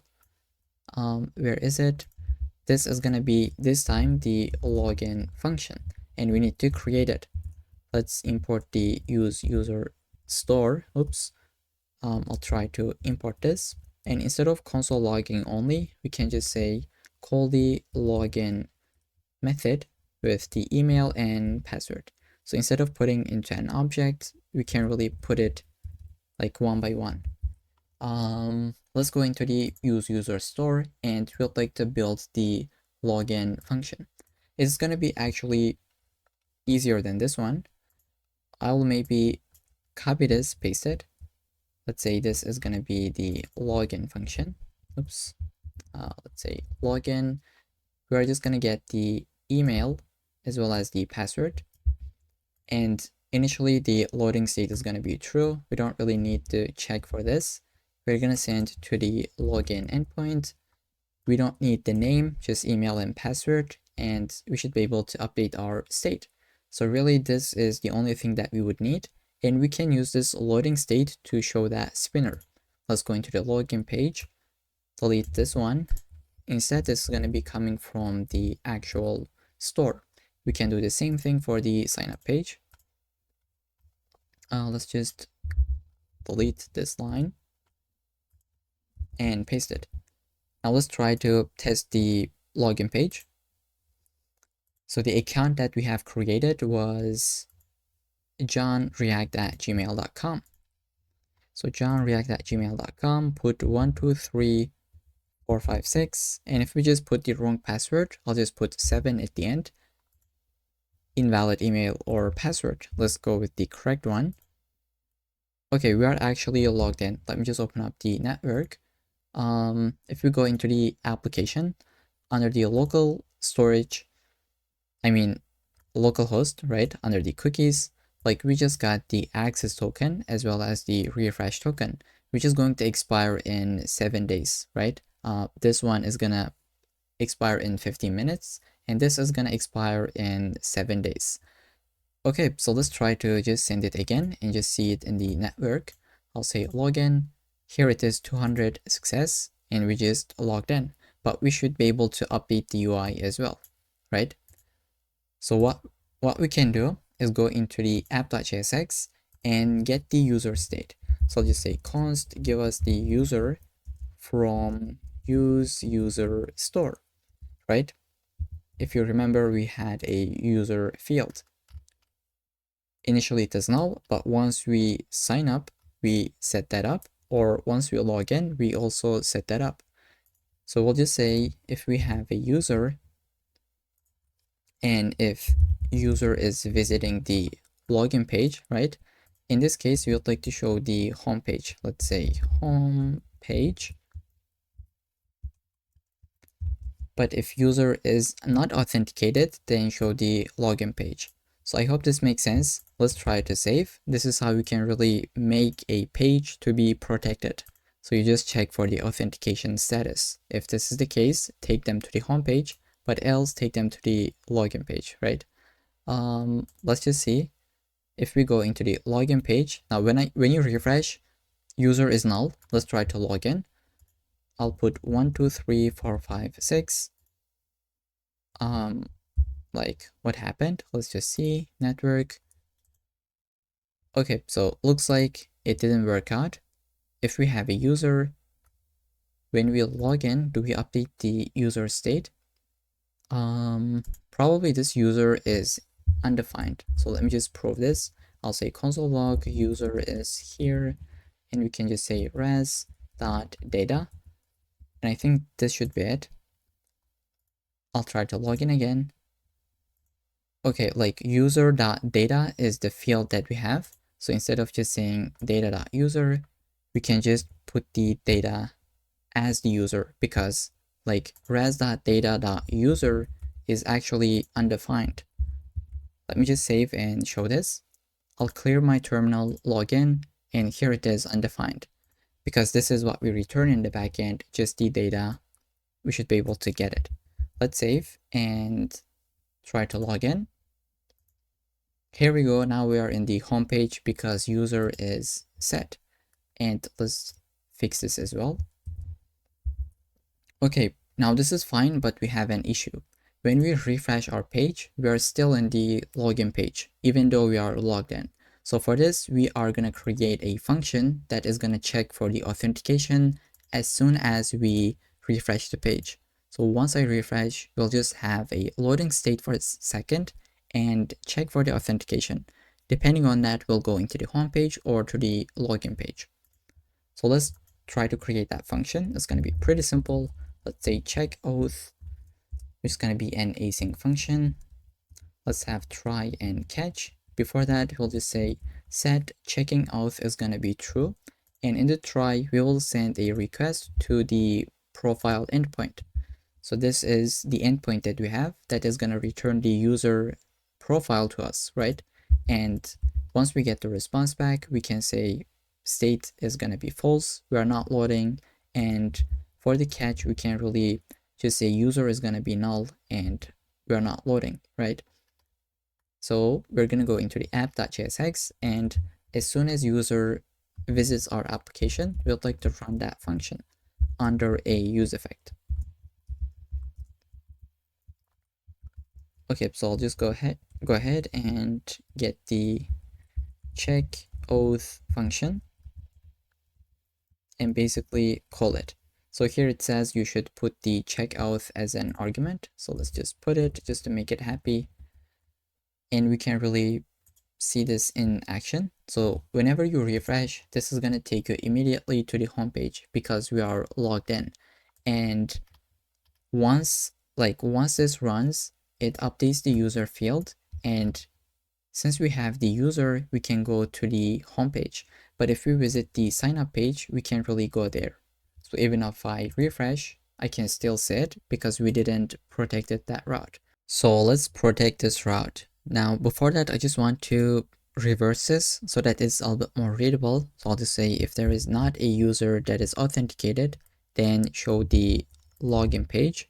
But if they are authenticated, then like take them to the homepage. So instead of just saying homepage, we can really just navigate the user to the homepage, just like this. So this is the kind of like the same thing, but this is a better approach where we use the navigate coming from React Rotterdam. So here it is. So this is what we'll be doing here as well. Let's say if user is not authenticated, they're gonna see the sign up page, but if they are, we'll just take them to the homepage. And we can save this and test this out. There we go, we are logged in. We cannot visit the sign up page or login page. Even if we type it explicitly to the URL, like we cannot go into the sign up page or to the login page. Let's say login and delete this. So like just for a second, if you see, we can get that page, right? Just for a split second. In that case, we can show some kind of loading spinner. So we'll go ahead and create a component for it. Loading spinner.jsx. This is going to be a pretty basic component. So what I'll be doing is basically copy and paste it. You can do the same thing, get it from this file in the GitHub repo, and we will just say under this page, if we are checking for the authentication, we'll like to just render the loading spinner. So let's import this first, and we can get the state from our store. Let's say checking auth, and we should be able to get rid of that flickering effect. So let's say sign up. Here we can see we cannot really get it. And if you want to see the output, let's just say true. So this is how it's going to look like if your internet is slow. Okay, so with this, now we can sign up, log in, and we can update the UI, the navbar if we have a user. So I'll go into the navbar component. Instead of getting the user like this, we'll be getting it from the user use user store. And this is going to be destructured. And for the admin, we'll just say user.role is equal to admin. Okay, so this is just how we can replace the hard-coded variables with the actual ones. Now, if you take a look at it, this is just being updated. And once we click to this, it should log us out. So I'll go here into my VS Code, where we have the logout button. Okay, it is this one. On click to it, let's just say on click call the logout function, which is going to be coming from this store, and let's try to create it. Let's go into here, shrink the left hand side. This is the sign up, login, check auth, and maybe here we could have the logout. Oops. So this is going to be an async function, and this is going to be actually pretty simple. So let's just say like user is going to be null once we call this function, and we can basically just send a request to our endpoint, which was logout. So I think since we have done this multiple times, I'll just go ahead, copy and paste this function. So we have try catch, we set the user to be null, and just send a post request to the logout endpoint. And in the catch, we just throw the error, just show a toast, right? Let's save and test this out. So here it says reading role. It is undefined. So if we just put optional chaining, this should be working out. Let's refresh. This is homepage. So what do we get? Let's see. So it looks like the user is unauthenticated. This happens when you sometimes when you just save your code, the backend just unauthenticates you. So here in the development, we can really try to log in once again. From 1 to 6, we are logged in, and if I click to this, we just logged out, and now we can go to the sign up and login pages. So with this is gonna be it for the authentication routes, where we have sign up, login. We can check for the authentication and show a loading spinner in that case, and we protected our routes in the front end. Now there is one more thing we need to handle, which is going to be refreshing the tokens, because when you think about it for now, the access token is going to expire in every 15 minutes. In that case, user should refresh it, but user can't really log in on every single 15 minutes. So we need to handle this with a concept called interceptors. And this is a little bit more involved, so I'll just leave it into the next sections, but this is going to be the file that will be doing it. So let's say to do implement the, let's say, Axios interceptors for like refreshing the access token. And this should be autocomplete. Let's just say access tokens, right? Now, because just think about this, the access token is going to expire in every 15 minutes. So we need to handle some kind of logic that is going to send a request to the refresh token endpoint and just refresh it on every single 15 minutes. And I think this will make sense in the incoming sections. So with that, I'll just take a little bit break and move on with the next section. I'll see you there, and save this file, by the way. So let's move on. I just logged in. Let me just try to log in with this account. But before that, let's check out the Upstash dashboard, where we don't really have anything, right? So I have just deleted this just to test this out in the front end. Now, once I log in, I should be able to get a refresh token on my dashboard. So if I just refresh this, there we go. We got the refresh token for this user, right? And it is just there. It is going to expire in 7 days. If this user logs out, this should be deleted, and let's refresh. There we go, it is just gone, and we don't really have any value for it. So here, even though it shows like this is what you have selected, but this has been deleted, here we can see. So we can just remove it from on the right hand side as well. Or I think if you just switch between these, it should be gone. I don't know why we see this, but basically we don't really have anything. No refresh tokens has been stored in Upstash. Okay, so that was just to like test this out and just make sure it is working on the front end as well. So now we'd like to build the homepage, which is going to be looking like this. We have a title, a p tag, and then a couple of different images with our categories. So I'll go into the VS Code. Now under the front end folder, under the public, I will provide you all the images that you can grab from the GitHub repo. This is what I'll be doing. On my second screen, I'll basically just try to get all these images. So let me just take them, put it under the public, and get the others as well. So these should be here. Like in total, I think we have like how many images? 1, 2, 3, 4, 5, 6, 7, and this is how it'll look like. We'll fetch the featured products a little bit later in the video, but first let's try to build this section. So let's visit the VS Code under the home page. Let's say home page. We don't really have anything here. Let's try to build it. So I'll provide you all the categories that we'll be using. Let's just go here, copy and paste an array of categories, right? We have the href. This is going to be the page, category page. We have t-shirts, shoes, glasses, jackets, suits, and bags. The name and image URLs, which are coming from the, let's see, from the public folder, right?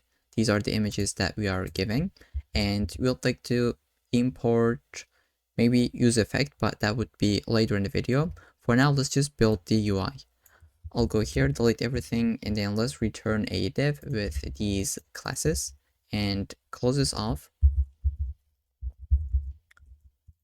And now inside, we'd like to have one more div. This is going to be our wrapper so that we can give a maximum width. Let's say close that off, and you can feel free to type the classes. Then we'd like to have an h1 as well as a p tag. Okay, so it's gonna look like this, and the output is going to be this part. And we'd like to just get a category item for each category, right? Under the p tag, I'll create a div. Let's say this is gonna be class name of grid columns of 1, and I have a typo here. And we'll have smaller screens and above, grid columns of 2, larger screens and above, grid columns, and this should be next to each other, cols 3, and gap is going to be 4 between each element.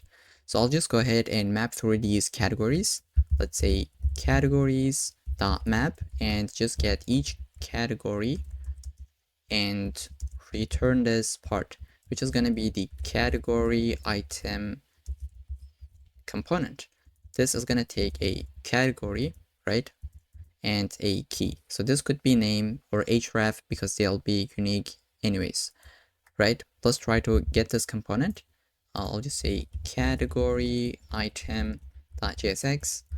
Let's import this, save, and let's just visit the homepage. So there we go, we just got a couple of different category items, right? And let's try to style them so that we have an image and like title and just this explore thing.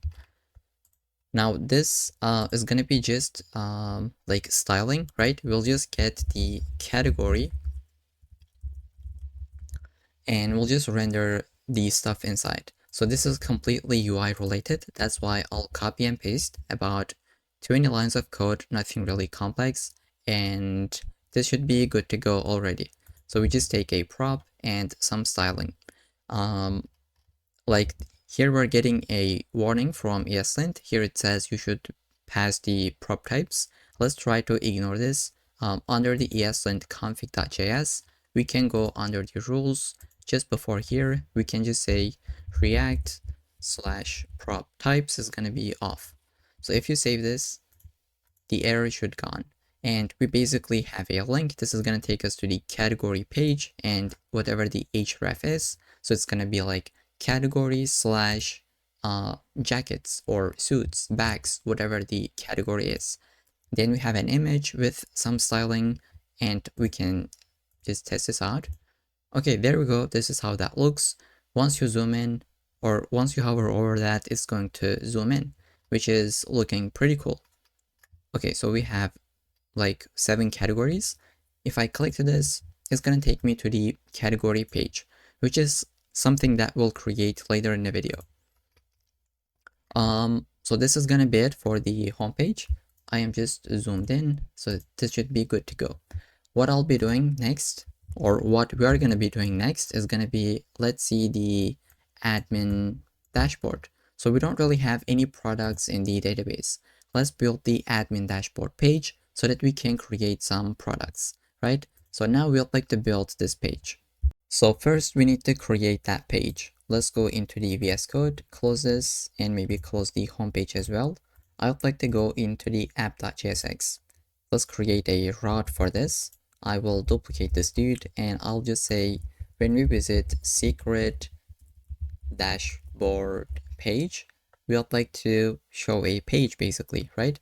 Let's say if user is authenticated, and we also need to check if the user is admin, right? And we need to handle this with the user role. So instead of just saying this, we'll say if user.role is equal to admin, we would like to show the admin page. Let's say admin page, but else we'll take the user to the home page, or you can take them to the login page. Let's create this page.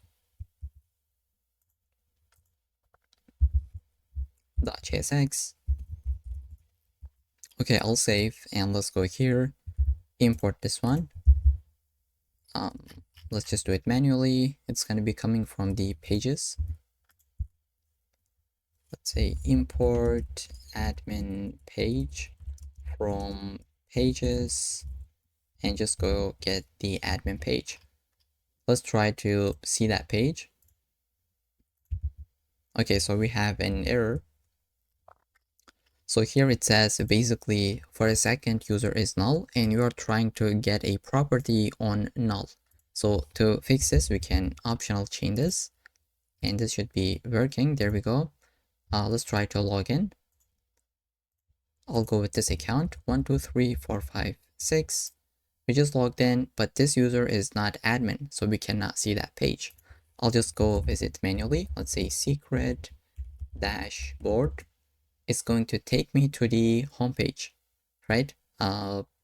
Like we can't really go into the login page because we are logged in. This takes us to the login page and it takes us to the homepage because user is logged in, but they are not admin, so they cannot see the admin page. So I can just basically go ahead, change the role for this user, right? So I'll just say this user is going to be admin, and let's say update. If I now refresh this page, I can get this dashboard button. If I click to this should take me to the secret dashboard, but it doesn't, so I think we forgot to update it in the navbar component. So let's say if user is admin, link should take them to the, let's say, slash secret dashboard. So we should put the to property, right? Now, if I click to this, it's going to take me to the admin page, which is going to be looking like this, where we have a title and 3 different tabs. And this is going to be the create new product. This is going to be the analytics tab, and we'll have the products tab as well, which is going to be looking like this, where we have some products and we can delete them, feature them, things like that. Let's start with the create product view. So back to the admin page, we would like to first build our tabs. So this is what I'll be doing. Just have these tabs at the top. We have some icons. Let's get them from Lucid React. Okay, so an ID, a label, and an icon. We'd like to just put the first active tab. I'll say const active tab and set active tab. By default, this could be the create tab. And below this, I think we can just basically render the UI first. What I'll be doing is delete this.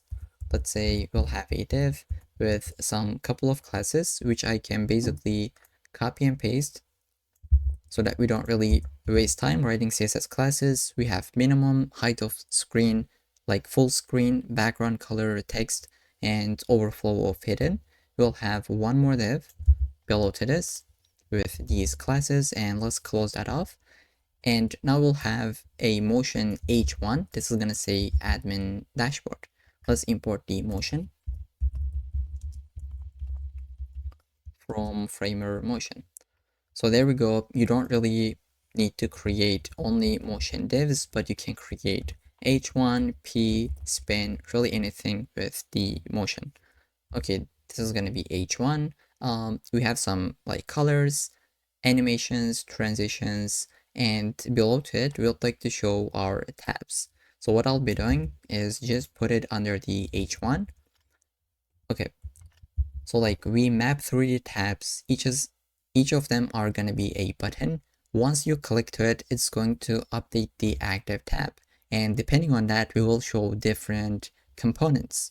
So below this div, let's just go ahead and just say if the active tab is create, then show create product form. If active tab is products, show this one, and same for the analytics. Let's create these components. So I'll first get this one. Let's say RAFCE, and let's get this.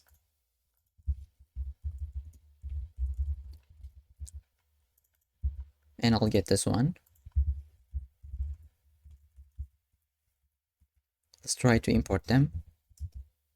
Okay, we should be doing this manually. VS Code really sucks in this case, but let's just do it. Import.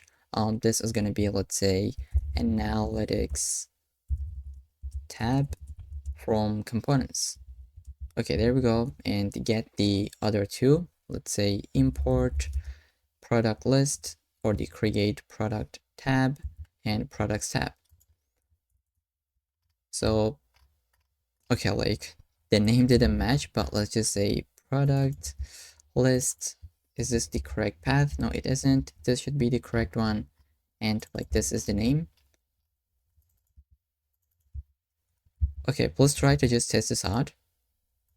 If I, like by default, we are in the create product form. If I click to this, it updates, same for this one. And we'd like to first build the create product form component. So it's going to be looking like this, where we have a couple of different inputs with a upload image input button, and then the create product, which is going to do the magic to create a product, right? In that button, we will call the API. So first, let's try to build the UI for this.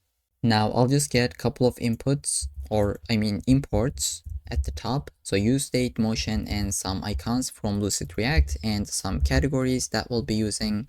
Basically, we will show this inside this select input, and we will show these so that admin can select a category for a product, and user will type some like inputs, right? We need to keep track of them, such as the name, description, price, etc. We will create it with a use state. This is going to be the new product, and we don't really have count in stock, right? I think in the backend we didn't really keep track of it. So if I just search this in my entire application, we don't really have it, so we can't really delete that. And here in the UI, we can't really delete this as well. So this is just for like testing purposes. You can still leave it, but I'll just delete that. Okay, this is going to be our state, and we would like to just create the UI first. So this is going to be a motion div. Let's try to delete this. With these classes, this is going to be just for styling purposes. Then we'll have an h2 that says create a new product. Then below to this, we'll have a form. We'll not have any actions, but on submit.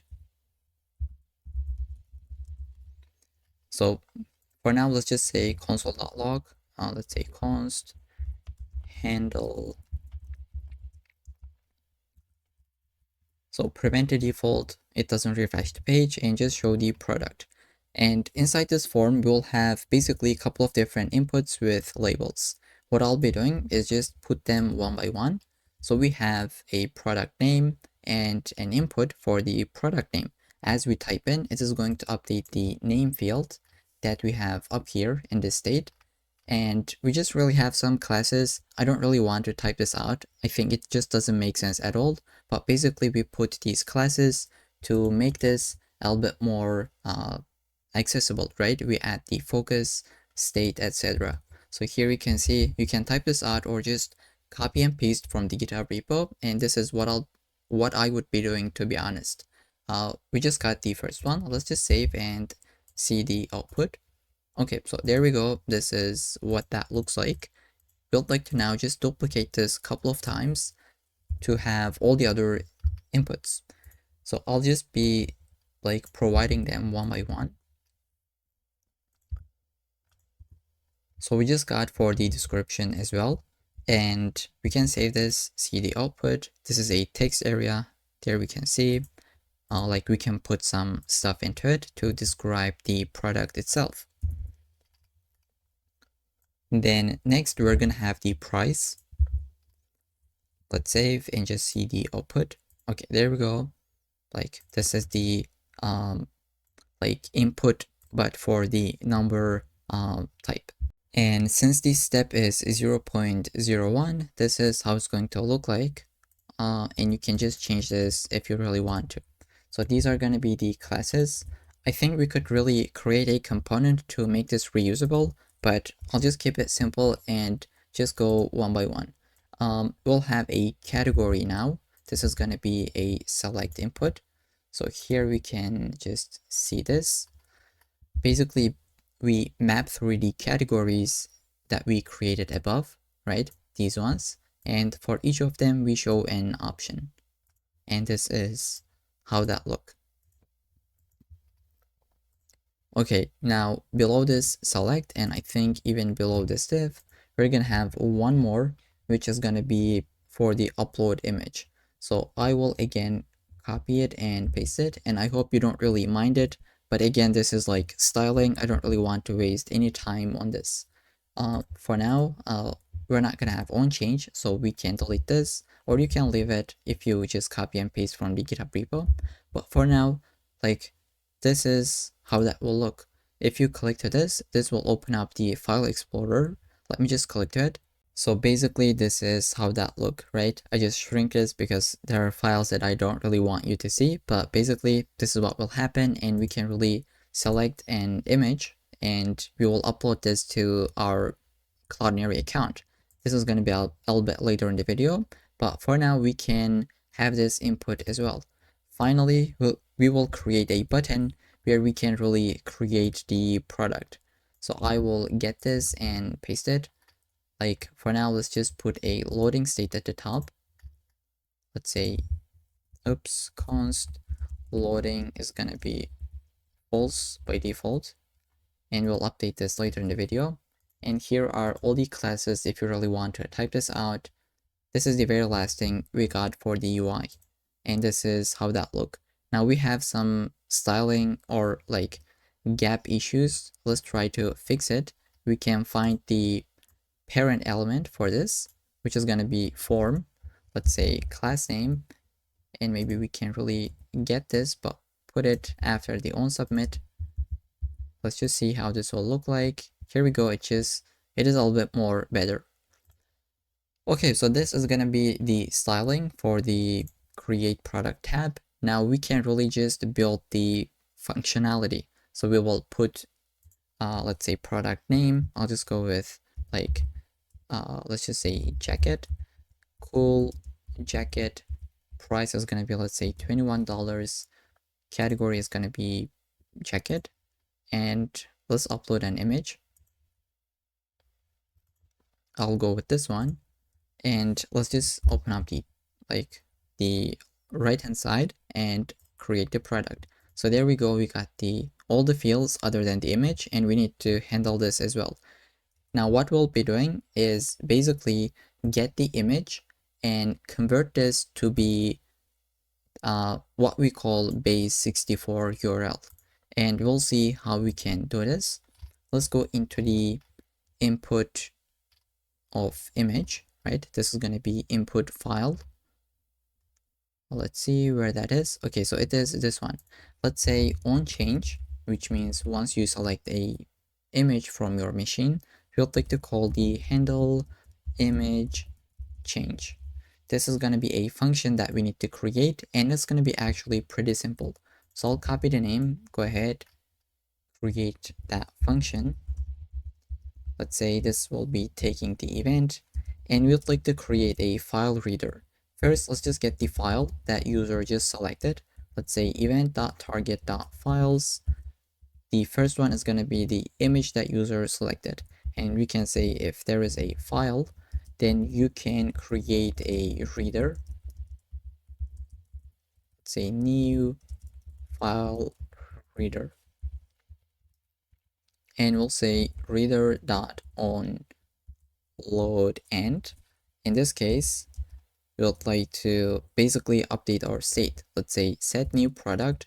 Image is going to be the reader.result, and we'll say reader.read as data URL. So this will make it this file and convert it into what we call the base, let's say base64 format, right? This is going to be the string representation of the image. Let's just see this in action. Here I'll go ahead, just upload an image, this one. And if I just say create the product, and here we can see, by the way, we just got the image itself. This is the base64 representation of that image. Here we can see we just got that even in the state.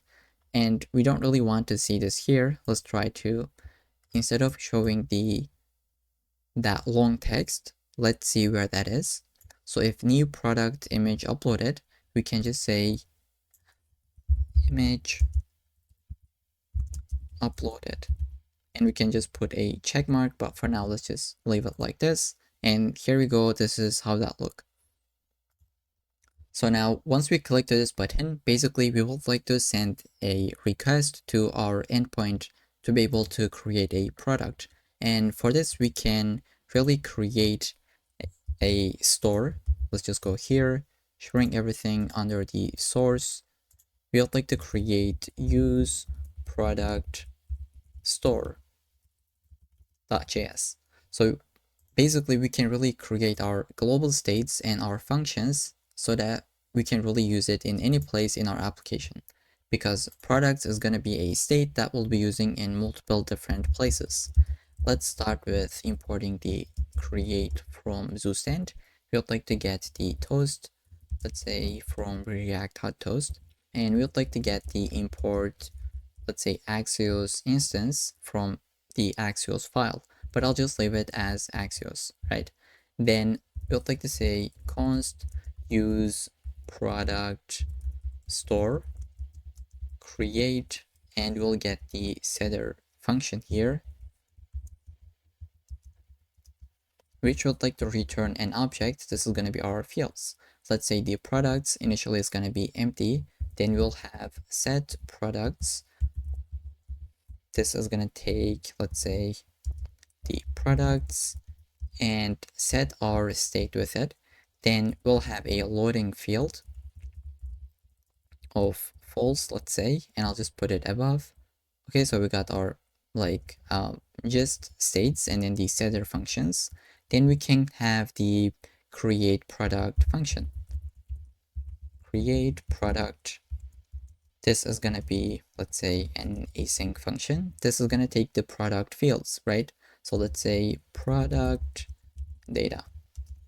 And then we will first say set loading to be true. Then we can have our try catch and just send a request. I'll say const res await axios.post to our endpoint, which was /products. And we'll send the product data that is coming from the admin. Then we'll like to just update our state. Now we had maybe a couple of different products, and we'd like to add the latest one we got into it. So how we can do this? Basically using the previous state. So if you just say set, call this function, this is the previous state. Okay, so I'll just even say previous state. So onto the previous products, we add the really next response. So say res.data, and loading is false. In the catch case, we can show a toast and set the loading state to be false. I hope this makes sense. This is going to be our function. Let's say export this dude from this file, and we should be able to use it on submit of this function, right? So into this handle submit, we would like to call our function that we just created. So let's delete this. I'll say just go ahead, call the create product function, which we need to import. Let's say not import, but const create product from use product store, and call this. And we can also get the loading state for this and delete this, right? This is hard-coded. Instead, we'll be getting this from the API, and we will say create product. This is going to be new product data. And like once we created the product, we can basically clear out the inputs. So let's say I just said create product, it has been created. It should delete all these fields and just reset it. So to be able to make that happen, we can make this to be async function, and we'll just wait for this to complete. Once this is completed, we can just say set new product to be an empty string for each field. And we can even wrap this with a try and catch. So let's say try and catch. And in the catch, like we can just say console log error creating a product. Okay, so let's try to test this out, and hopefully it should be working. Just before we test this out, I'll just visit my Cloudinary account so that I can see if image is being uploaded successfully. So if I go into the programmable media, or even Okay, so I think this is under the assets, under the media library. Is it the place? Okay, so these are all the images that I have uploaded previously. You can ignore them, and let's try to create a new product. Currently, we don't really have anything in the database. And I'll just say, let's say cool jacket, pretty cool jacket, highly recommended. Price could be, let's say, $49. Category is going to be jacket. I'll just upload an image. Let me just actually go ahead and find a jacket image. So I just downloaded a jacket image. Let me just try to select this cool jacket image, uploaded, and let's say create product. Okay, so we got an error. Let's see from the terminal what we just got. Okay, so the image, excuse me, the payload is too large. So the image that I just tried to upload was maybe, let's say, about 2 or 5 megabytes. This is not going to allow you to upload by default, and to be able to make this happen, you can visit this Express.json middleware and just say limit is going to be, let's say, in our case, let's say 10 megabytes at most, which is pretty large, to be honest. Let's try to test this out once again. I'll say jacket, or maybe cool jacket, pretty cool jacket. Price could be 49. Select a category and select the image. So here it is like 95 kilobytes, but it didn't allow us to upload it. Let's just try to do it. Why didn't we get that? I'll just say create product. Let's just see. Okay, so here it says unauthorized. Why this is the case? No access token provided. So maybe I just need to refresh this. Okay, so like sometimes it just logs you out. I think our access token just expired and we didn't handle the refresh mechanism. So let's try to just log in. We will be handling that later in the video. We just logged in as an admin. Let's try to create this one last time. Pretty cool jacket, 49. Category is going to be jacket, and upload an image of this cool jacket, and let's say create the product, loading, and there we go. It should be working out because we didn't get any errors. Let's take a look at the database. I'll refresh, and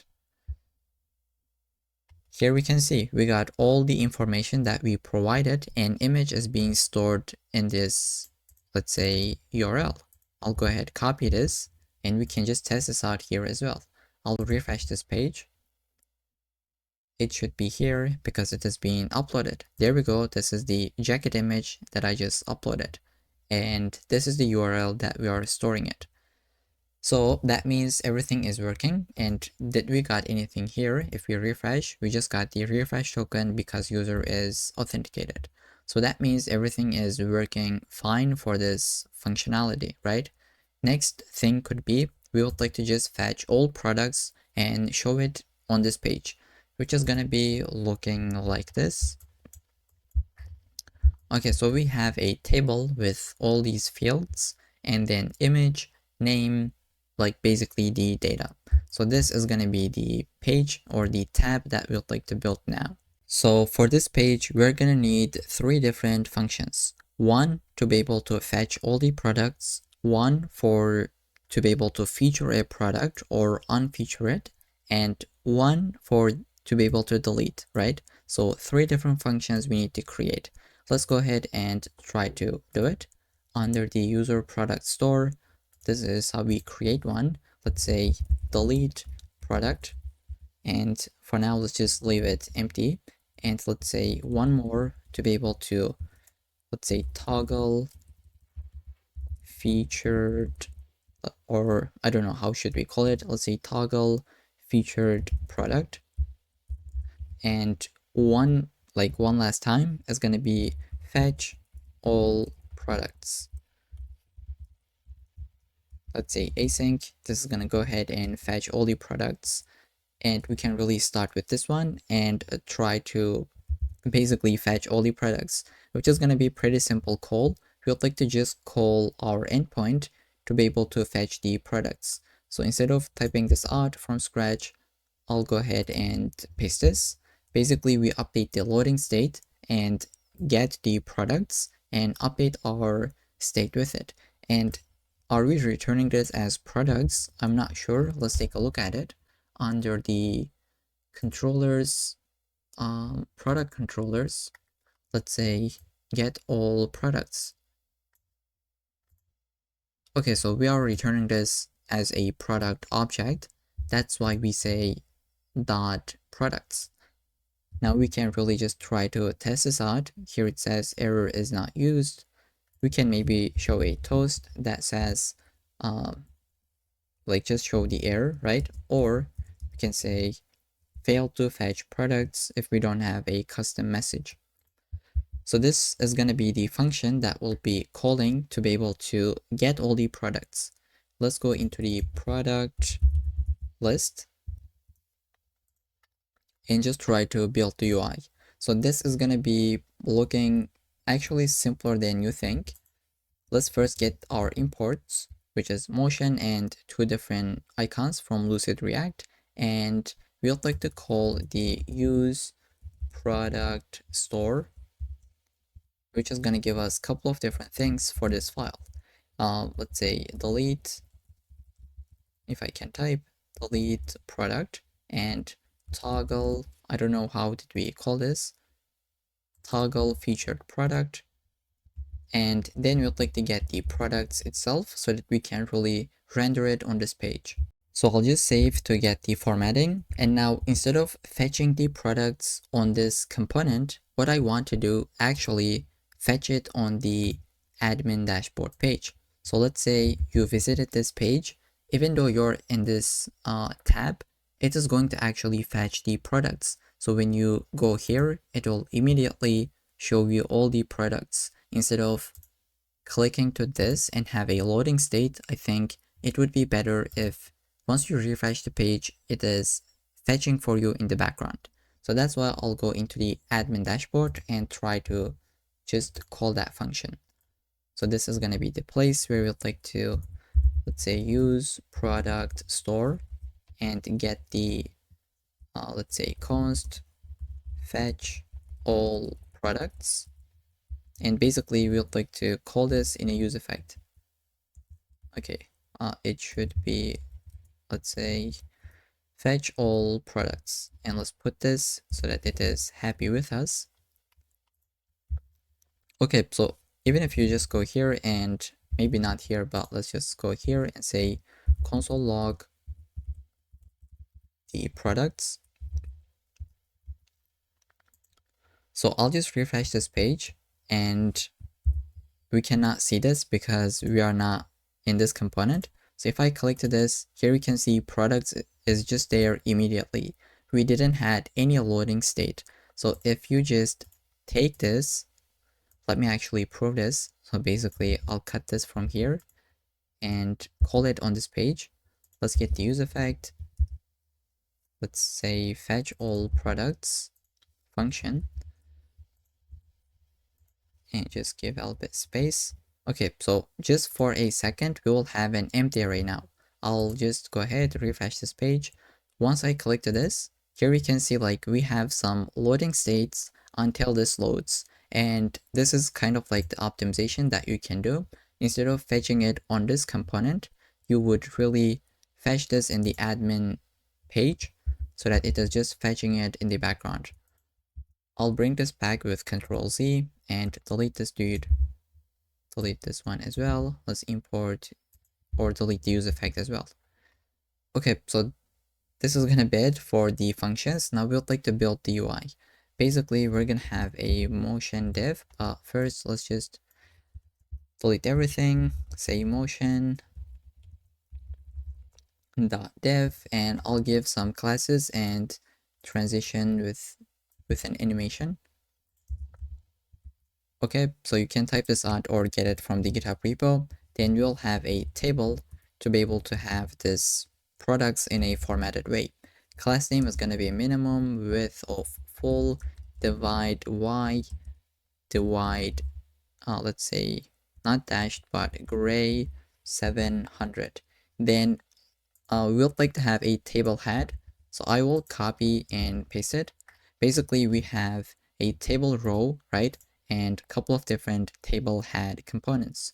So we have a product, price, category with all the same classes. And now if we just save, probably what we're gonna see.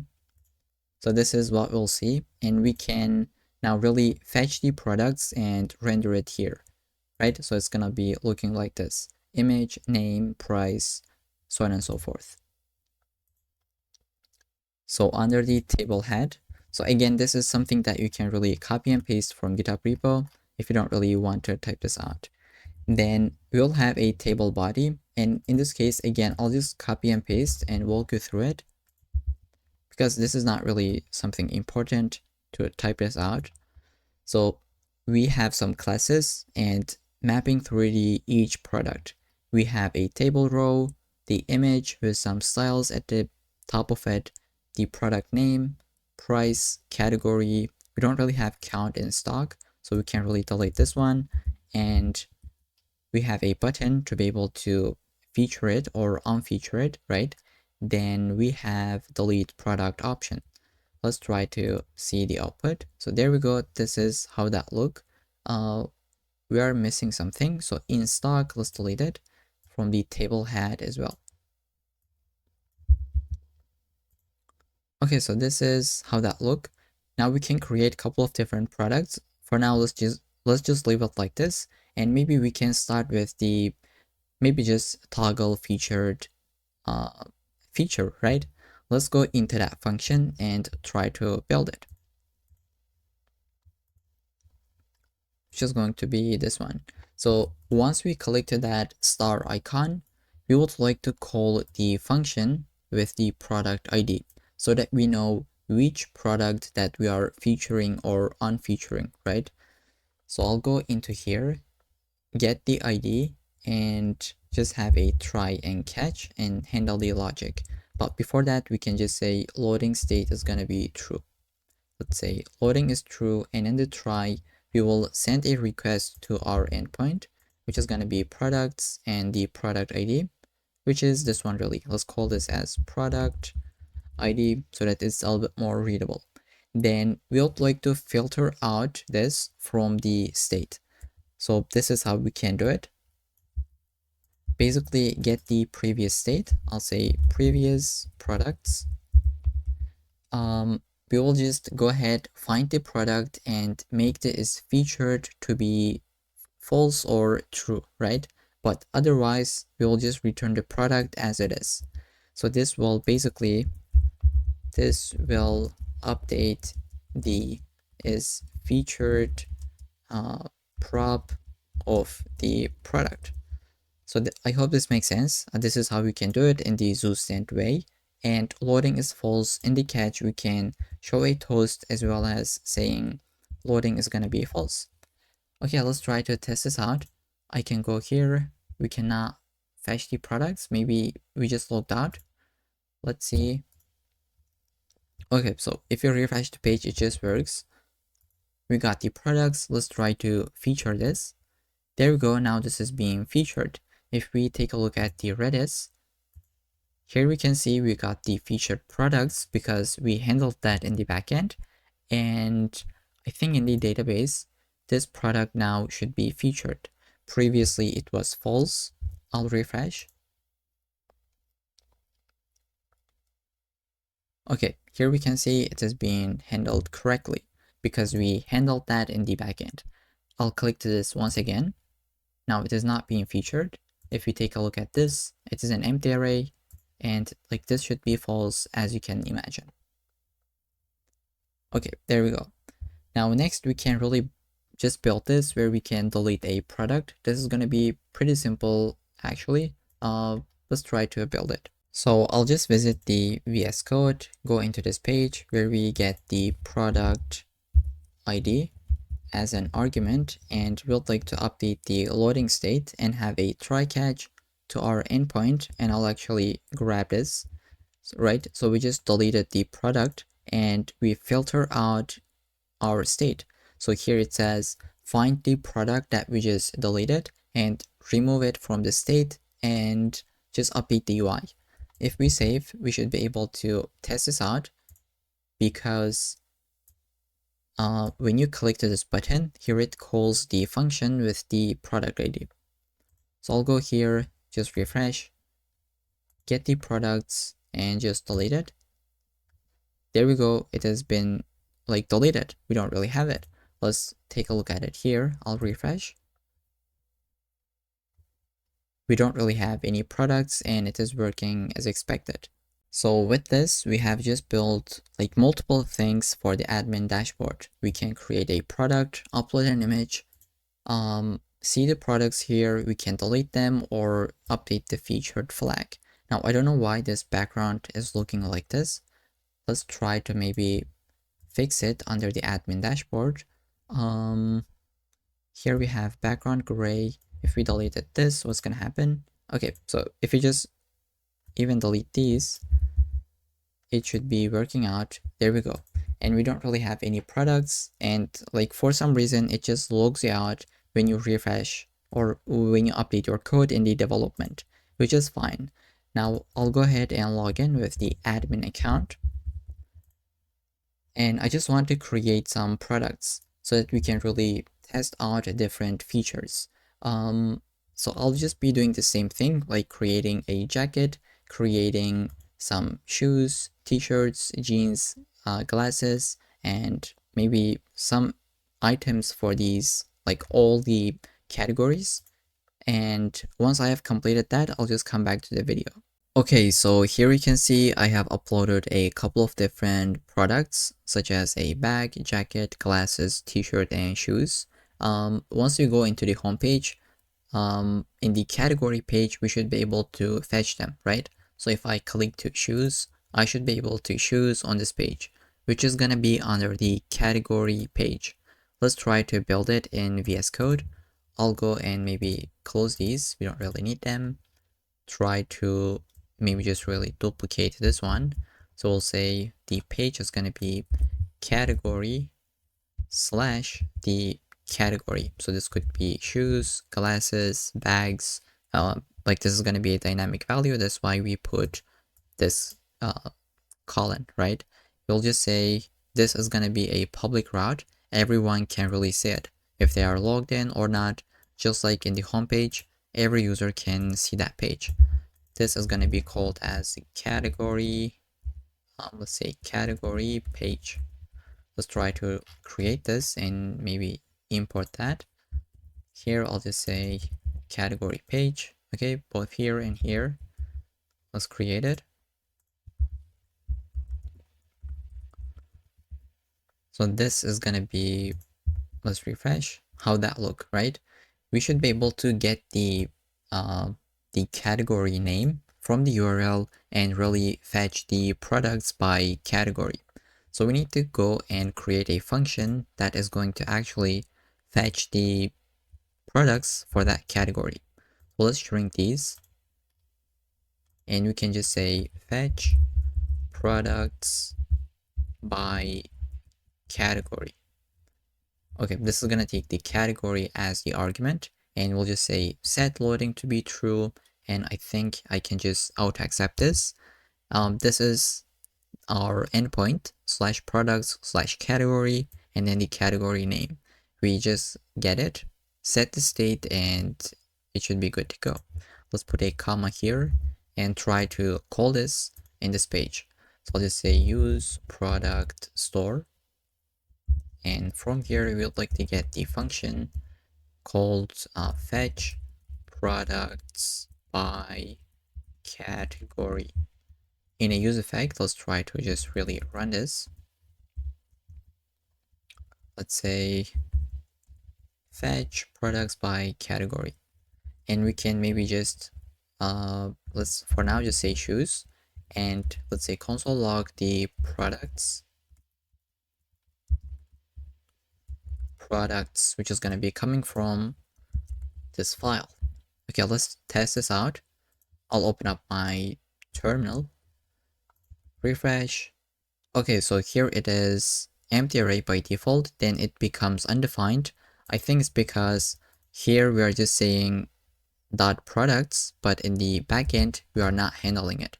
So let's say under the controllers, product controller, when we say get products by category, we just return it as products. So if you make this to be an object, this should be working out because we are getting it with the dot. Now I'll just refresh this page. Okay, so here we didn't get anything. Why this is the case? Maybe I am not running the backend. Let's see. Now obviously it is working. Maybe the category name is not really matching. Like it is shoes. Let's say, I don't know. Like let's take a look at the database for the product. How did I call it?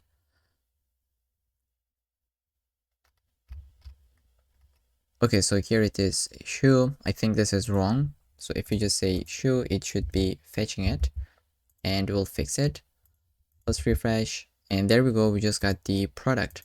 But I think this, I did a mistake when creating this. So in the dashboard, in the category, we just have shoe, right? This should be shoes. Let's try to fix it in the, I think maybe product list page. So where was it? Or maybe create product form, right? Create product form. Let's say this is gonna be category of shoes, and I can update this in the database. Let's say it's gonna be shoes, updated. Okay, now we should be able to really test this out once again. Let's say going to the home page. For the shoes, we're gonna get a shoe in the, hopefully, okay, so we cannot really get it. Why this is the case is because in VS Code, we need to call this as shoes. Okay, so we just got some mismatch from the what we sent and what we expect in the database, but we fixed it. Now from here on out, when you create a shoe or create some shoes, it is gonna be under, let's see, under this category. Okay, so we just made this to be plural, and now we can really try to fetch all these products for different categories. But now when I click to this will still get me shoes, right? So here we can see we just got a shoe from the database. Why this is the case is because we passing this hard-coded. We can make this to be dynamic. So here we can see use params, import it from React.js, and just say, like on the left hand side, we will say const, and we can destructure the category. Why this is called category is because here we say it's going to be category. If this was XYZ, then you would go here and just say XYZ. But here we say category, and we will pass it to here. Whenever the category changes, this function, this use effect should run again. So if you save, now it should be able to fetch us t-shirts. Okay, so again, looks like we have some mismatch. Here it says t-shirt. Like, I don't know how did I make this mistake, but it should be actually, let's say, t-shirts, or maybe just t-shirt. I don't know how should we calling this. So to be able to fix this, I'll go into the home page and just call it as t-shirt with a dash in between. So I'll say home page. This should be matching with the t-shirt just like this. And in the database, it should be t-shirt like this as well, so that it is matching. Now if I refresh, we cannot get the t-shirt because this is called t-shirts in the URL. Now since we fixed it, we should be able to fetch it. Okay, so really sorry about this if this is sound any complicated, because it was my mistake, but basically we fixed it. We just make sure the category is matching with what we have in the database. So here we called it as t-shirts previously, and what we create here is under this category. So when you try to fetch this from the database, it doesn't match because this was our query. Now we just make this to be match.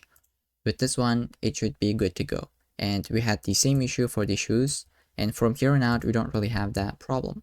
Let's go here, clear this out, and just fetch some glasses. So here we can see we got glasses in our database, right? Which is just one object because I created only one in the database. So with this, that should be good to go, and we can really show the content on this page, right? We would show all the products for the glasses here on this category page. We can really go into that page and just handle the JSX. So here I will delete this, maybe return a div. So here I'll just say class name of minimum height screen, and inside we're gonna have with a div with the classes of, let's say, relative, z index of 10, maximum width screen of x large, which is about 1280 pixels.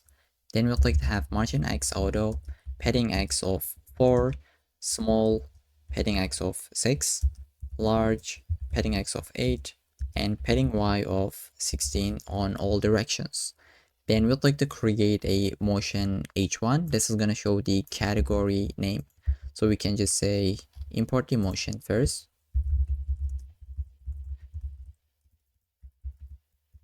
From framer motion. And we give some classes with some props, and we got the category name, get the first character and uppercase it, then put the remaining as it is, right? And we're getting this from the URL. So if it is looking like this, let's say shoes, we just make it to look like this. I hope this makes sense. Then below to this, we would like to just show some kind of placeholder if there is no products. So I'll just go here below this. We'll have a motion div with all these classes. And let's say if the products.length is 0, we'll say no products found. But if we have some products, well, basically we can show a product card for each of them, which is a component that we need to create.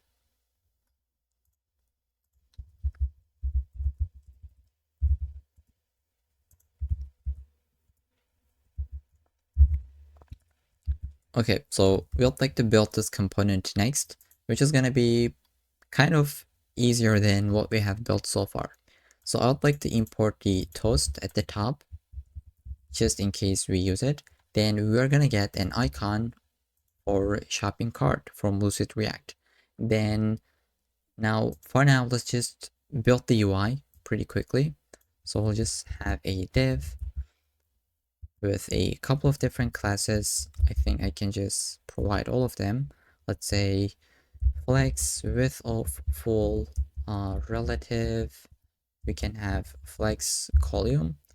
Let's say overflow hidden, rounded, LG. Let's say border gray of 700. Okay, just like this, and maybe some shadow of large. Now this component is going to take the product as an argument or as a prop, and we'll like to show the product image and its name, right? So first I'll just put this where we have the product image in a div, and we just have an overlay on top of it. Then we'll like to show the product name, product price, and then a button to be able to add it to our cart. So here, this is how the UI will look like. For now, we don't have the onClick function, so let's maybe try to create it and leave it empty. So let's say it's going to be an arrow function. Here it says add it to cart. Let's try to import this. And like if you want to, you can type this out or just get it from the GitHub repo. So this is how that will look like. We got the image, name, price, and here it is added to cart. Like obviously we don't have a cart, but that's fine. We will handle it later in the video. So this is how that will look like for the glasses. Let's go to the t-shirts. There we go. Shoes, jeans. Now here I didn't add anything for this to the database so that I can really show you this page. And Like it just works for all the other categories, right? I don't have any suits in the database as well, but for the bags, let's refresh. Okay, looks like I don't really have. Let's see. Like I have a jacket, glasses, t-shirt, and shoes. Okay, so I have a bag, but why does it says? Okay, so again, some mismatch in the URL. Let's try to fix it. Under the homepage, this should be, maybe let's just leave it as bags, but maybe in the create product form, we can just say this is gonna be bags. Now if we go here, now in the database, it is like bag, like sorry about this. This is my mistake actually. I don't know how I didn't realize this until now. But like we just had some mismatches. Sorry really if this is confusing, but with that, this should be good to go. We can really fetch the bags. It is just about one query error, right? Now we can handle this case if we are not logged in. This would say, please log in to add products to cart. So here I'll go into the category page to the product cart and I'll just get the user. So I'll say const user from use user store, right? And here I'll just say if there is not user logged in, then you can just say toast.error actually. And let's say please log in to add products to cart. And we can just return out of this function. But in the else case, we would call a function to add to the cart, right? Now if I click to this, it didn't work out. Let's see why. If there is not user, this should be. Okay, now the issue here, if user keeps spamming this, like this is how that will look like. To be able to fix this, just have one at a time. You can really add an ID field and just say login or anything really. Now here you just only have one even if you spam this. Now I am clicking to this multiple times, but I just have one at a time, which is pretty convenient. So now just to be consistent, I'll just visit the create product form and update all these fields just to let them to be like plural. So bags, suits, jackets, glasses, shoes, t-shirts, and jeans, so that we don't really have any errors later in the video and they are matching with what we have in the homepage. So jeans, did we call it as t-shirts? Yep, so let's fix this. Shoes, glasses, jackets, suits, and bags. And you need to make sure first save these files. And for the products that you have, like such as bags, jackets, let's make them all plural. Let's say update. Jackets has been updated. Let's say glasses, t-shirts.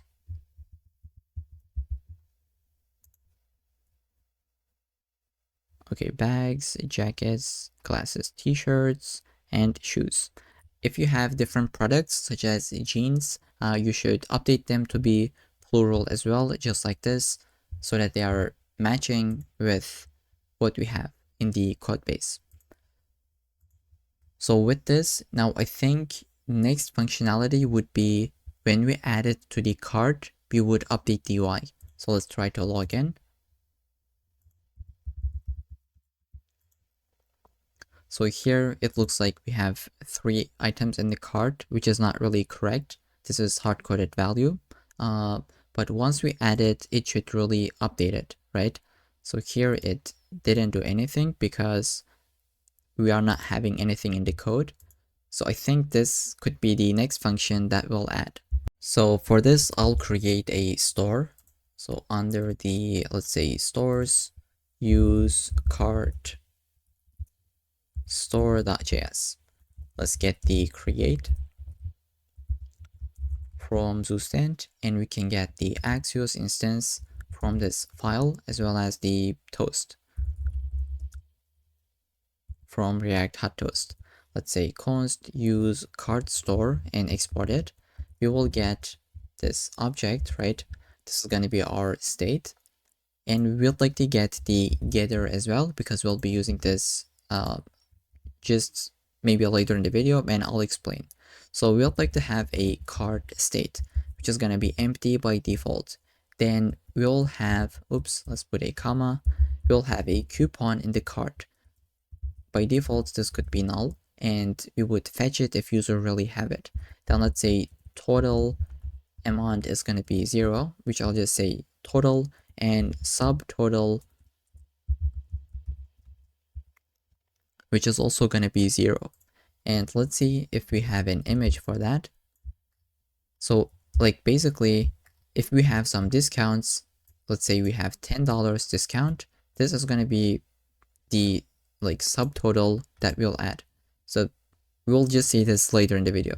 And we'll like to first get the cart items. So let's say get cart items.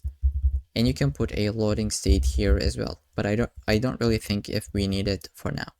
Let's say this is going to be an async function where we send a request to our endpoint to be able to get all the products that is in the cart. So I'll say const res await axios.get, and our endpoint was just /cart, and we can just update our state with it. And let's wrap this with try and catch. Let's say just show a toast that you cannot add it to the, or you cannot really see the cart items, right? Then what we can also be doing is just say set cart is going to be an empty array. Okay, so this is how we can get the cart items, and we'd like to also have a function to be able to add an item to the cart. So let's say add to cart, which is going to be taking the product as an argument. Let's say product. And now there is an edge case here that we need to keep track of. So it is like when you add it for the first time, this is going to update. But if you add it next time, it should just update the quantity, right? So let's say we have 3 different items, and if I add this, it's going to be 4. But if I add this again, it should still be 4, but instead it would update the UI, or I mean update the quantity in the background. So this is how the other e-commerce stores does, and this is what I'll be doing. So just to keep this edge case in mind, first let's just say Axios, and let's await this, await, I'll say dot post to the cart endpoint with the product ID. I think, yeah. So we'll just add the product ID. This is what we are expecting from the backend. Let's just check under the cart controller, add to cart. We want user to pass a product ID so that we can really either update the quantity or just add it and save it to the user document. So product ID is going to be product._ID. And we would like to show a toast. Let's say toast.success, product added to cart, right? Added to cart, maybe we could just say product. And then we would like to just update the UI depending on that, right? So this will look a little bit complicated or ugly, but I'll just walk you through it line by line. So just as always, we got the previous state. So let me just update the name. So I'll say previous state. So we just check if we have this already in our state. If we don't have it, we just add the new product with the quantity of 1. But if we already have it, we just go ahead and increment the quantity by 1. So this is what I have explained, and this is the code explanation of it.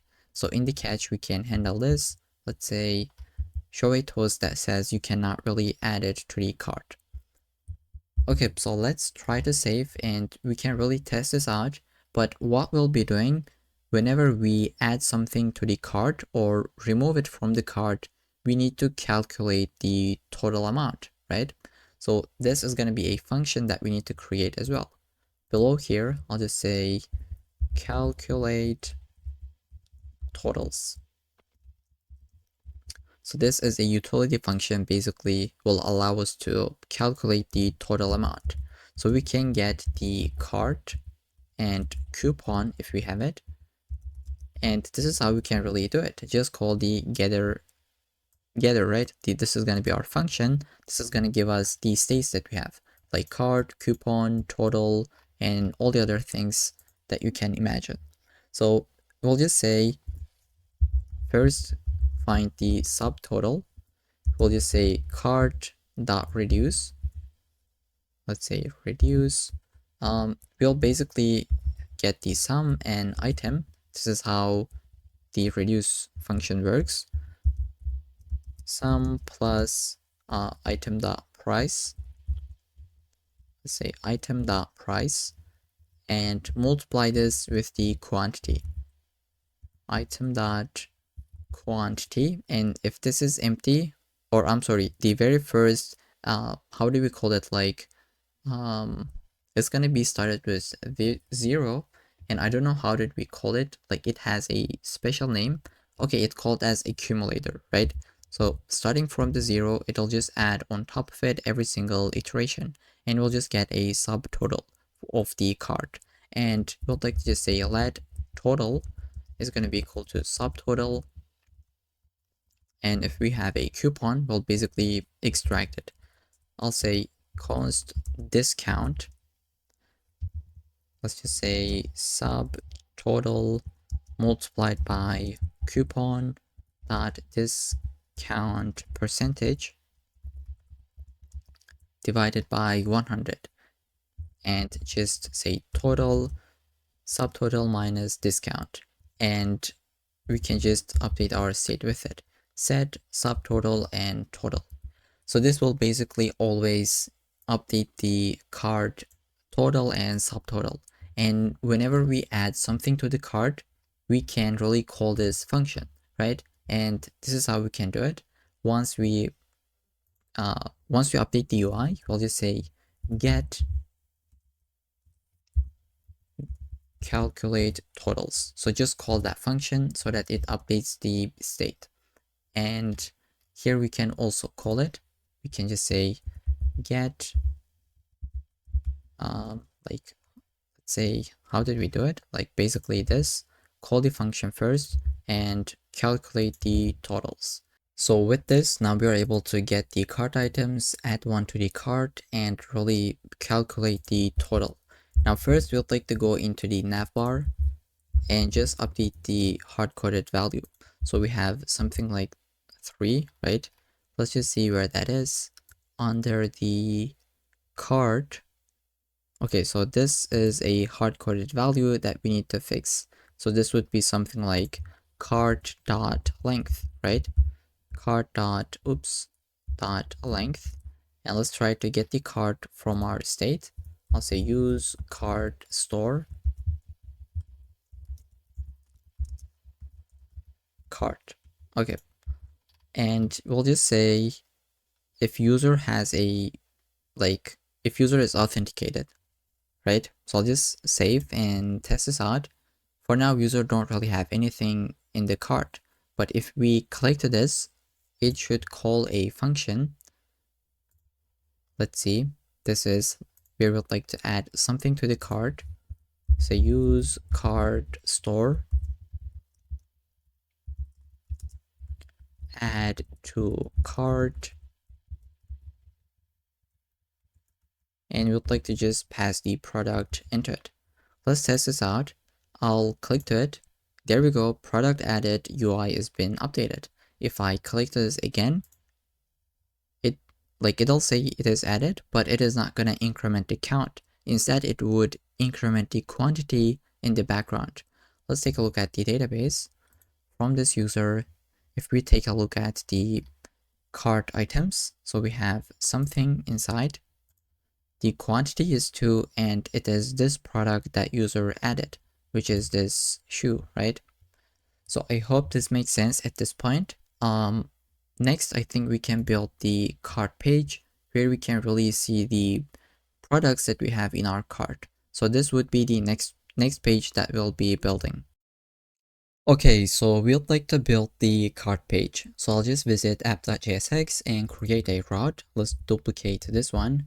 And I'll just say if the path is equal to cart, we'd like to show a cart page, right? But this is going to be protected. So let's say if we have a user, then they should be able to see the cart page. But else, we'll just say, hey, please, could you just go back to the login page? And let's try to create this page under the pages.jsx, get the boilerplate, save, oops, and let's try to import it. Hopefully VS Code is gonna work. There we go, I'll just get this. And let's make sure we are running both the backend and front end. So these are my previous logs. Let's go ahead and clear this under the front end npm run dev. And let's do the same thing for this one. Let's say cls npm run dev. And you can really like rename this if you really want to. So you could say like API and client. So just a nice info to keep that in mind. So again, I am running the demo application. So I'll just go ahead and delete it or kill it actually, because I just want to have this at 5173. Let's say npm run dev, and I'll kill the backend as well in the demo application. So here it says, like previously it crashed because it says the address is already in use, but I killed it, so it is working. Okay, now we should be able to run this at this port.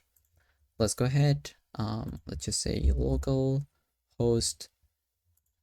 Obviously not like this, but okay, so let's try to log in. We had this account, John React, which is an admin.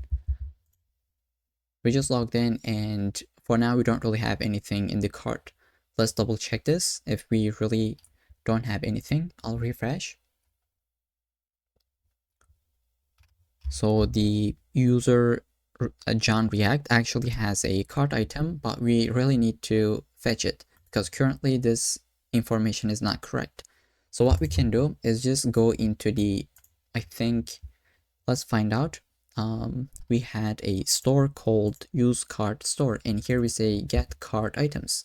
Let's check if we are calling this function in any place. Well, we don't really do it. So we can call this, I think, in the app.jsx, because whenever the user logs into our application, they immediately should be able to see the number here, right? So we can just go after checking the auth. We can just say one more use effect. Let's initialize it on mount. We'll just say get cart items. Call this function, and we need to import it from, let's say, const get cart items use cart store. Okay, there we go. Let's call this, and here it says, could you please pass it? Let's refresh. Okay, there we go. We just got the number of 1 immediately because it just fetches it, right? I'll refresh, and here we go. Initially it is 0, but then it becomes 1. What we can do is just go into the navbar and just say if we have something in the cart, only then actually show this number, right? So I'll wrap this with curly braces, and I will say if cart dot length is greater than 0, only then render this span. So if I refresh, let me just refresh this again. Okay, just like it is, we don't have anything, right? Once it loads, then we see it. I think this is a better approach. Okay, now let's try to build the cart page as we talked about it. And this is how it's going to look like. So basically we have cart items, right? This is the first one, second one, and we have order summary and a gift card, right? This is our coupon component. Then we have recommended products, which we'll call it as people also bought. But I think first we can start with this one and just keep it simple. And as we go through it, we can build this one next, and then this one next. Okay, so we'll have an image, name, description, delete button, and update quantity buttons, right? We can increment this or decrement this.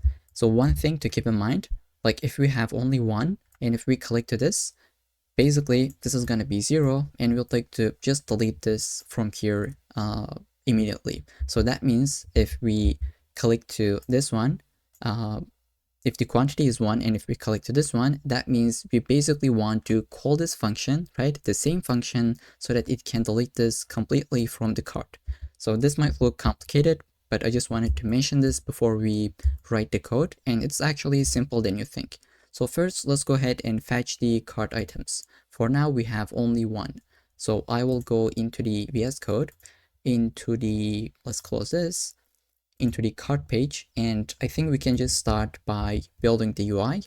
Then we can really fetch the data and things like that. So we actually already have the data. So let me just kill the left-hand side.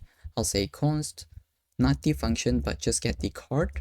I'll say use cart store. Okay, so this is going to give us the cart array that we have. Then we'll like to render, let's say, a div. And let's just say class name of padding y of 8, margin, medium screens and above, padding y could be doubled. Then we'll just put one more div. Again, I just want to speed this up. So I'll put my div, close that off. There we go. I'll save. And into this, I'd like to give one more div. And actually, okay, so let's just do it one by one. So these are just some styling that we would like to give so that we have a clean UI really. We give flags, item centered, so everything just looks as expected. And I'd like to give a motion div to have this kind of animations. So before that, I want to mention this as well. So like if we have something in the cart, we'll see this UI. But if we don't have anything in the cart, then we will see this empty UI component, right? So this will say your cart is empty, go ahead and start shopping. So we can create this component, pretty simple, an icon, two different p tags, and then a button. So I will provide you that component, which is about 10 lines of code. You can grab it under this file in the GitHub repo. So this is how that look. Let's import the motion from framer motion. Then we got the link, React Rotterdam, and then the Lucid React shopping cart icon. So we'd like to show this if the cart length is equal to 0. So you know what, I'll just go ahead and copy and paste this stuff. So we just have a motion div with some animations. Then if cart length is equal to 0, we will see this UI, which is the component we just created. But else we can show a cart item for each cart item basically, right? For each product. Then we'll pass the item as it is. And if the cart length is equal to 0, we can also show the people also bought thing, right? But I think we don't, yeah, so we need it. I thought this was inside this check. So I was going to say we don't really need this check, but we need it because it is outside of this one. So let's try to create both of these components. I will say, give me a cart item component, .jsx, get the RAFC, save it, close it, and maybe import this one. It doesn't give us, let's create this one, then we will import them manually. People also bought .jsx, save, and let's try to see this one as well. Okay, it doesn't work. Let's just say import cart item, from components and cart item. And then we'd like to get the same component for the people also bought. You can also call this as recommended products, but I think this makes sense. So we'd like to see a cart item component, which is going to be looking like this one, right? So we'll have image, just this UI. Let's try to build it. I will go into the cart item and we'll just have some imports. I'll go ahead, grab these icons, and we can also get the cart store, right? Let's say use cart store, because we'll have two different functions that we need to import into this component, which is going to be update the quantity, right? So we will call these buttons. I mean, when we click to these buttons, we will call the update function. And when we click to this, we'll just say remove from cart, right? So that's why we're using it. Let's just say const remove from cart. This will delete everything, or it'll delete everything for this one. So let's say we have 4 quantity, and once you click to it, it'll just make this to be 0, and these ones will just update one by one, as you can imagine. So let's just say update quantity function as well. We don't really have them, but we'll create it just in a little bit. So let's give a little bit space and close the left hand side. Let's say we'd like to return a div with some classes. I'll just actually get the entire div. Okay, so these are the classes that we'd like to have, and below it, we'd like to have one more div, which is going to be looking like this. And into it, we'd like to show the image of the product. So we are going to pass it, and we are getting the item, right? So this is going to be the product. Let's just say item, and we would like to show the item.image. Then let's save to get this formatting. Then below this div, we would like to have a kind of like a label that says choose quantity.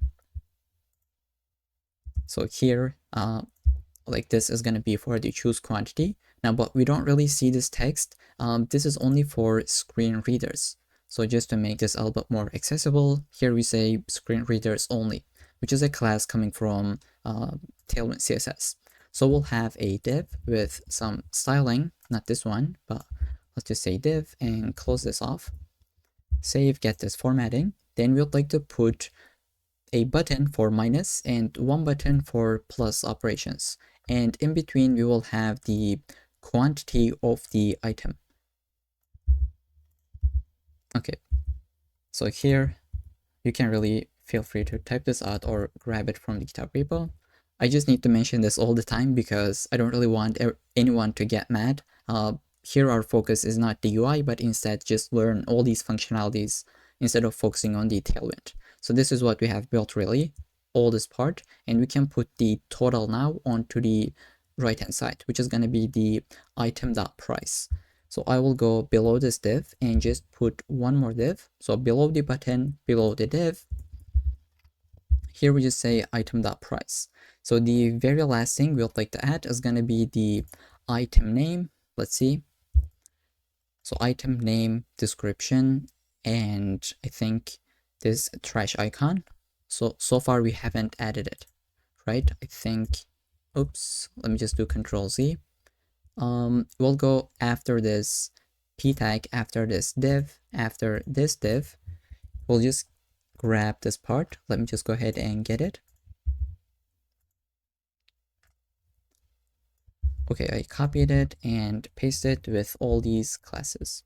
So once you click to it, it is going to call the function with the product ID so that we can know which product that we are trying to delete. Let's just save and hope that it is going to work. Okay, there we go. We can see this is in our cart and the quantity is 2, if you remember, right? Because we added this twice. And now we should be able to delete them or update them. Let's try to build that functionality. We will go into the cart store. So we have the add to cart function. We would like to add remove from cart. So let's just say remove from cart. This would take the product ID and let's put a comma here. We'll just say await Axios dot delete to our endpoint, which is cart, and we would like to pass the data, which is going to be the product ID. So let's say this is the product ID, ID of the product that we would like to delete, and let's remember if this is how we are accepting it. Under the backend, I think routes, product routes, delete. Okay, so actually we are deleting it by ID. So this is not how we would be calling it. Instead, we would say cart and pass the product ID. Let's make this to be async. Okay, so this will delete it from the cart and we need to update the UI, right? So we will just say set, we can get the previous state, right? And we'll just filter that out from the state. So we'll just say, go ahead here, let me just put it in one line. From the cart, just filter out the current product that we are trying to delete. And since we are deleting something, we should be able to calculate the totals from scratch. So let's say get calculate the totals. Let's try to see this in action. Once we click the trash icon or the button, it will delete it, hopefully. Okay, let's refresh. I'll go into my cart, and if I just say delete, okay, it didn't work out. Maybe it didn't update the UI. Let's refresh. Okay, so let's take a look at the network tab. I'll send it. Cannot delete API cart. So probably we made a mistake in the endpoint. So delete cart. Okay, so I take a look at the product route, which was not the actual one. So admin will call this if they are deleting a product. But in our case, we are not deleting it. We are removing it from the cart. It should be under the cart route. So when we delete it, we actually don't get it from the like endpoint. Let's just see. We are getting it from the request.body. Okay, so instead of calling it like this, we will say like the data is going to be product ID. Let's try to test this out. Refresh and clear this out. Click to it. There we go. 200 success, and our cart is empty, and it should be deleted from here as well. So you can just really take a look at it. But obviously we can see it has just been removed. So it was this user. The cart items is empty now. We don't really have anything into it. Okay, so let's try to add a couple of different things. Once I click to it, it will take me to the home page. Let's say I'd like to add this to my cart. Okay, so here it says unauthorized. Maybe we need to refresh. So do we get the still same thing? So we need to log in. Okay. So since we are in development, this might happen, and we are not handling the refresh token mechanism, which is something that we'll do, and this will, like, it is not going to be an issue when we deploy this application.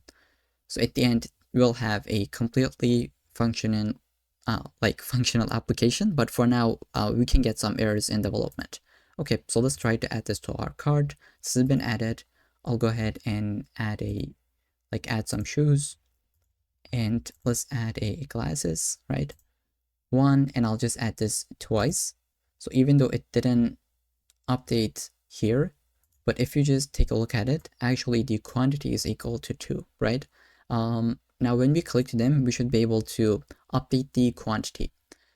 So let's build a function for this. So I'll say update quantity, which is going to be an async function that takes the product ID as well as the quantity. So here you'll say the quantity is going to be like 1, 2, 3, 0, whatever that is. So if quantity is equal to 0, that means we need to just remove it from the cart. So we can say get and call the remove from cart function, where we need to pass the product ID.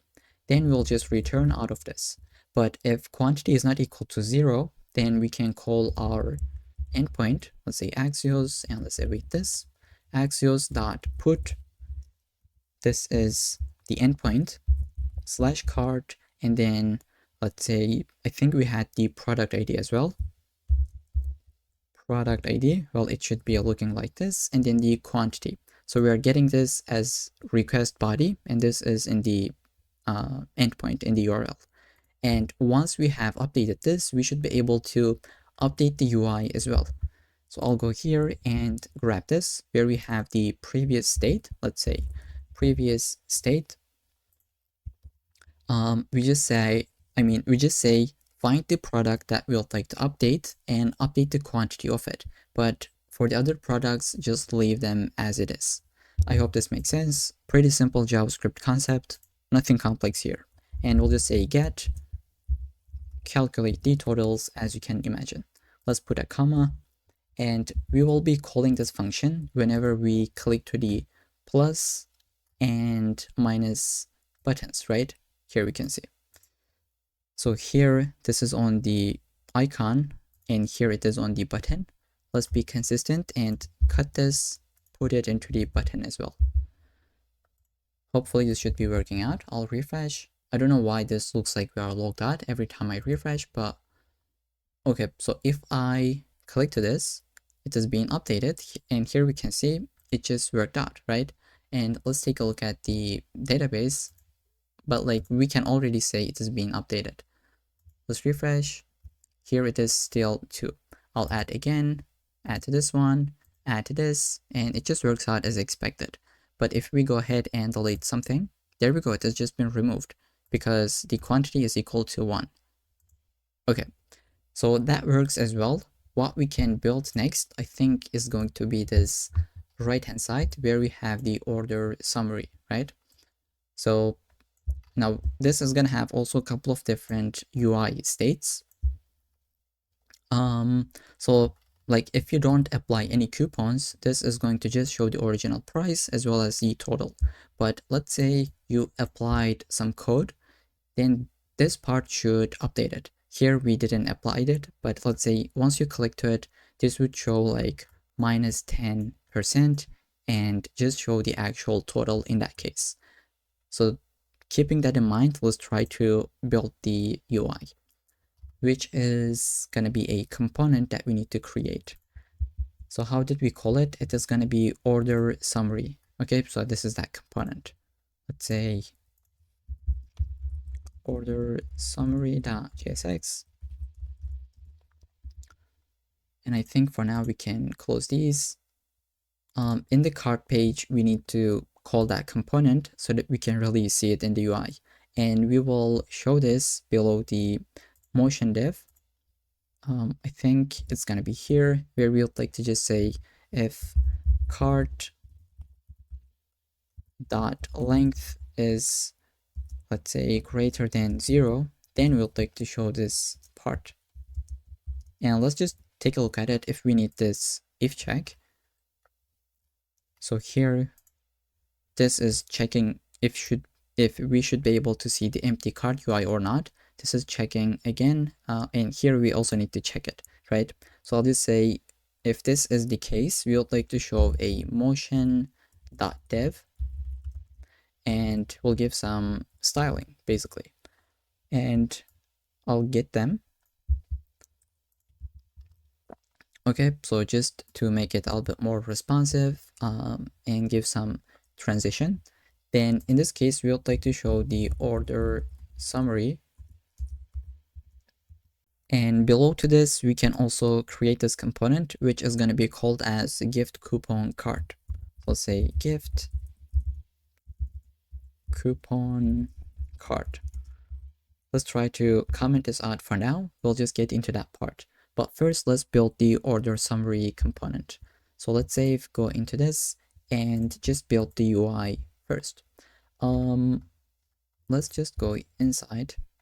And maybe before that, we can get some imports such as framer motion.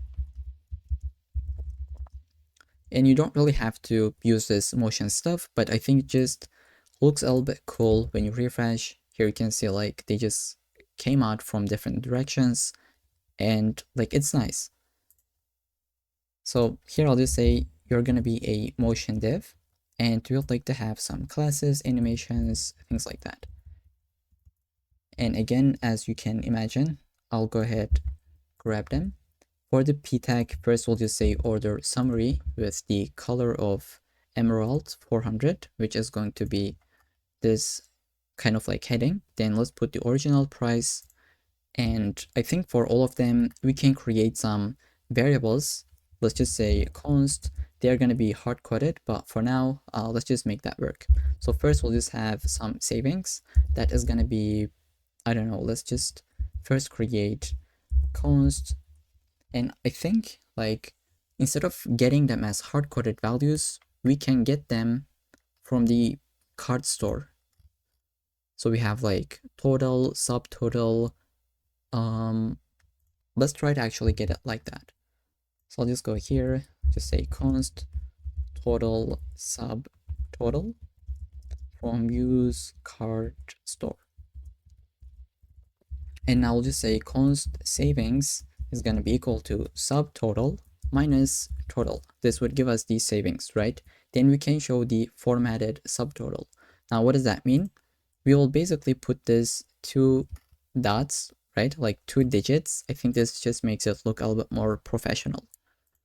So this is how we can really do it. Let's say formatted subtotal. Here we just say total dot to fixed, and the number of digits that you would like to put. In our case, this is going to be 2. Then we would like to get the formatted total in the same way, right? Total dot to fixed and formatted savings. So these are the variables that we would like to use. Below this p tag, let's move on with the UI. We'll have a div with, let me just first get this formatting. So we'll have this div with spacing in between for each element in the y direction. Then we'll like to have one more div.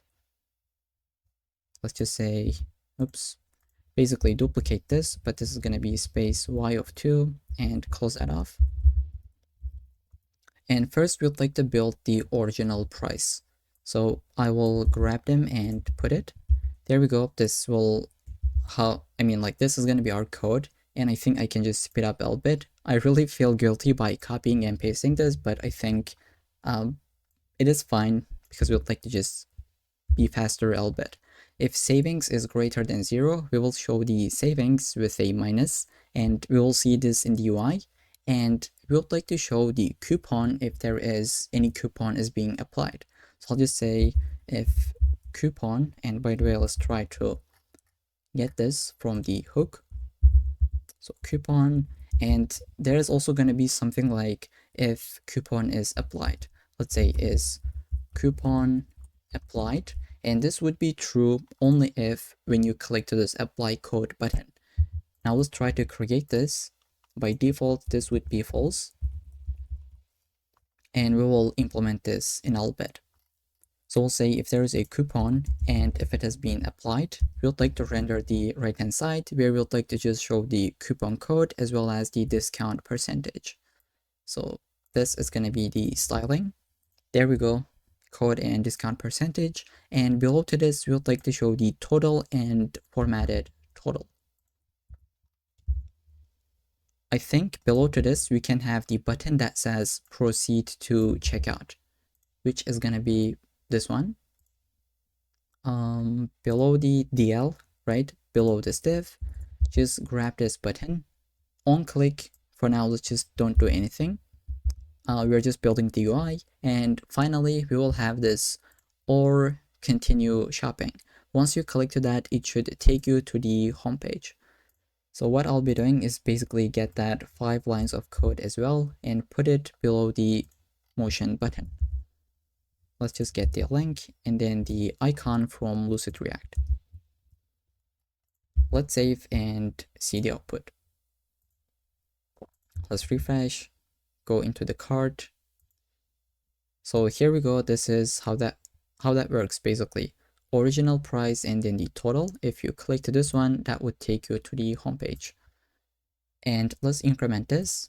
Here we can see it is being updated. But why is this, right? Why does that work? Well, basically, this is the cart price.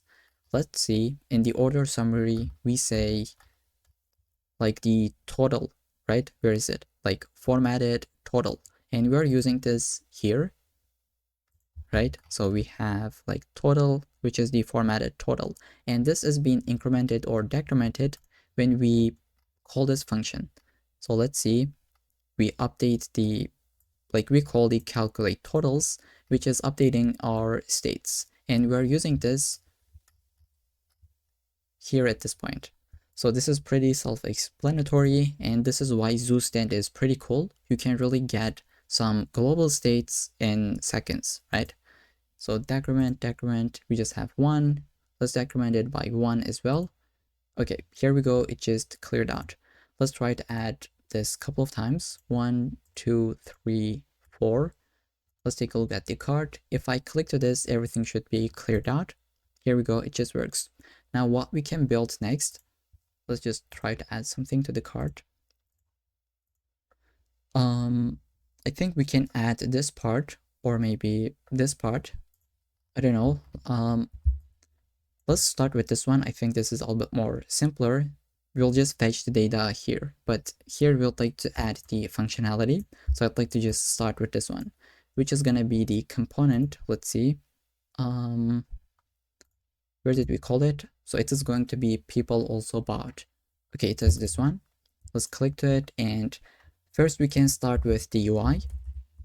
So the UI for this is going to be pretty easy. So I'll just go ahead and type this out. Let's say class name is going to be margin top of 8. Then we'll like to have an h3 that says people also bought, and we'll like to just add some classes. And like I just want to talk about an extension. Like here you can see if I just delete this part, it also updates the closing tag, right? So for this, I'm using an extension called auto rename tag, and here it is, this one. Probably I should mention this previously, but I just realized you might be asking, like, what is the extension? It is that one. Let's say class name is going to be text is going to be 2x large, and let's say font is going to be semi-bold. Let's give a text of emerald, I think 400, and we'll just say people also bought. Then we'd like to have a div. This is going to be in the grid layout, but first let's just say margin top of 6, grid columns of 1, gap is going to be 4, and as we get into the larger screens, we would like to just update the columns number. So cols to LG and above, grid columns of 3. And into it, we'd like to basically map through the recommendations. So we will have a state here. You can imagine like recommendations. These are going to be the products. We will fetch this in a bit, but here let's just say recommendations.map for each of them. So instead of, I think, calling them item, we can just say something like product, right? Because they're going to be a product. For each of them, we would like to show a product cart. And we already have this component, so basically we can just go ahead and get it, which is going to take, let's see, how did we call this? So product, right? This is what we sent as the prop. Let's say key is going to be product ID, and then send the product as it is. Now if we save, we're not going to get anything because the array is empty, but here we can just see the text. And what we'd like to do is don't show this if we don't really have anything. So I can just say maybe into the cart page. So here we say if cart length is greater than 0, only then show it. And in our case, we have something in the cart, but if we didn't had, we wouldn't be seeing this. So we already have this check in place, so we don't need to add anything here, but let's try to fetch the recommendations. And now how should we fetch this data? Well, you can basically visit your product store, where is it? And just add a function where you can get the recommendations, right? Get recommended products. But if you really want to, you can also handle it here. So I just want to show this as well. Let's say recommendations, and this is going to be set recommendations. This is going to be basically a use state of an empty array, and we'll just update this with a use effect.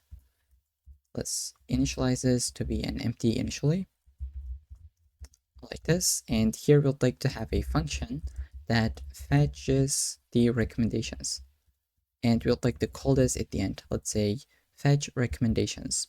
So this will just send a request to our endpoint. Let's say Axios. We can really import it from either the package or the Axios instance, which should be this one. And I'd like to rename this to be Axios, so it is just a little bit more natural to read. Let's say get request to this endpoint slash products and recommendations. This is what we had. Then this is going to give us a result back, which would like to set our state with it. So set recommendations with the res.data, which is going to be the array of products. And if you really want to have a loading state, you can use it as well. So here, just the classic way of doing this. By default, it's going to be true, and here we would like to just say set loading is going to be false. But the better approach would wrap this with a try catch, and in the finally case actually make the loading to be false. Okay, in the catch we can just have a state for the error, but I'll go ahead and just show a toast. Let's say toast.error, an error occurred while fetching the product or the recommendations. So this should be good to go, and we can show a loading spinner if we have it. So let's say if is loading, we can show the loading spinner, and this should be good to go. Let's save, hopefully. Okay, there we go. We have some products that has been recommended, and the endpoint that we have for this, let's take a look at it. It is called as recommendations. So under the products, recommendations, and we always return 3 different items, right? So if you say like 4 and refresh this page, so here it says unauthorized, probably our access token expired. Let's try to log in. And by the way, like if we are not logged in, we shouldn't be able to see this toast. It doesn't make sense because we are already in the login page. Let's see, when did we add this? Probably in the checkout. Let's say user restore. When we check for the authentication, if we have some errors, we don't really want to show a toast. So it is not here. So where it should be, not in the sign up, well, not in the login as well. Let's take a look at the app.jsx. So I just paused the video and debug it. Well, basically it is coming from this function. Since we are not authenticated, we cannot really get the card items, right? If we take a look at into this function, let's just see get card items. Here it says in the catch show a toast, and we cannot really get it because we are unauthenticated, right? So when you refresh here, this is coming from that function. Well, we can just say if we have a user, only then actually call this, and we can just go ahead, just say add the user here as well. Or the better approach, I think the simpler one would be if we don't have a user, just return out of this function, don't do anything. Let's save, and now we shouldn't be able to get that toasts in the login page or in the sign up page, right? Okay, let's try to log in. 1 2 3 4 5 6, and what we were talking about. So basically we were trying to get 4 different items because we have updated our code, product, controller, and I just want to go with 3. If you really want to, you can update this, and maybe 4 looks a little bit better. Okay, so I'll just go with D4. You know what? Let's leave it like this. And in the user store, here we have an error. Here it says you're not using this, but let's just say console log the error.message. Okay, so here we also have an error, but we'll be using this later in the video. So what should we build next? In the cart page, we should be able to get this other component, which is to apply a code, right? The gift card component. So we'll have an input and a button, and if we have a coupon, we'll just display it here. For now, we don't really have it, so let's just build the UI and we'll implement the functionality a little bit later in the video. Let's close everything to the right. Into the cart page, we need to create this component. So I'll say give me this one, .jsx, and import it. Okay, so we'd like to build the UI. Let's start with the UI. I will import the motion at the top from framer motion. Then we'll like to have a motion.dev, get the classes, and then the animation props.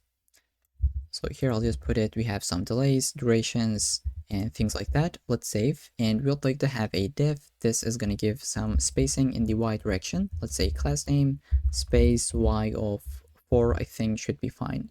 Then we'll have a div. This is gonna be this, do you have a like gift card, or this, and below it will have input, I mean. So here I'll just go ahead, grab it and paste it.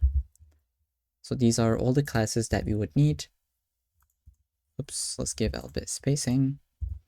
Okay, and for the value and on change, we will create a state. So let's say const, which is going to be user input code, an empty string by default. Then below to this, we'll have a button that says apply code. So here below this div, let's paste it. On click, we'd like to call this function. Let's just create it. This is not going to do anything for now. Let's say get this, and we can just say console log code applied, or the user input code, just show it.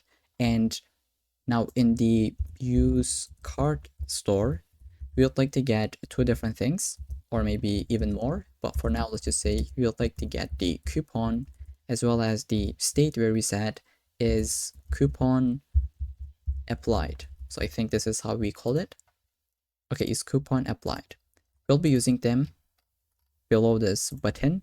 Here I'll just say even below this div as well. Let's say if we have a coupon and if it is being applied, say if coupon as well, we would like to show this div where we'll have the class name of margin top of 4, then h3, this is going to say applied coupon, class name of text large, font medium, and gray of 300. Let's say gray 300. Okay. Below this h3, we'll have a p tag. So basically, I'll try to just go ahead, grab it, paste it. We have the coupon code as well as the discount percentage. So I think it is just like this part. Or no, we cannot really see it because coupon is not being applied. Once this is being applied, we'll be able to see this UI. And below it, we would like to have a button that says like remove the coupon. So here I'll just paste it. The classes looks absolutely like nonsense, but really we need to add them to make them accessible, right? And let's add this onClick function as well. For now, this is not going to do anything. Let's just say const handle remove coupon, and we'll like to just say remove coupon. Finally, we'll have one more check. So below this one, we'll say if we have the coupon, we would like to show this part. Basically, we are trying to build here. So I'll go ahead, copy and paste. If user have a coupon, just show it under the available coupon text.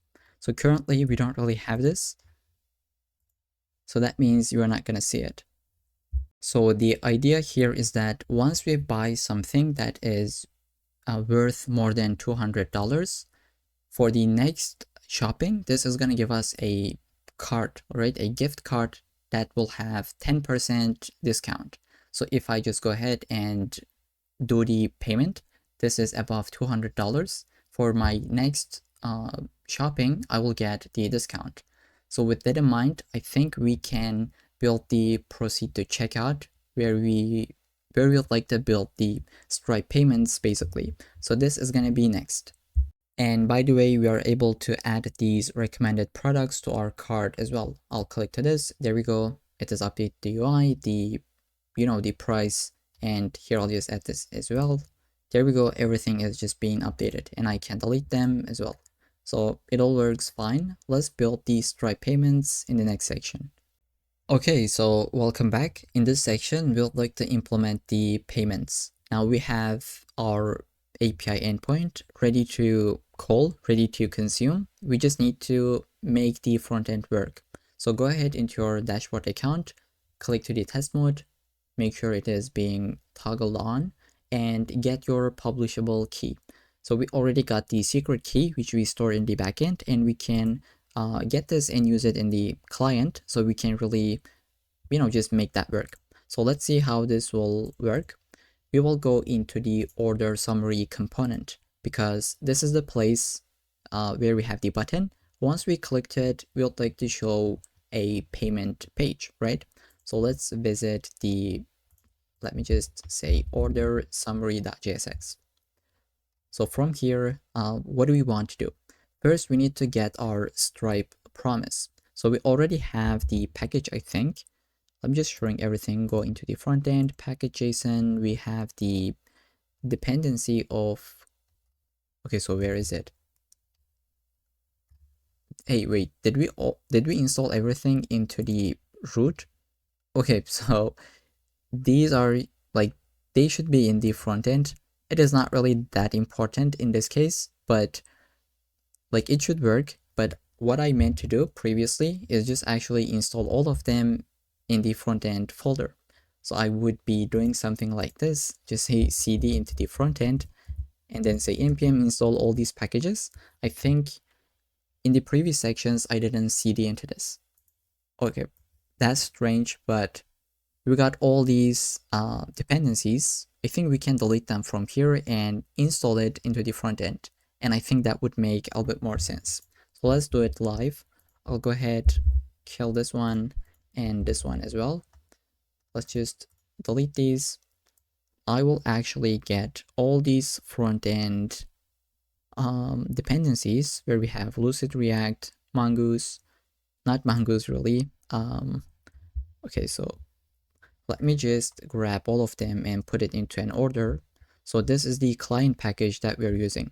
I'll go ahead, put it at the very bottom because I'll just copy all of them and delete them. So this is for the front end as well. Let me cut this, put it here. This is for the backend. Okay, backend.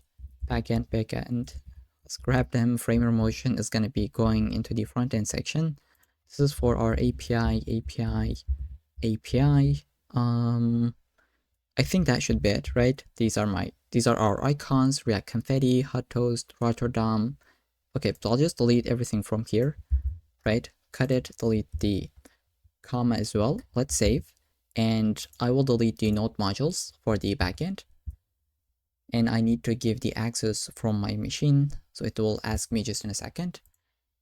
And here I need to give the access. So it'll delete just in a second. Let's wait for this. It is deleting the node modules. Yep, deleted permanently. Now we'll just go into the terminal. For the backend, we'll just say npm install. So basically, it'll install all the dependencies, but for the backend, right? This is going to be installing only these. And while it has been installed, we can go into the package.json in the front end and just paste everything that we have cut, right? So we have all of our imports for the front end. Let's save this. And what I'll be doing, delete this one as well, or maybe we don't really need it. We can just cd into the front end and then just say npm install, which is going to be installing these and put them into the node modules. Let's wait for this to complete. And at the same time, we can start a new terminal and run the backend. Okay, so once this is done, we will start the front end as well. So let's just say this is our API. Okay, so here it says cannot find package Stripe. Okay, so here this is not going to be in the front end. I'll cut it actually. Sorry, this is my mistake, but it should be here. And I'll go do it npm install stuff again in the backend.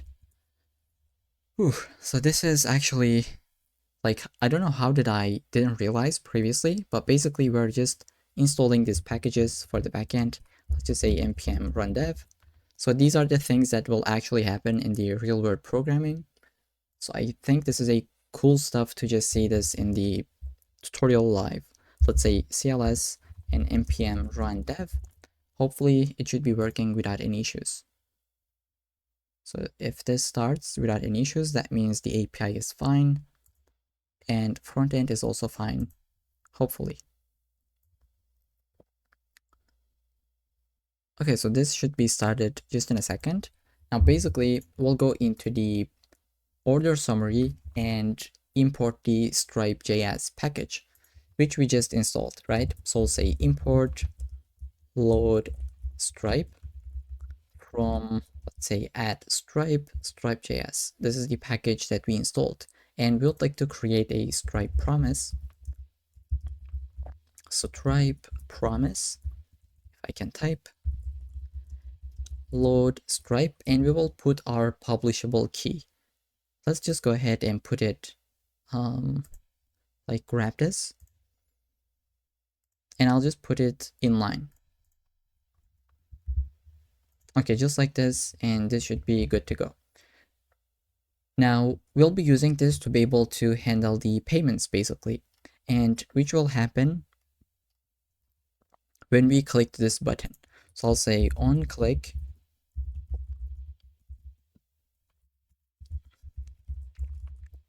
so you can call this handle Stripe payment, but I think I'll just go with handle payment. Let's create a function, const handle payment. This is going to be an async function where we'll like to basically try to do the payment. Now you can really put a function into your store where you can just say handle payment, right? Or just say do the payment. But what I want to do is just keep it in this file so that we can really see everything here in one place. So first I need to get my Stripe instance. So I'll say await the Stripe promise. Then we'll like to just send a request to our endpoint. So I'll just say await, and let's import the Axios instance that we have. And again, I'd like to rename this to be just Axios. There we go. I'll say get, I think that should be post method. This is how we created that. It would be under the payments endpoint. So here I'll just say slash payment or payments, then create checkout session. So if you remember, that was our endpoint that we created. And for the body, we would like to return the products and the coupon if we have it. So we already got the coupon. So here I'll just say show the products array, which is gonna be the cart, right? So do we got the cart? No, we don't. Let's import it. This would be our array, and we would like to send the coupon if we have it. So I'll say if coupon, like if we have it. Okay, so this is annoying, but let's say coupon dot, like if we have a coupon, let me give it a bit space. Okay, so if we have a coupon, show the coupon.code, send this, but if we don't have coupon, just return null. So I think this code is readable now, right? We sent a post request to our endpoint with the data. This is going to give us a response where we can extract the session ID from the response, right? I'll just say const session, let's just say first, which is going to be res.data. And are we returning it as a session? Let's check it. Under the routes, under the payment route, where we say create checkout session, in the response, we are just returning the ID. So I think this is just going to be res.data. Let's try to actually see this. I will say console.log session. And let's just say session is here, show the session. I'll save and let's test this out. I'll go into Chrome and maybe refresh. We need to log in. John React 1, 2, 3, 4, 5, 6. Open up the terminal or the DevTools. Go into the cart. Let's say proceed to checkout. Okay, so we got an issue here. It says like 500. Let's take a look at the terminal. API payments, create checkout session. If we click to this, what would happen? Quantity is required. So it looks like we are not putting the quantity to the line items. Let's see under the payment route. So line items, it says it should have the quantity. So this is correct after the price data, we should be able to add the quantity. So let's say quantity. Here it's going to be product.quantity, and like for some reason if it is empty we can just back it up with 1. Let's save, and hopefully this should be working out. So this is just one place or one field that we forgot to add. And let's try to send this once again. Proceed to checkout 200, and let's see the console. We just got the session where it has an ID. Now by using this ID, we should be able to see this payment page. So I have mentioned this, I think previously as well. This will return us an ID, right? We just got an ID. By using this ID, Stripe will create us this page. And now it is time to use this ID. This is what we return from the backend, and we have the total amount on top of it, right? I hope this makes sense. Let's go into the order summary and complete this function. So this is the session. Let's say const, we're going to get some result back. Let's say result from the Stripe redirect to checkout, which wants you to put a session ID. Let's say session ID is going to be equal to the session ID we got from the backend, right? And we can just show an error if we really have. If result.error, we can for now just console.log it. Let's say even console.error, result.error. Okay, hopefully this should be working out. I'll go ahead, say proceed to checkout. Okay, so again, it didn't work out. Let's just see. So duplicate key error, collection, coupon index. So I think like in the Mongoose schema, something is missing. Let's see. Under the API, key collection, in the coupons index, let's take a look at the model. Let's do some live debugging. Under the, it was coupons. For the user ID, let's see. Here it says this is unique, but it just doesn't work out. Now what we can do is basically try to delete the coupons if we have anything, and just try to create it from scratch. Okay, I'll delete this dude. So in development, these kind of things could happen, and we can delete them and then just test it out from scratch. So here I'll try to proceed to checkout once again, clear this. Okay, now we don't really have any errors, and we should be able to see this page. The quantity is 3, we got the total amount, and we don't have any coupons, so we don't really see it. And if you refresh here now, since our like the amount is more than 200, we are getting a coupon as well. Okay, so it just works out as expected. Now in the email, let's just put something, and the test card information from Stripe is 42 bunch of times. So just go ahead and spam it. And for the month, you cannot really put 42 just because 24 has been expired. Let's just put 2025, put the CVC and card name, country, and then just say pay. So this will process it and should take us to the purchase success page. And we got this session ID in the URL. Now, why does this work? Well, basically, this is what we set in our controller, right? Here, let me just go ahead, shrink this. We said in the success case, you will take the user to the client URL, which is localhost 5173, purchase success, and put the session ID, right? This is the hard-coded value that will Stripe know. So this is the template it's going to replace it with. And in the cancel URL, it should take us to this page. Let's test this out as well. I'll go here, proceed to checkout. And if I just say go back, which will take us to the purchase cancel. And we can build that pages next.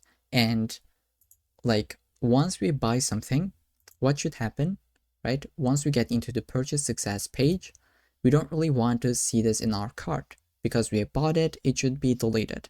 So we need to keep that in mind as well. We'll go into the purchase success page first. which we don't really have. Let's try to create it in the app.jsx. So let's say scroll to the bottom where we have our cart route. I'll duplicate this dude and I'll say purchase dash success. If user is authenticated, they should be able to see purchase success page, but if not, they will be redirected to the login. Let's copy it and try to create it. .jsx and get the boilerplate. So the UI will actually be easier than you think. Let's just see if I have a picture of that. So we don't really have it, but let's just try to see it in action while building it. So here, we can start with the UI. We'll be using the confetti package as well to just have a better user experience. For now, let's just have a div. Let's just go here, create a div component or an element, class name, let's say minimum height of screen, or just height screen, doesn't really matter in this case. We will have the flex, items centered, justify centered, padding x of 4. So I'll have a confetti component. I think this is how we type this out, but we'll be adding this later in a little bit.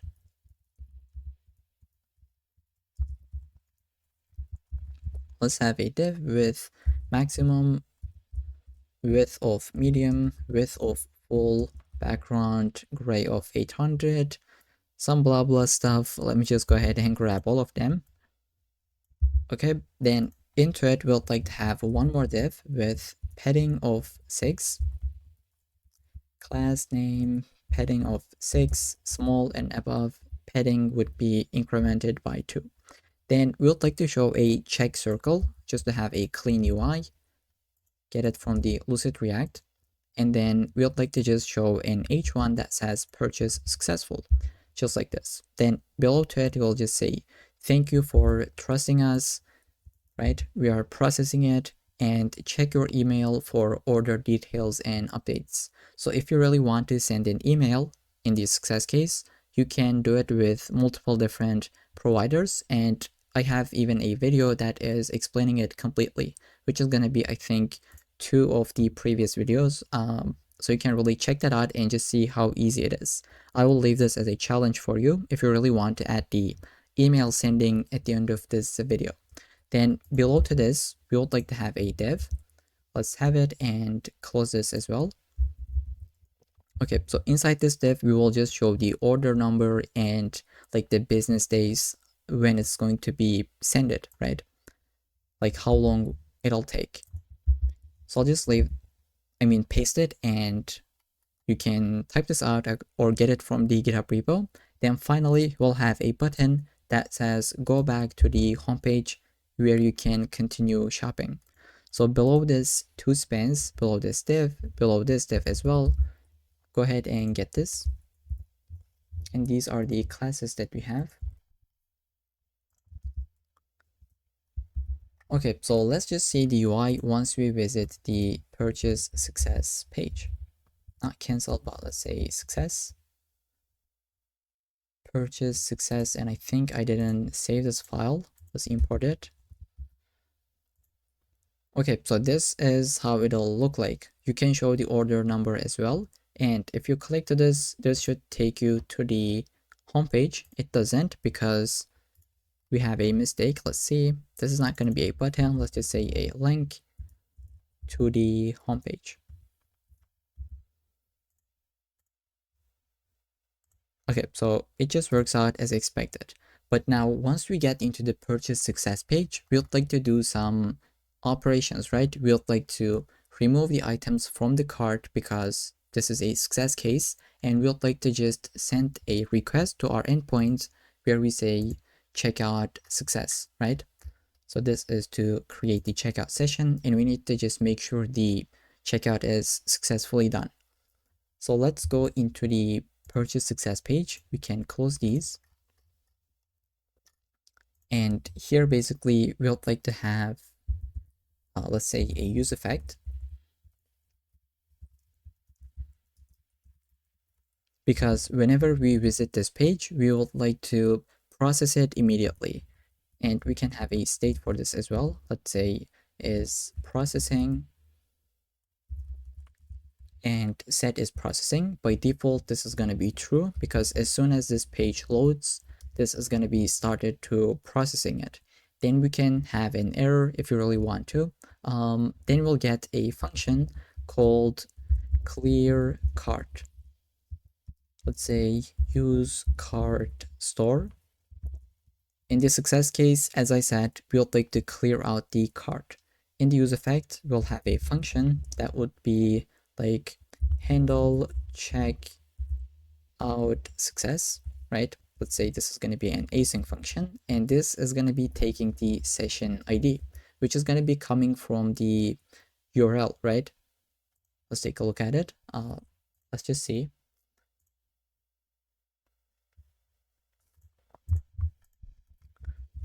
Let's just spam this. Oops, let's see, 42.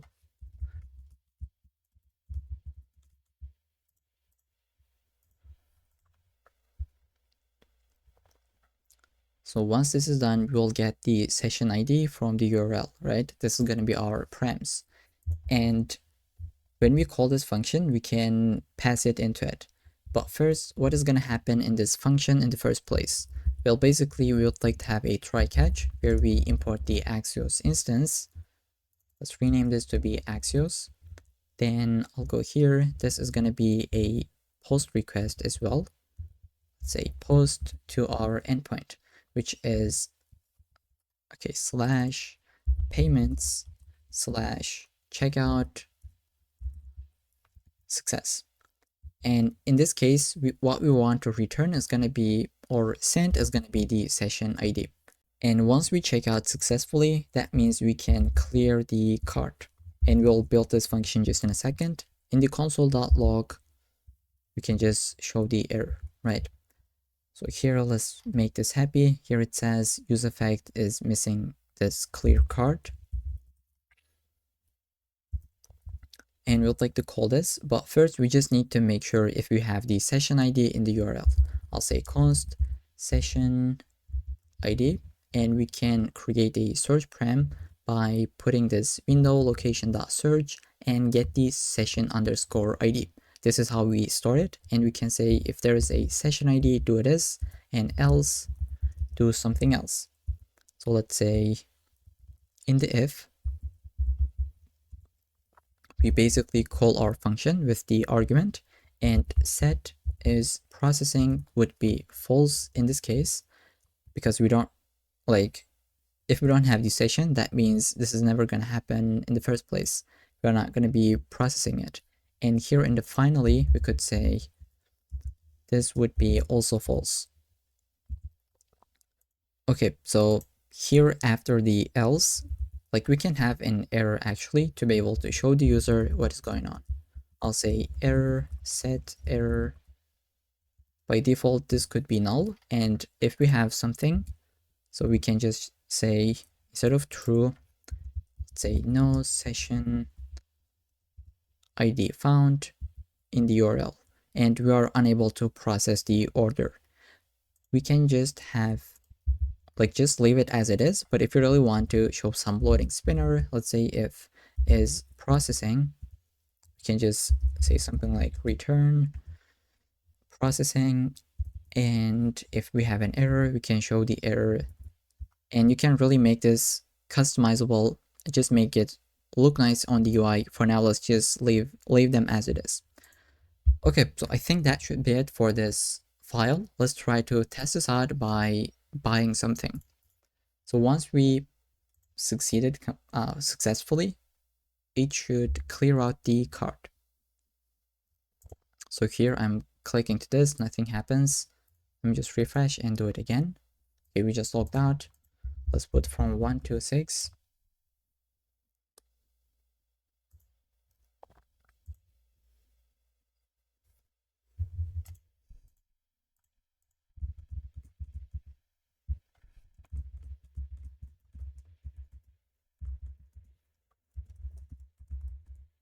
Let's pay, and it should take us to the success page.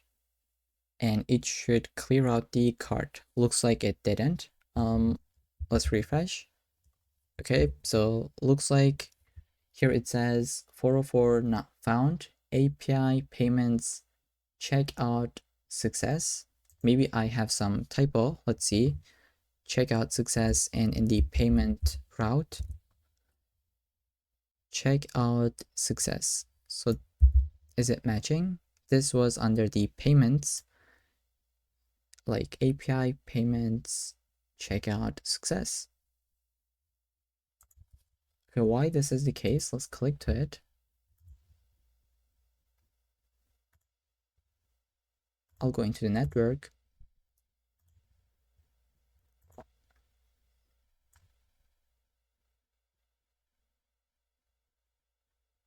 So we said post, but maybe it was a get method. No, it is not. It is post. Oh, okay. So we are not even calling anything. Maybe this might be the case. So checkout success, we should say, what is the controller? So checkout success. Let's try to import it. Looks like I forgot to import it previously. And now if I refresh, hopefully it should be working. But it says like endpoint cannot be found. So orders, again, we just have some issues in the development. I'll go ahead, delete the orders, copy it, paste it, and just test this out once again, hopefully. I'll say refresh. So did that work? Okay, so a lot of different things going on, but let's try to just delete everything from cart and do it from scratch. So I'll go ahead and add a product. Then do we have any orders? So we have orders, let's delete it. And we can delete the coupons as well. Let's say we are just starting from scratch. We just have some products and users, right? So I'll just say proceed to checkout, and maybe I'll add 3 different ones.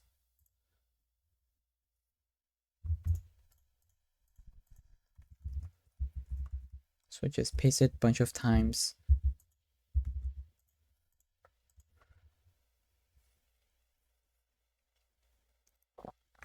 Now we get into the cart page, and let's take a look at the network tab.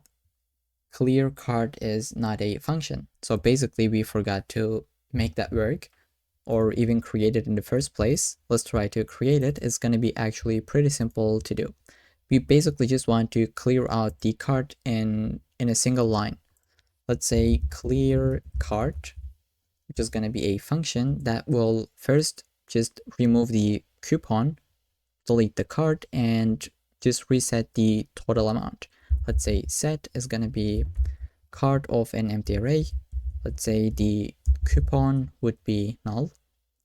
Coupon of null, total 0, subtotal of 0, 0 as well. And we need to put a comma. Let's save and test this out. Here I'll refresh. And if we, okay, so we just need to try this again. Really annoying, but we need to just make sure it is working. So we don't have anything here. I'll go ahead, just buy some glasses. So add this one, maybe add something else as well.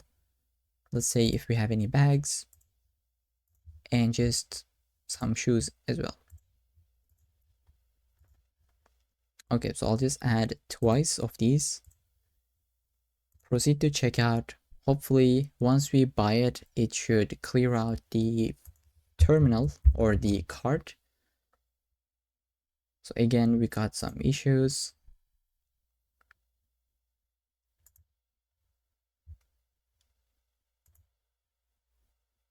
So API payments create checkout session.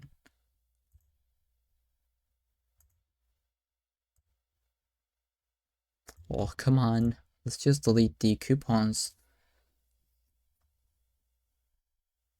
So like in development, this never happened to me before while building this application, but Here it just looks like the duplicate key happens, and we just need to clear this out and try it from scratch because we're just missing something in place. Hopefully this should be working out this time. I'll put the card information. It's 42.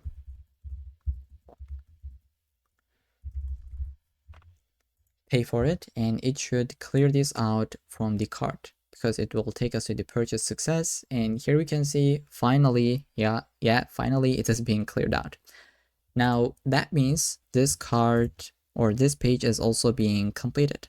You can implement these and just put a clean UI, but what I'll be doing is just move on with the purchase cancel page. And I think before that we can add the confetti as well, right? We forgot to add this, which is going to be pretty simple.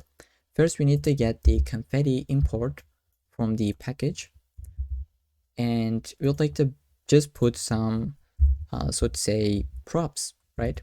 Here we would like to give the width, height, and some nice to have fields. Let's just say width is going to be window.inner width, so entire width, and then the inner height.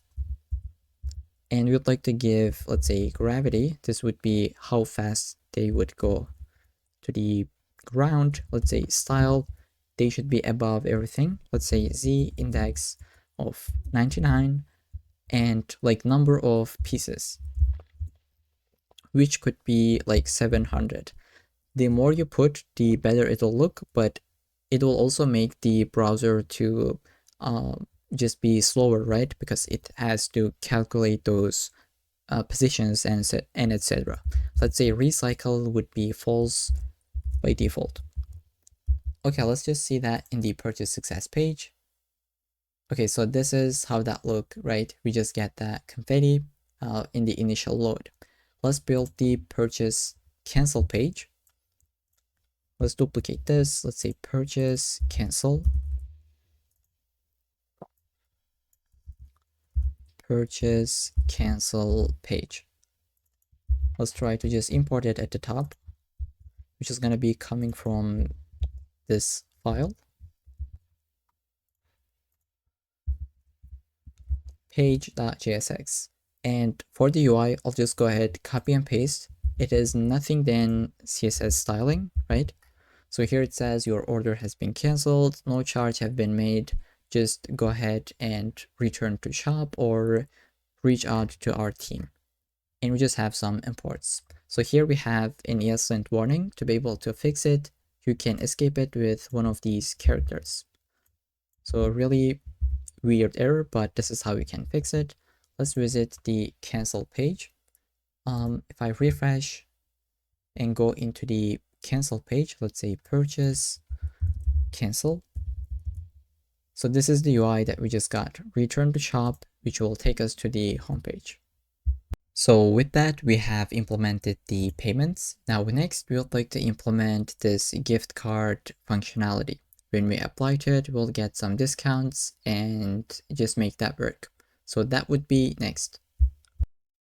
Okay, so welcome back to this section where we would like to implement the coupons. So first we need a couple of different functions, which is related to cart. So we'll go into the cart store and just create those functions.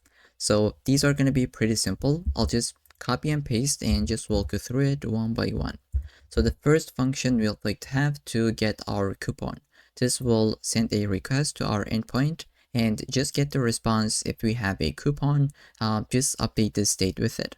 And then we need to also have a function to be able to apply the coupon. So once we say apply, it should update the UI and like just give us a 10% off in the checkout page. So this is going to be a function where we send a request with the code to our route. So here we say just validate our coupon, and here is our code. Now there is a one kind of issue we forgot to fix. Here we are just sending a post request, but under the coupon routes, we are just getting this as get. So this should be post, and just update that. This is my bad that I forgot to update this previously in the video. Okay, so with that in mind, this should be working out. And once we got a response back, we will set our coupon with it, and we'll just say coupon is being applied. So since coupon is being applied, that means the total will decrement, right? So we call the calculate totals to be able to update our total state. And we just show a message to user both in the success and error cases. And we'd like to have a function to be able to remove the coupon. So this would not change anything in the backend, but just update the UI so that the discount is being decremented and like coupon is just null. So here we'll just say remove the coupon to be null, and it has not been applied, calculate the totals. That means remove the discount and then just show a toast to the user. So with that, these are going to be the functions that we just added. Remove coupon, apply it, and get my coupon. Just check if I have a coupon in the database. And the place that we'll be using them is going to be the coupon card. So here I'll just kill the left-hand side, put them side by side, and just get all these names. So I am too lazy to type this out. I'll copy and paste, get this function name as well, and finally remove the coupon. Okay, so we can close this. And what do we want to do first is just get my coupon if I have it. So how would we do it? Well, basically in a use effect, just say initialize this, get my coupon in the first run. And we can just put it here so that it is happy with us. Now, once we get the coupon, we would like to just, let me just refresh. Okay, looks like we're logged out. Our access token expired. Let me just go ahead and log in. We still haven't fixed that issue, but this is something that we'll do in a couple of minutes or maybe in the next section. So here, once we got the coupon, we would like to see this immediately into this input, right? And we have a state for this called user input code. Here I'll just go ahead and create a use effect as well. Let's say use effect. This would be running. Once we get the coupon, we would say if we have a coupon, basically we would like to just run this set user input code and put the coupon.code into it. Now let's save. Hopefully this should be making sense. There we go. Like once we refresh, the use effect runs, we got the coupon, and then it updates the UI with it. Let's take a look at the network tab if we have any infinite loop. We don't really have. That means use effects are working as expected. Now when we click to the apply coupon button, we should be able to calling this function. So we'll just go ahead and delete the console log first, and I'll say if user input is empty, let's say user input code is just undefined or null, then return out of it. Don't apply anything. But else, just apply coupon, call this function with the user input code. And same thing for the remove coupon. Let's make this to be async. I'll just say first just await remove coupon, and once this is being completed, we can update the state as well. This is going to be an empty string because coupon is being removed. Okay, let's save and test this out. Here I'll go ahead and just say apply the code. The UI updates immediately. Here we just got a toast that says coupon applied successfully, and it just works as expected. Now if I just say remove the coupon, we got the toast and it is being applied, right? Now let's try to just refresh and get our coupon as well, apply to it. And now if we just say proceed to checkout, probably we're going to get an error. So let's see why this is the case. I'll click to it. Okay, and let's click to this one, what it says. So here it says you got a duplicate key. Now why this is the case? If we take a look at the coupon model, here we said like each coupon will have only one user. So that means, I think I just said it wrong. Like we will have one coupon at a time for a user. They cannot have two at the same time, even if it is not active. So when we try to, in the payment controller, when we try to create a new coupon, before we do this, we should be able to delete the previous ones. So here I'll just go ahead, say await coupon and find one and delete method. Let's call this, and we'll just say if the user ID is equal to this one, delete that one, right? And we can shorten this by doing this because they're the same thing. Now let's save, and hopefully this should be working out now. I'll say proceed to checkout. And there we go, we just didn't got any issues, and that means it was successfully completed. And looks like I think we didn't got any discounts here. Let me just go back and try to do it again. Here I'll just say apply to coupon, and let's say proceed to checkout. Okay, so looks like we are not getting the discount, right? It is the previous amount. We should be able to handle this. I don't know why this doesn't work. Let me just go ahead and debug this and then come back to the video pretty quickly. So I have just debugged this and find the issue. So in the payment controller, we are accepting the coupon code. But here, when we call that endpoint, we actually sent the coupon, which should be coupon code. So the name doesn't match, and this comes as an undefined. So it is not able to go into this if check and decrement the total amount. So that was the case. All you have to do is just update this part to be coupon code. Okay, now if you just save this, let's try to refresh and just say apply code and proceed to checkout. This is $310. There we go, we just got the exact same thing. And we can really pay for this and get the purchase successful message. But in this case, I'll just go back, and with that, that means we can also handle the gift card coupons, right? So the next thing could be, I think, the building the dashboard. We already have this one, but maybe it is time to build the analytics, which is gonna be looking like this. So we'll have, let's just delete all of these.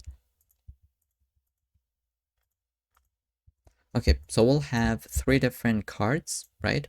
And then we'll have a chart. So here you can see we have the 4 same card where the only data changes and the icons. So we can make this a reusable component. So first we'll just go clear these out, right? Just close them and just say open up the analytics tab. So we'd like to first build the UI for this, and here we can maybe just speed up the process a little bit. Let's just say we would like to have a component for the analytics card. Let's import the motion, and I'll just walk you through it. Let's say motion from framer motion. Okay, so this takes the prop of title, value, icon, as well as the color, and then just put it into the UI so that it will look like this, right? So we have like the value, the title, the icon, and what else? Title, value, icon, and then the color where we just set it. So we'll be calling this 4 times with different props. And let's try to go into this component. I will just say we would like to have first a state where we can keep track of the users, products, total sales, and total revenue. So this is what we hold here, right? Users, products, and these 2. Let's import the use state, and by default they would be 0, and then we would just do a use effect and get the analytics. So in this case, we would like to also have some kind of loading state, and initially this could be true. Okay, and once we fetch it, we can make this to be false, right? As you can imagine. So here again, I'll just go ahead, copy and paste a use effect. Let's try to import it, and I'll walk you through it. Let's have one more state. This is gonna be for the daily sales data, which is gonna be for the chart. And I will create that state. Initially, it's gonna be an empty array. Once we fetch it, we'll just update it. Let's import the Axios instance that we have. Let's say import Axios from .lib from the Axios file. Okay, so we sent a request to our analytics, and we don't really need to put the API because it is already in the Axios instance. Okay, so here it is. Then we update our state with the analytics data and then the daily sales data. So instead of having is loading both here and then in the catch, we can just take it and put it, in the finally, I was going to say. Okay, so we can show some kind of loading if we are in the loading state. You can make this look a little bit better where you can put a skeleton. I'll just leave it to you as a challenge. And here let's build the JSX, the UI, right?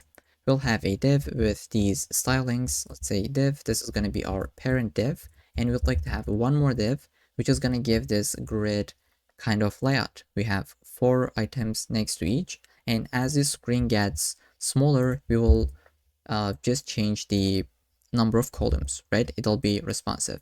So this is how we can do it. Into here, we'd like to basically call analytics card component. So here we'll just say, call it with this title, with the value that we just got from the state, and this is going to be for the users. And for the icon, we can grab this from Lucid React. I'll just go ahead, grab all the icons from Lucid React. These are the icons we'll be using for those cards. If you really want to type this out, here we go.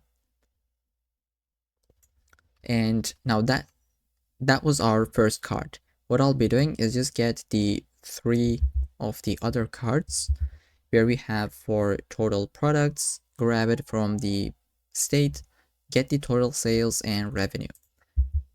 Now we should be able to see it, and here it says daily sales data is declared, but the value is never being used, but we'll be use it in a little bit.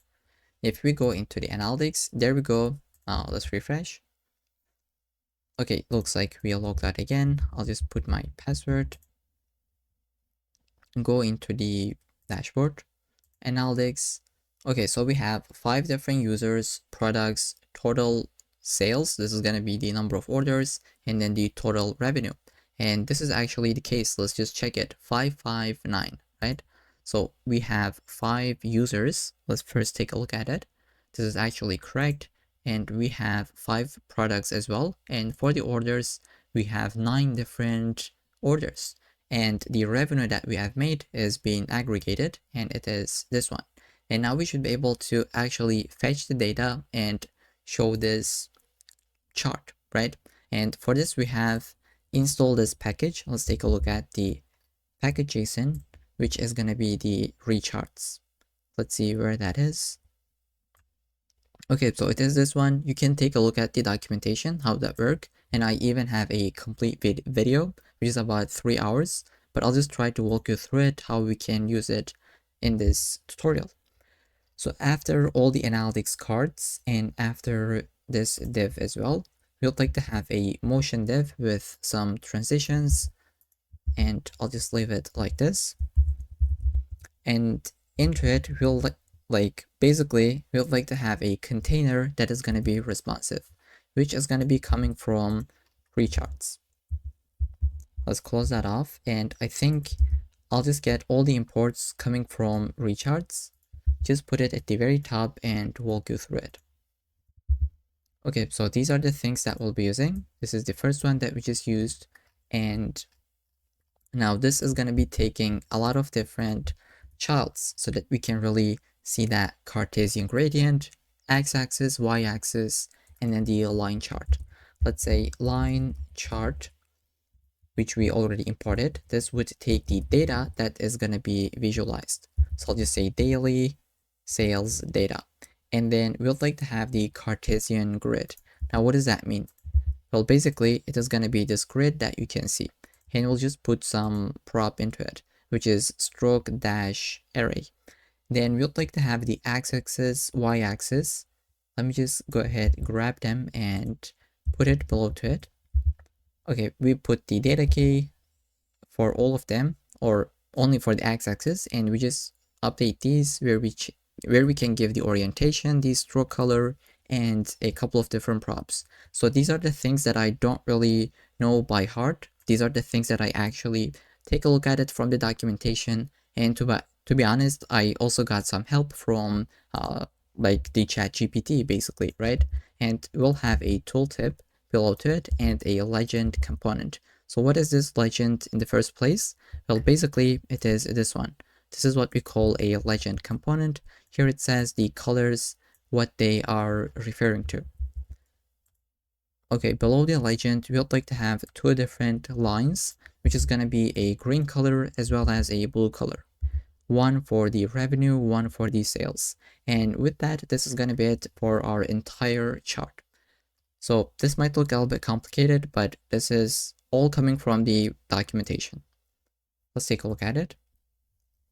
Go under the analytics, and there we go. So today we have two sales. Yesterday we had 7 sales, and prior to that we don't really have anything. And this would show you the over the last 7 days, which is pretty cool. And if you want to, you can really use different charts here in this page. So with that, I think this is gonna be it also for the analytics. Next, we can build the featured products. So here we don't really have it, but in the demo application, we actually have this slider. Okay, so it's gonna be this one, where we'll just fetch some recommended or actually featured product and just have this slider where we can go forward and backward. So that would be next. Okay, in this section, as we talk about it, we would like to fetch the featured products. So since it's about products, I'll just visit my product store. There we go. And we'll just create a function to be able to fetch the featured products. So maybe at the very top or maybe at the very bottom, doesn't really matter. The function is pretty simple. I'll just copy and paste and walk you through it so that we don't waste too much time. Video is getting already too long. So first we just say loading is going to be true and just grab them from this endpoint. Don't console log it. Let's delete this, and we will update the products with the response. And loading would be false, and in the catch we would handle this. And you can even just console log it. Let's say error in, and just put the function name. There we go. So this is going to be the function that we would like to call to be able to get the featured products, which is going to be under the homepage, because this is the place that we would like to really render it, right? So here I'll just first grab them from the product store. Let's just put them like this and import the product store. It doesn't give us. Let's just say import. Hopefully this should be the correct path. There we go. We have loading state, products, and fetch featured products. We would like to call this in a use effect, right? Here, let's just say once this component mounts, which is the homepage, just go ahead and fetch the featured products if we have any. And below the category items, below this div, we'll just say if we are not loading and the products length is more than 0, that means if we have some featured products, then we'd like to show the featured products component. Let's just create that .jsx, and like, to be honest, this would be looking a little bit weird, or like not weird, but it'll just have some logic into it, where we'd like to go to the next slide, go back to the previous one. So we need to keep track of some state, right? So here I'll just say RAFCE first, and maybe like save this, then import this one. And this is taking a prop called featured products. Let's save this and go ahead and grab it, featured products. And now we'd like to have a state to be able to keep track of the current index, right? This is what I'll be doing. By default, this would be 0. And for each, like to get started per page, we'd like to have 4 different items, sorry.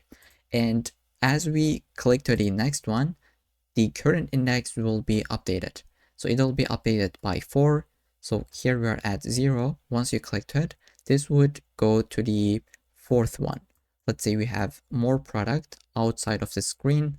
The current index would be 4. So this is going to go all the way to the left, and we'll be able to see this in here. So I hope this makes sense. Looks messy, but let's just see how we can implement this.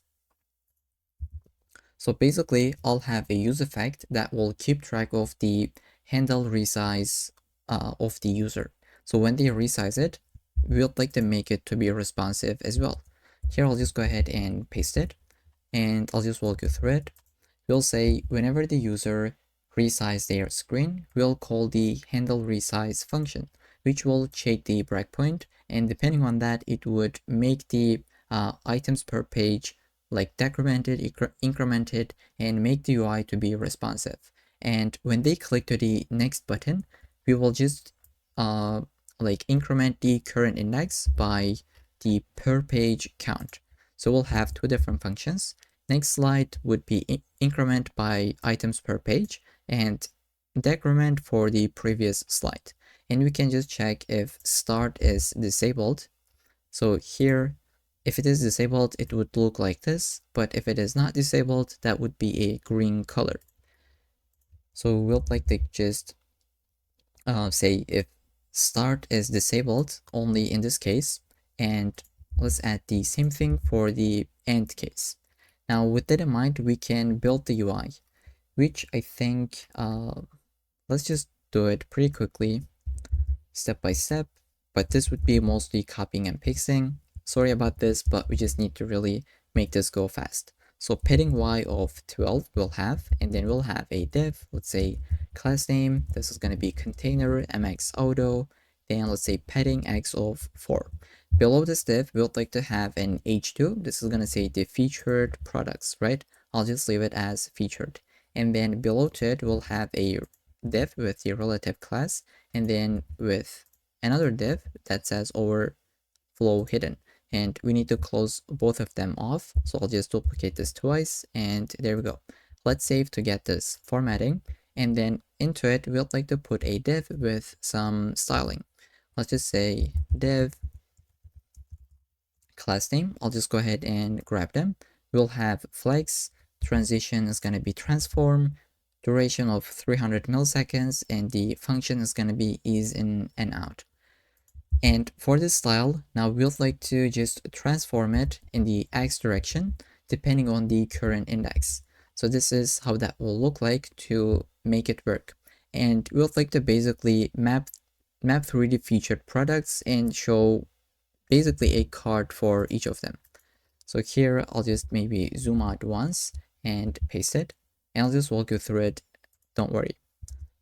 So let's import the shopping cart from Lucid React. Let's say import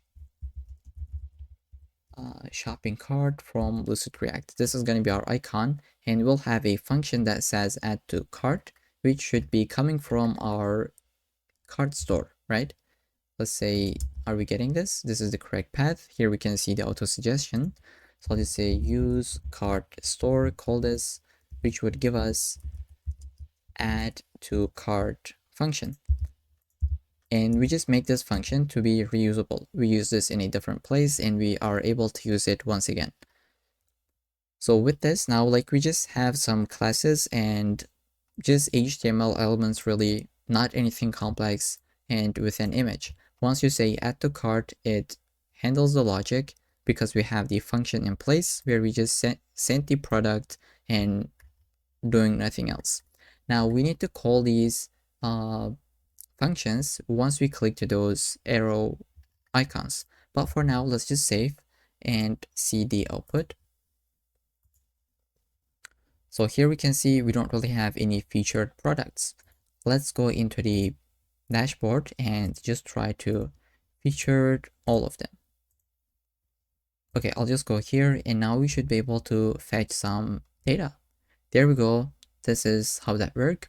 I can add them to my cart. It says it has been added. Let's add this one. It has been incremented. For this one, it didn't increment because we already have it in the cart. So it just instead incremented the quantity. Let's put these icons, right? Which is going to be two different buttons really. And again, I'll just provide them to you. They would be positioned absolutely. So go below this one, below this div, and below this div, we will have a button for the left. Let's just put it. We have an icon that says chevron left, and one more. This is going to be for the right button. Okay, let's try to grab those icons from here. So basically, when you click to the button, it is going to call the next slide or the previous slide function. And it would say if it is disabled, depending on this constant. And if it is disabled, we would change the background color as well as the cursor to be not allowed. But otherwise, we would leave the default colors. So with this, we should be able to see see it, hopefully. There we go. We can go to the next one. Here is how that works. Now, in a real world e-commerce store, you would have multiple products to be featured and you wouldn't have this kind of view. But if you add like more products, it would be a better slider, I believe, right? And now I can't really click to this. We cannot go forward, and from here we cannot go backward. So definitely this slider could be optimized, like you can make this a little bit more better, or maybe even use a ready-made component library. But I just wanted to show you this logic, how we can build it by keeping track of the state.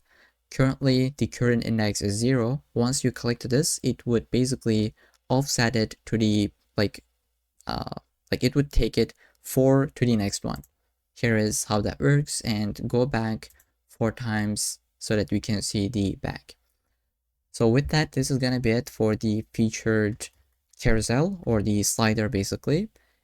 Next thing could be, we would like to implement the authentication, but specifically, let's say going to the user card or user store, I'm sorry, we have a to-do at the very bottom, which would like to implement the Axios interceptors, because in the current state, after every 15 minutes, I need to just log in again. So once the 15 minutes completed, when I just refresh, for some reason, I am just logged out. Here you can see, I think it just happened again. Our access token has been expired. Let's actually take a look at it from the application if we can really see it. Okay, there's a lot of things going on here, but let's see if we can find the access token. So cookies under your local host. Can we just search for it? Access. I think since it has been expired, we can't really see it. It's been maybe removed from here, right? Yeah, that makes sense. So now we need to handle this, where user don't really need to log in on every 15 minutes. And to be able to make this happen, we'll be using Axios interceptors. Okay, so let's implement this in user store file, and I'll just try to walk you through step by step. Now, before we try to write the code, I'll just say that now just imagine a use case.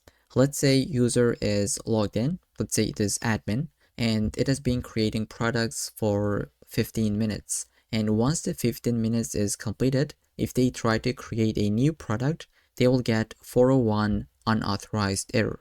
In that case, we need to just use the refresh token of the admin and immediately create an access token. So this is the point of this function that we are trying to create. And once we create the access token, the admin will just be able to create a card as if like they have never been logged out. They'll not just even realize that their access token been expired and we refreshed it. So this is kind of like a security check that we do in the background, but user doesn't have an idea of it. I hope that makes sense. This is a really important concept actually. So let's just first get a variable that we'll be using for optimization purposes. And this is how we can do it. Basically, you say Axios interceptors response.use. If we don't have any errors, we'll just return the response as it is. So that would be creating a product without any issues. And that means access token has not been expired. But if it expired, we will get 401 error, which we need to handle it in this second callback. So first we need to get the original request. So that would be something like creating a product, but it failed. So we'll just check, is it a 401 error? And if it is being retried already. If not, then we can just say, okay, it is going to be retried now. So I'll just say retry is true. And then we'll just have basically a try catch where we try to refresh the token. Use the refresh token to be able to get a new access token, right? And in the catch, we'll just say, okay, we cannot do it. You need to just log out.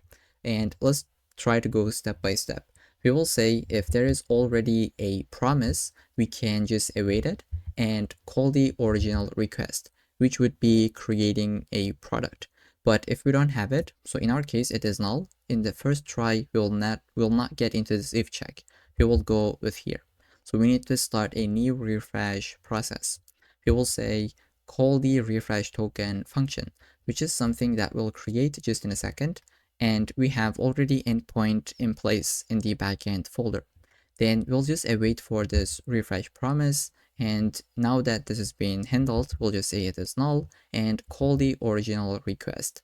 Again, that would be something like creating a product or really any request that initially failed, and we are creating a new token. Now they should be able to do the operation. And in the catch, that means we are not able to do it. So we'll just say, hey, you're logging out, and we're just rejecting this promise. And if we are not even if this if check, we'll just say promise. Oops, what is happening here? I'll just go and just say promise and reject.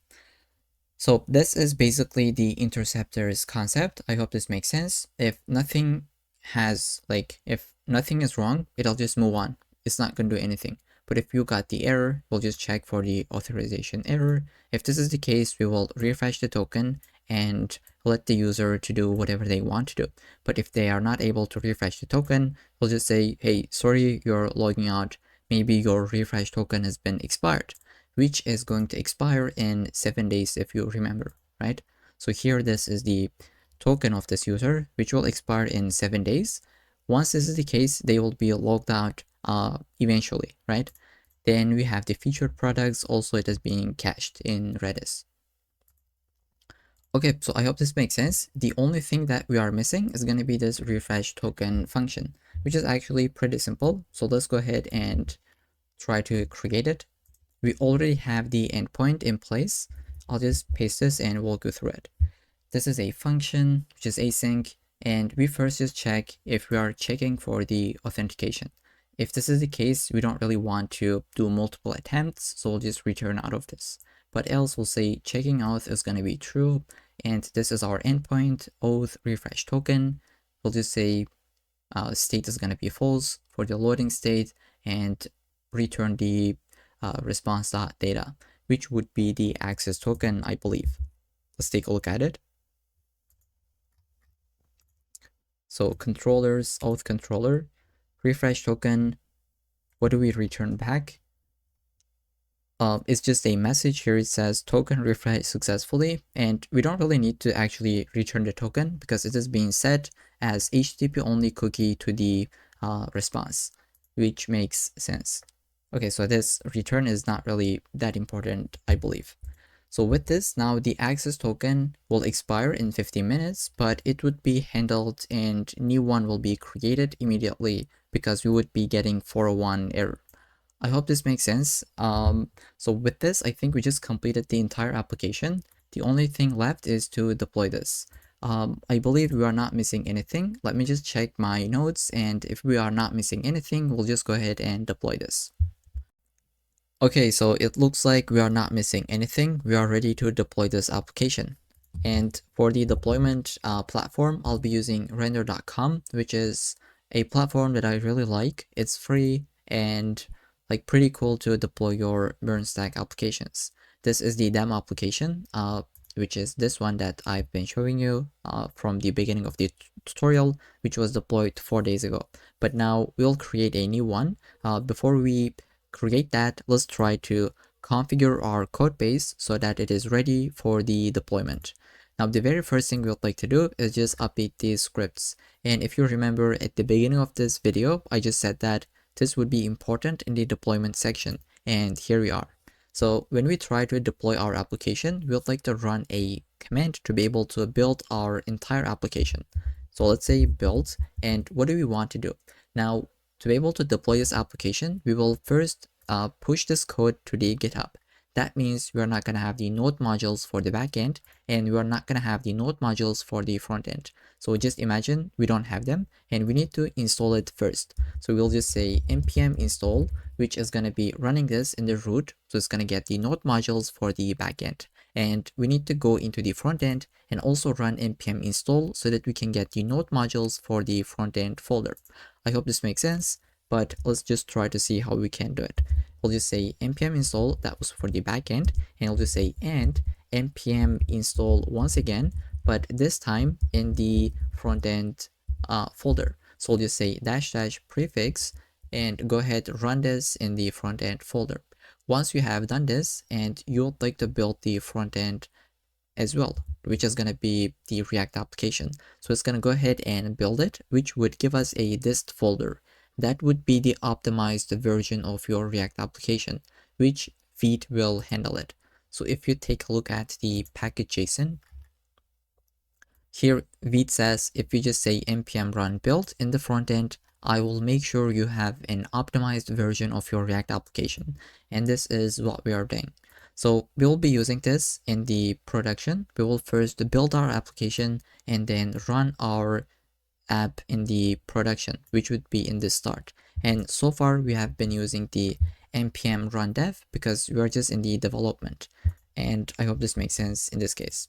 Let's go ahead, save this file. I think I just did Control X. Let me just bring this back and Control S. Okay, so we'll like to go into the backend, into the server.js file, and like set this up in a way that we can deploy this easily, which would require us to make the front end folder to be static assets. So it sounds complicated, but let's just try to do it. Below the port, I'll say const __ their name, which would be equal to path.resolve. Now, what is path? Well, it is a package coming from Node. Let's say path from path. And this their name is going to be the root of our application. Then after all these endpoints, we would like to just check for an if check. We'll say if the process .env node env, if it is equal to production, we'll like to run this part, which is going to set this up for the production. I'll just go ahead, actually copy this and paste it and walk you through it. Just one line. We will say use the express.static middleware, where we'll like to from the root go into the front end, right? So here we are in the root, we go into the front end and we'll go into a dist folder. We don't really have it, but we will have it in the production. And here it says make this our static assets, which is going to be the optimized version of our React application. And once you have done this, wherever the user visits other than these routes, just show them the React application. So we'll just say if user visits with the get method, any routes really other than these, show them the index.html, which is going to be inside the dist folder under the front end. So with this, we are ready for the deployment, hopefully. Let's save, and in the .env, we have node env. No, we don't. Let's try to create it. Node _env, this would be development.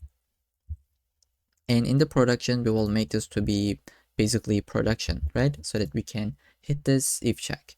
Okay, with that in mind, I think we should be able to deploy this, and I do really hope this all makes sense. We will go and first initialize this as a Git repo. Let me just check it if we have everything in place. We got the port, Mongo URI, access token, refresh token, and okay. So here, I think we are missing a git ignore. If we just, okay, so let me just show this. I will kill these, open up this one, and just say git init under the root. Now we have .env and node modules in the root. We don't really keep track of it in the git. So we can create a git ignore here, but we already have it in the front end. I'll actually drag and drop it. And one more step, you need to add .env into this file. So here I'll just go give a little bit space and just say .env. And here you can see it is being grayed out. That means we are not keep track of this file in the GitHub, right? Or in the Git history. And this has been ignored. This has been ignored. This folder will also be ignored, which means it is working as expected. Because if you take a look at it, we have the dist folder, just like the node modules, right? Okay, now I'll just put my commit. I'll just say git add all.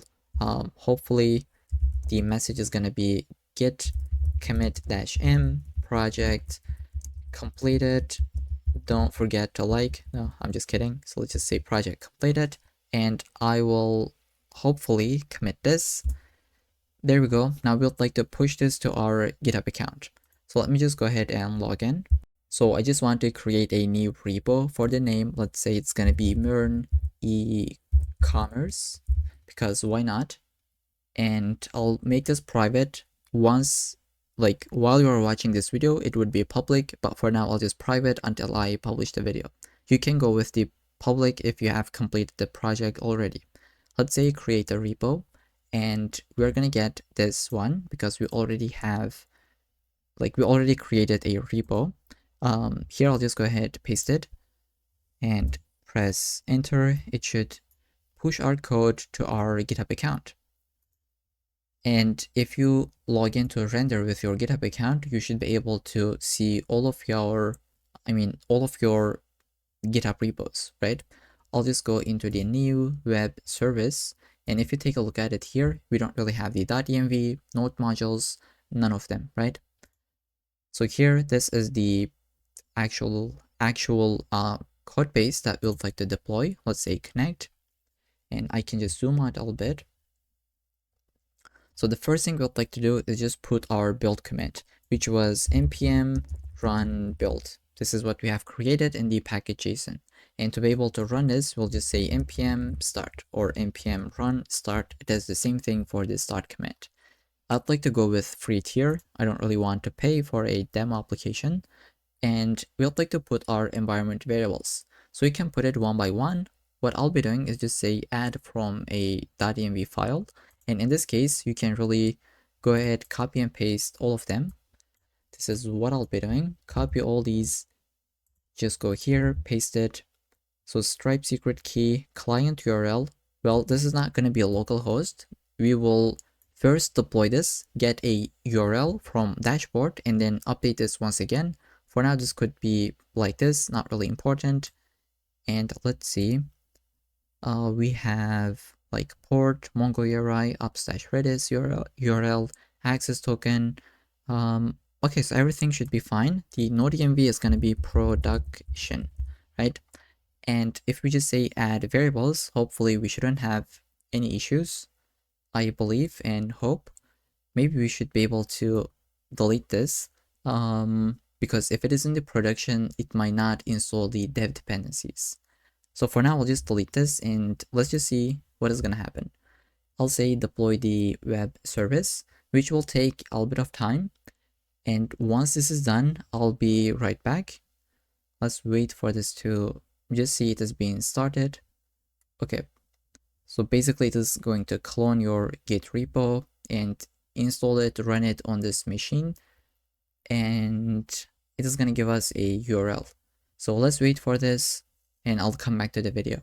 Okay, so looks like our service is live without any issues and MongoDB connected as well. And here we can see we got a URL, right? Let's click it, which is going to be our application. So it is working live on the internet. So we can really try to log in. I'll open up my console just to see if we are getting any errors. I'll put my email and the password from 1 to 6. And there we go, we are just logged in. Now, why did this work? So here in the, let's say Axios, so here it take a look at it and it doesn't send a request to localhost because it knows we are in the production, right? So it skips this part and it just says whatever the URL is, which in our case, it is this one, and it just adds /API into it, which make that work. So that was something to keep in mind. And other than this, we are using something called client URL, right? So in the payment controller, here we say the client URL is going to be used in the success URL and cancel URL once you call this Stripe related function, which is going to be to create a checkout session. But in our case, the client URL is still localhost, which is not correct. So in the VS Code, this is fine because this is for the development, but for the production, we should be able to update it. Here we'll go under the environment and let's copy our entire URL, right? Just copy it here under the client URL, which is this one. I'll actually delete this. We need to say edit and put our actual URL. And just make sure you don't put the / at the end, right? Don't have the trailing slash. So it should be looking like this, or whatever your endpoint or the domain, I'm sorry. Let's say save changes and deploy. So basically in render, how that works is that once you change one of your environment variable, it is going to redeploy that application. Okay, so here we can see it is being deployed. And this is the demo application that I had, where I can really just go ahead and delete this. We don't really need it. So this is not really distracting. Okay, so this will be deployed. I'll just wait for this to complete. And once this is done, we should be able to buy something, which will take us to the actual success page. Because if we didn't change that environment variable, it would take us to the, let's see, to the localhost, but we don't have localhost. We are in the production. So this is like the things that you need to keep in mind. And I think a tutorial is really cool for this kind of purposes. Okay, so once this is done, I'll just be right back. Okay, so once again, it says live, the deployment has completed. Let's try to buy actually something. I'll go into my cart and I have a coupon. Let's just apply this. Okay, we got 10%, which is $5. Let's say proceed to checkout. $52. Let's try to just buy it. I'll say 42, spam it a bunch of times. And I'll just John Doe, just say pay. So once this has been processed, we should be taken to the purchase success page, but in our actual application, which is our client URL. So previously it was the localhost, but not anymore, and it is working as expected. So we can get our categories, we can visit any of them. So here we have shoes. In our case, I just have only one, but imagine you uploaded multiple ones, then you would see all of them.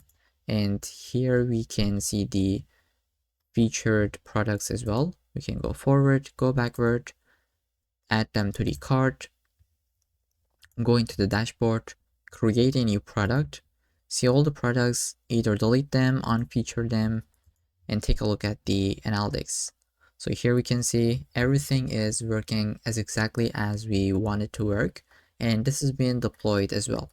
So I think this is gonna be it for this tutorial I was going to say, but I just realized something. Let's log out. Now here, if I put a wrong password, so if I just put 123, we should be able to see a toast. Here I'll not click it, and I'll just show you the code in the user store, let's say.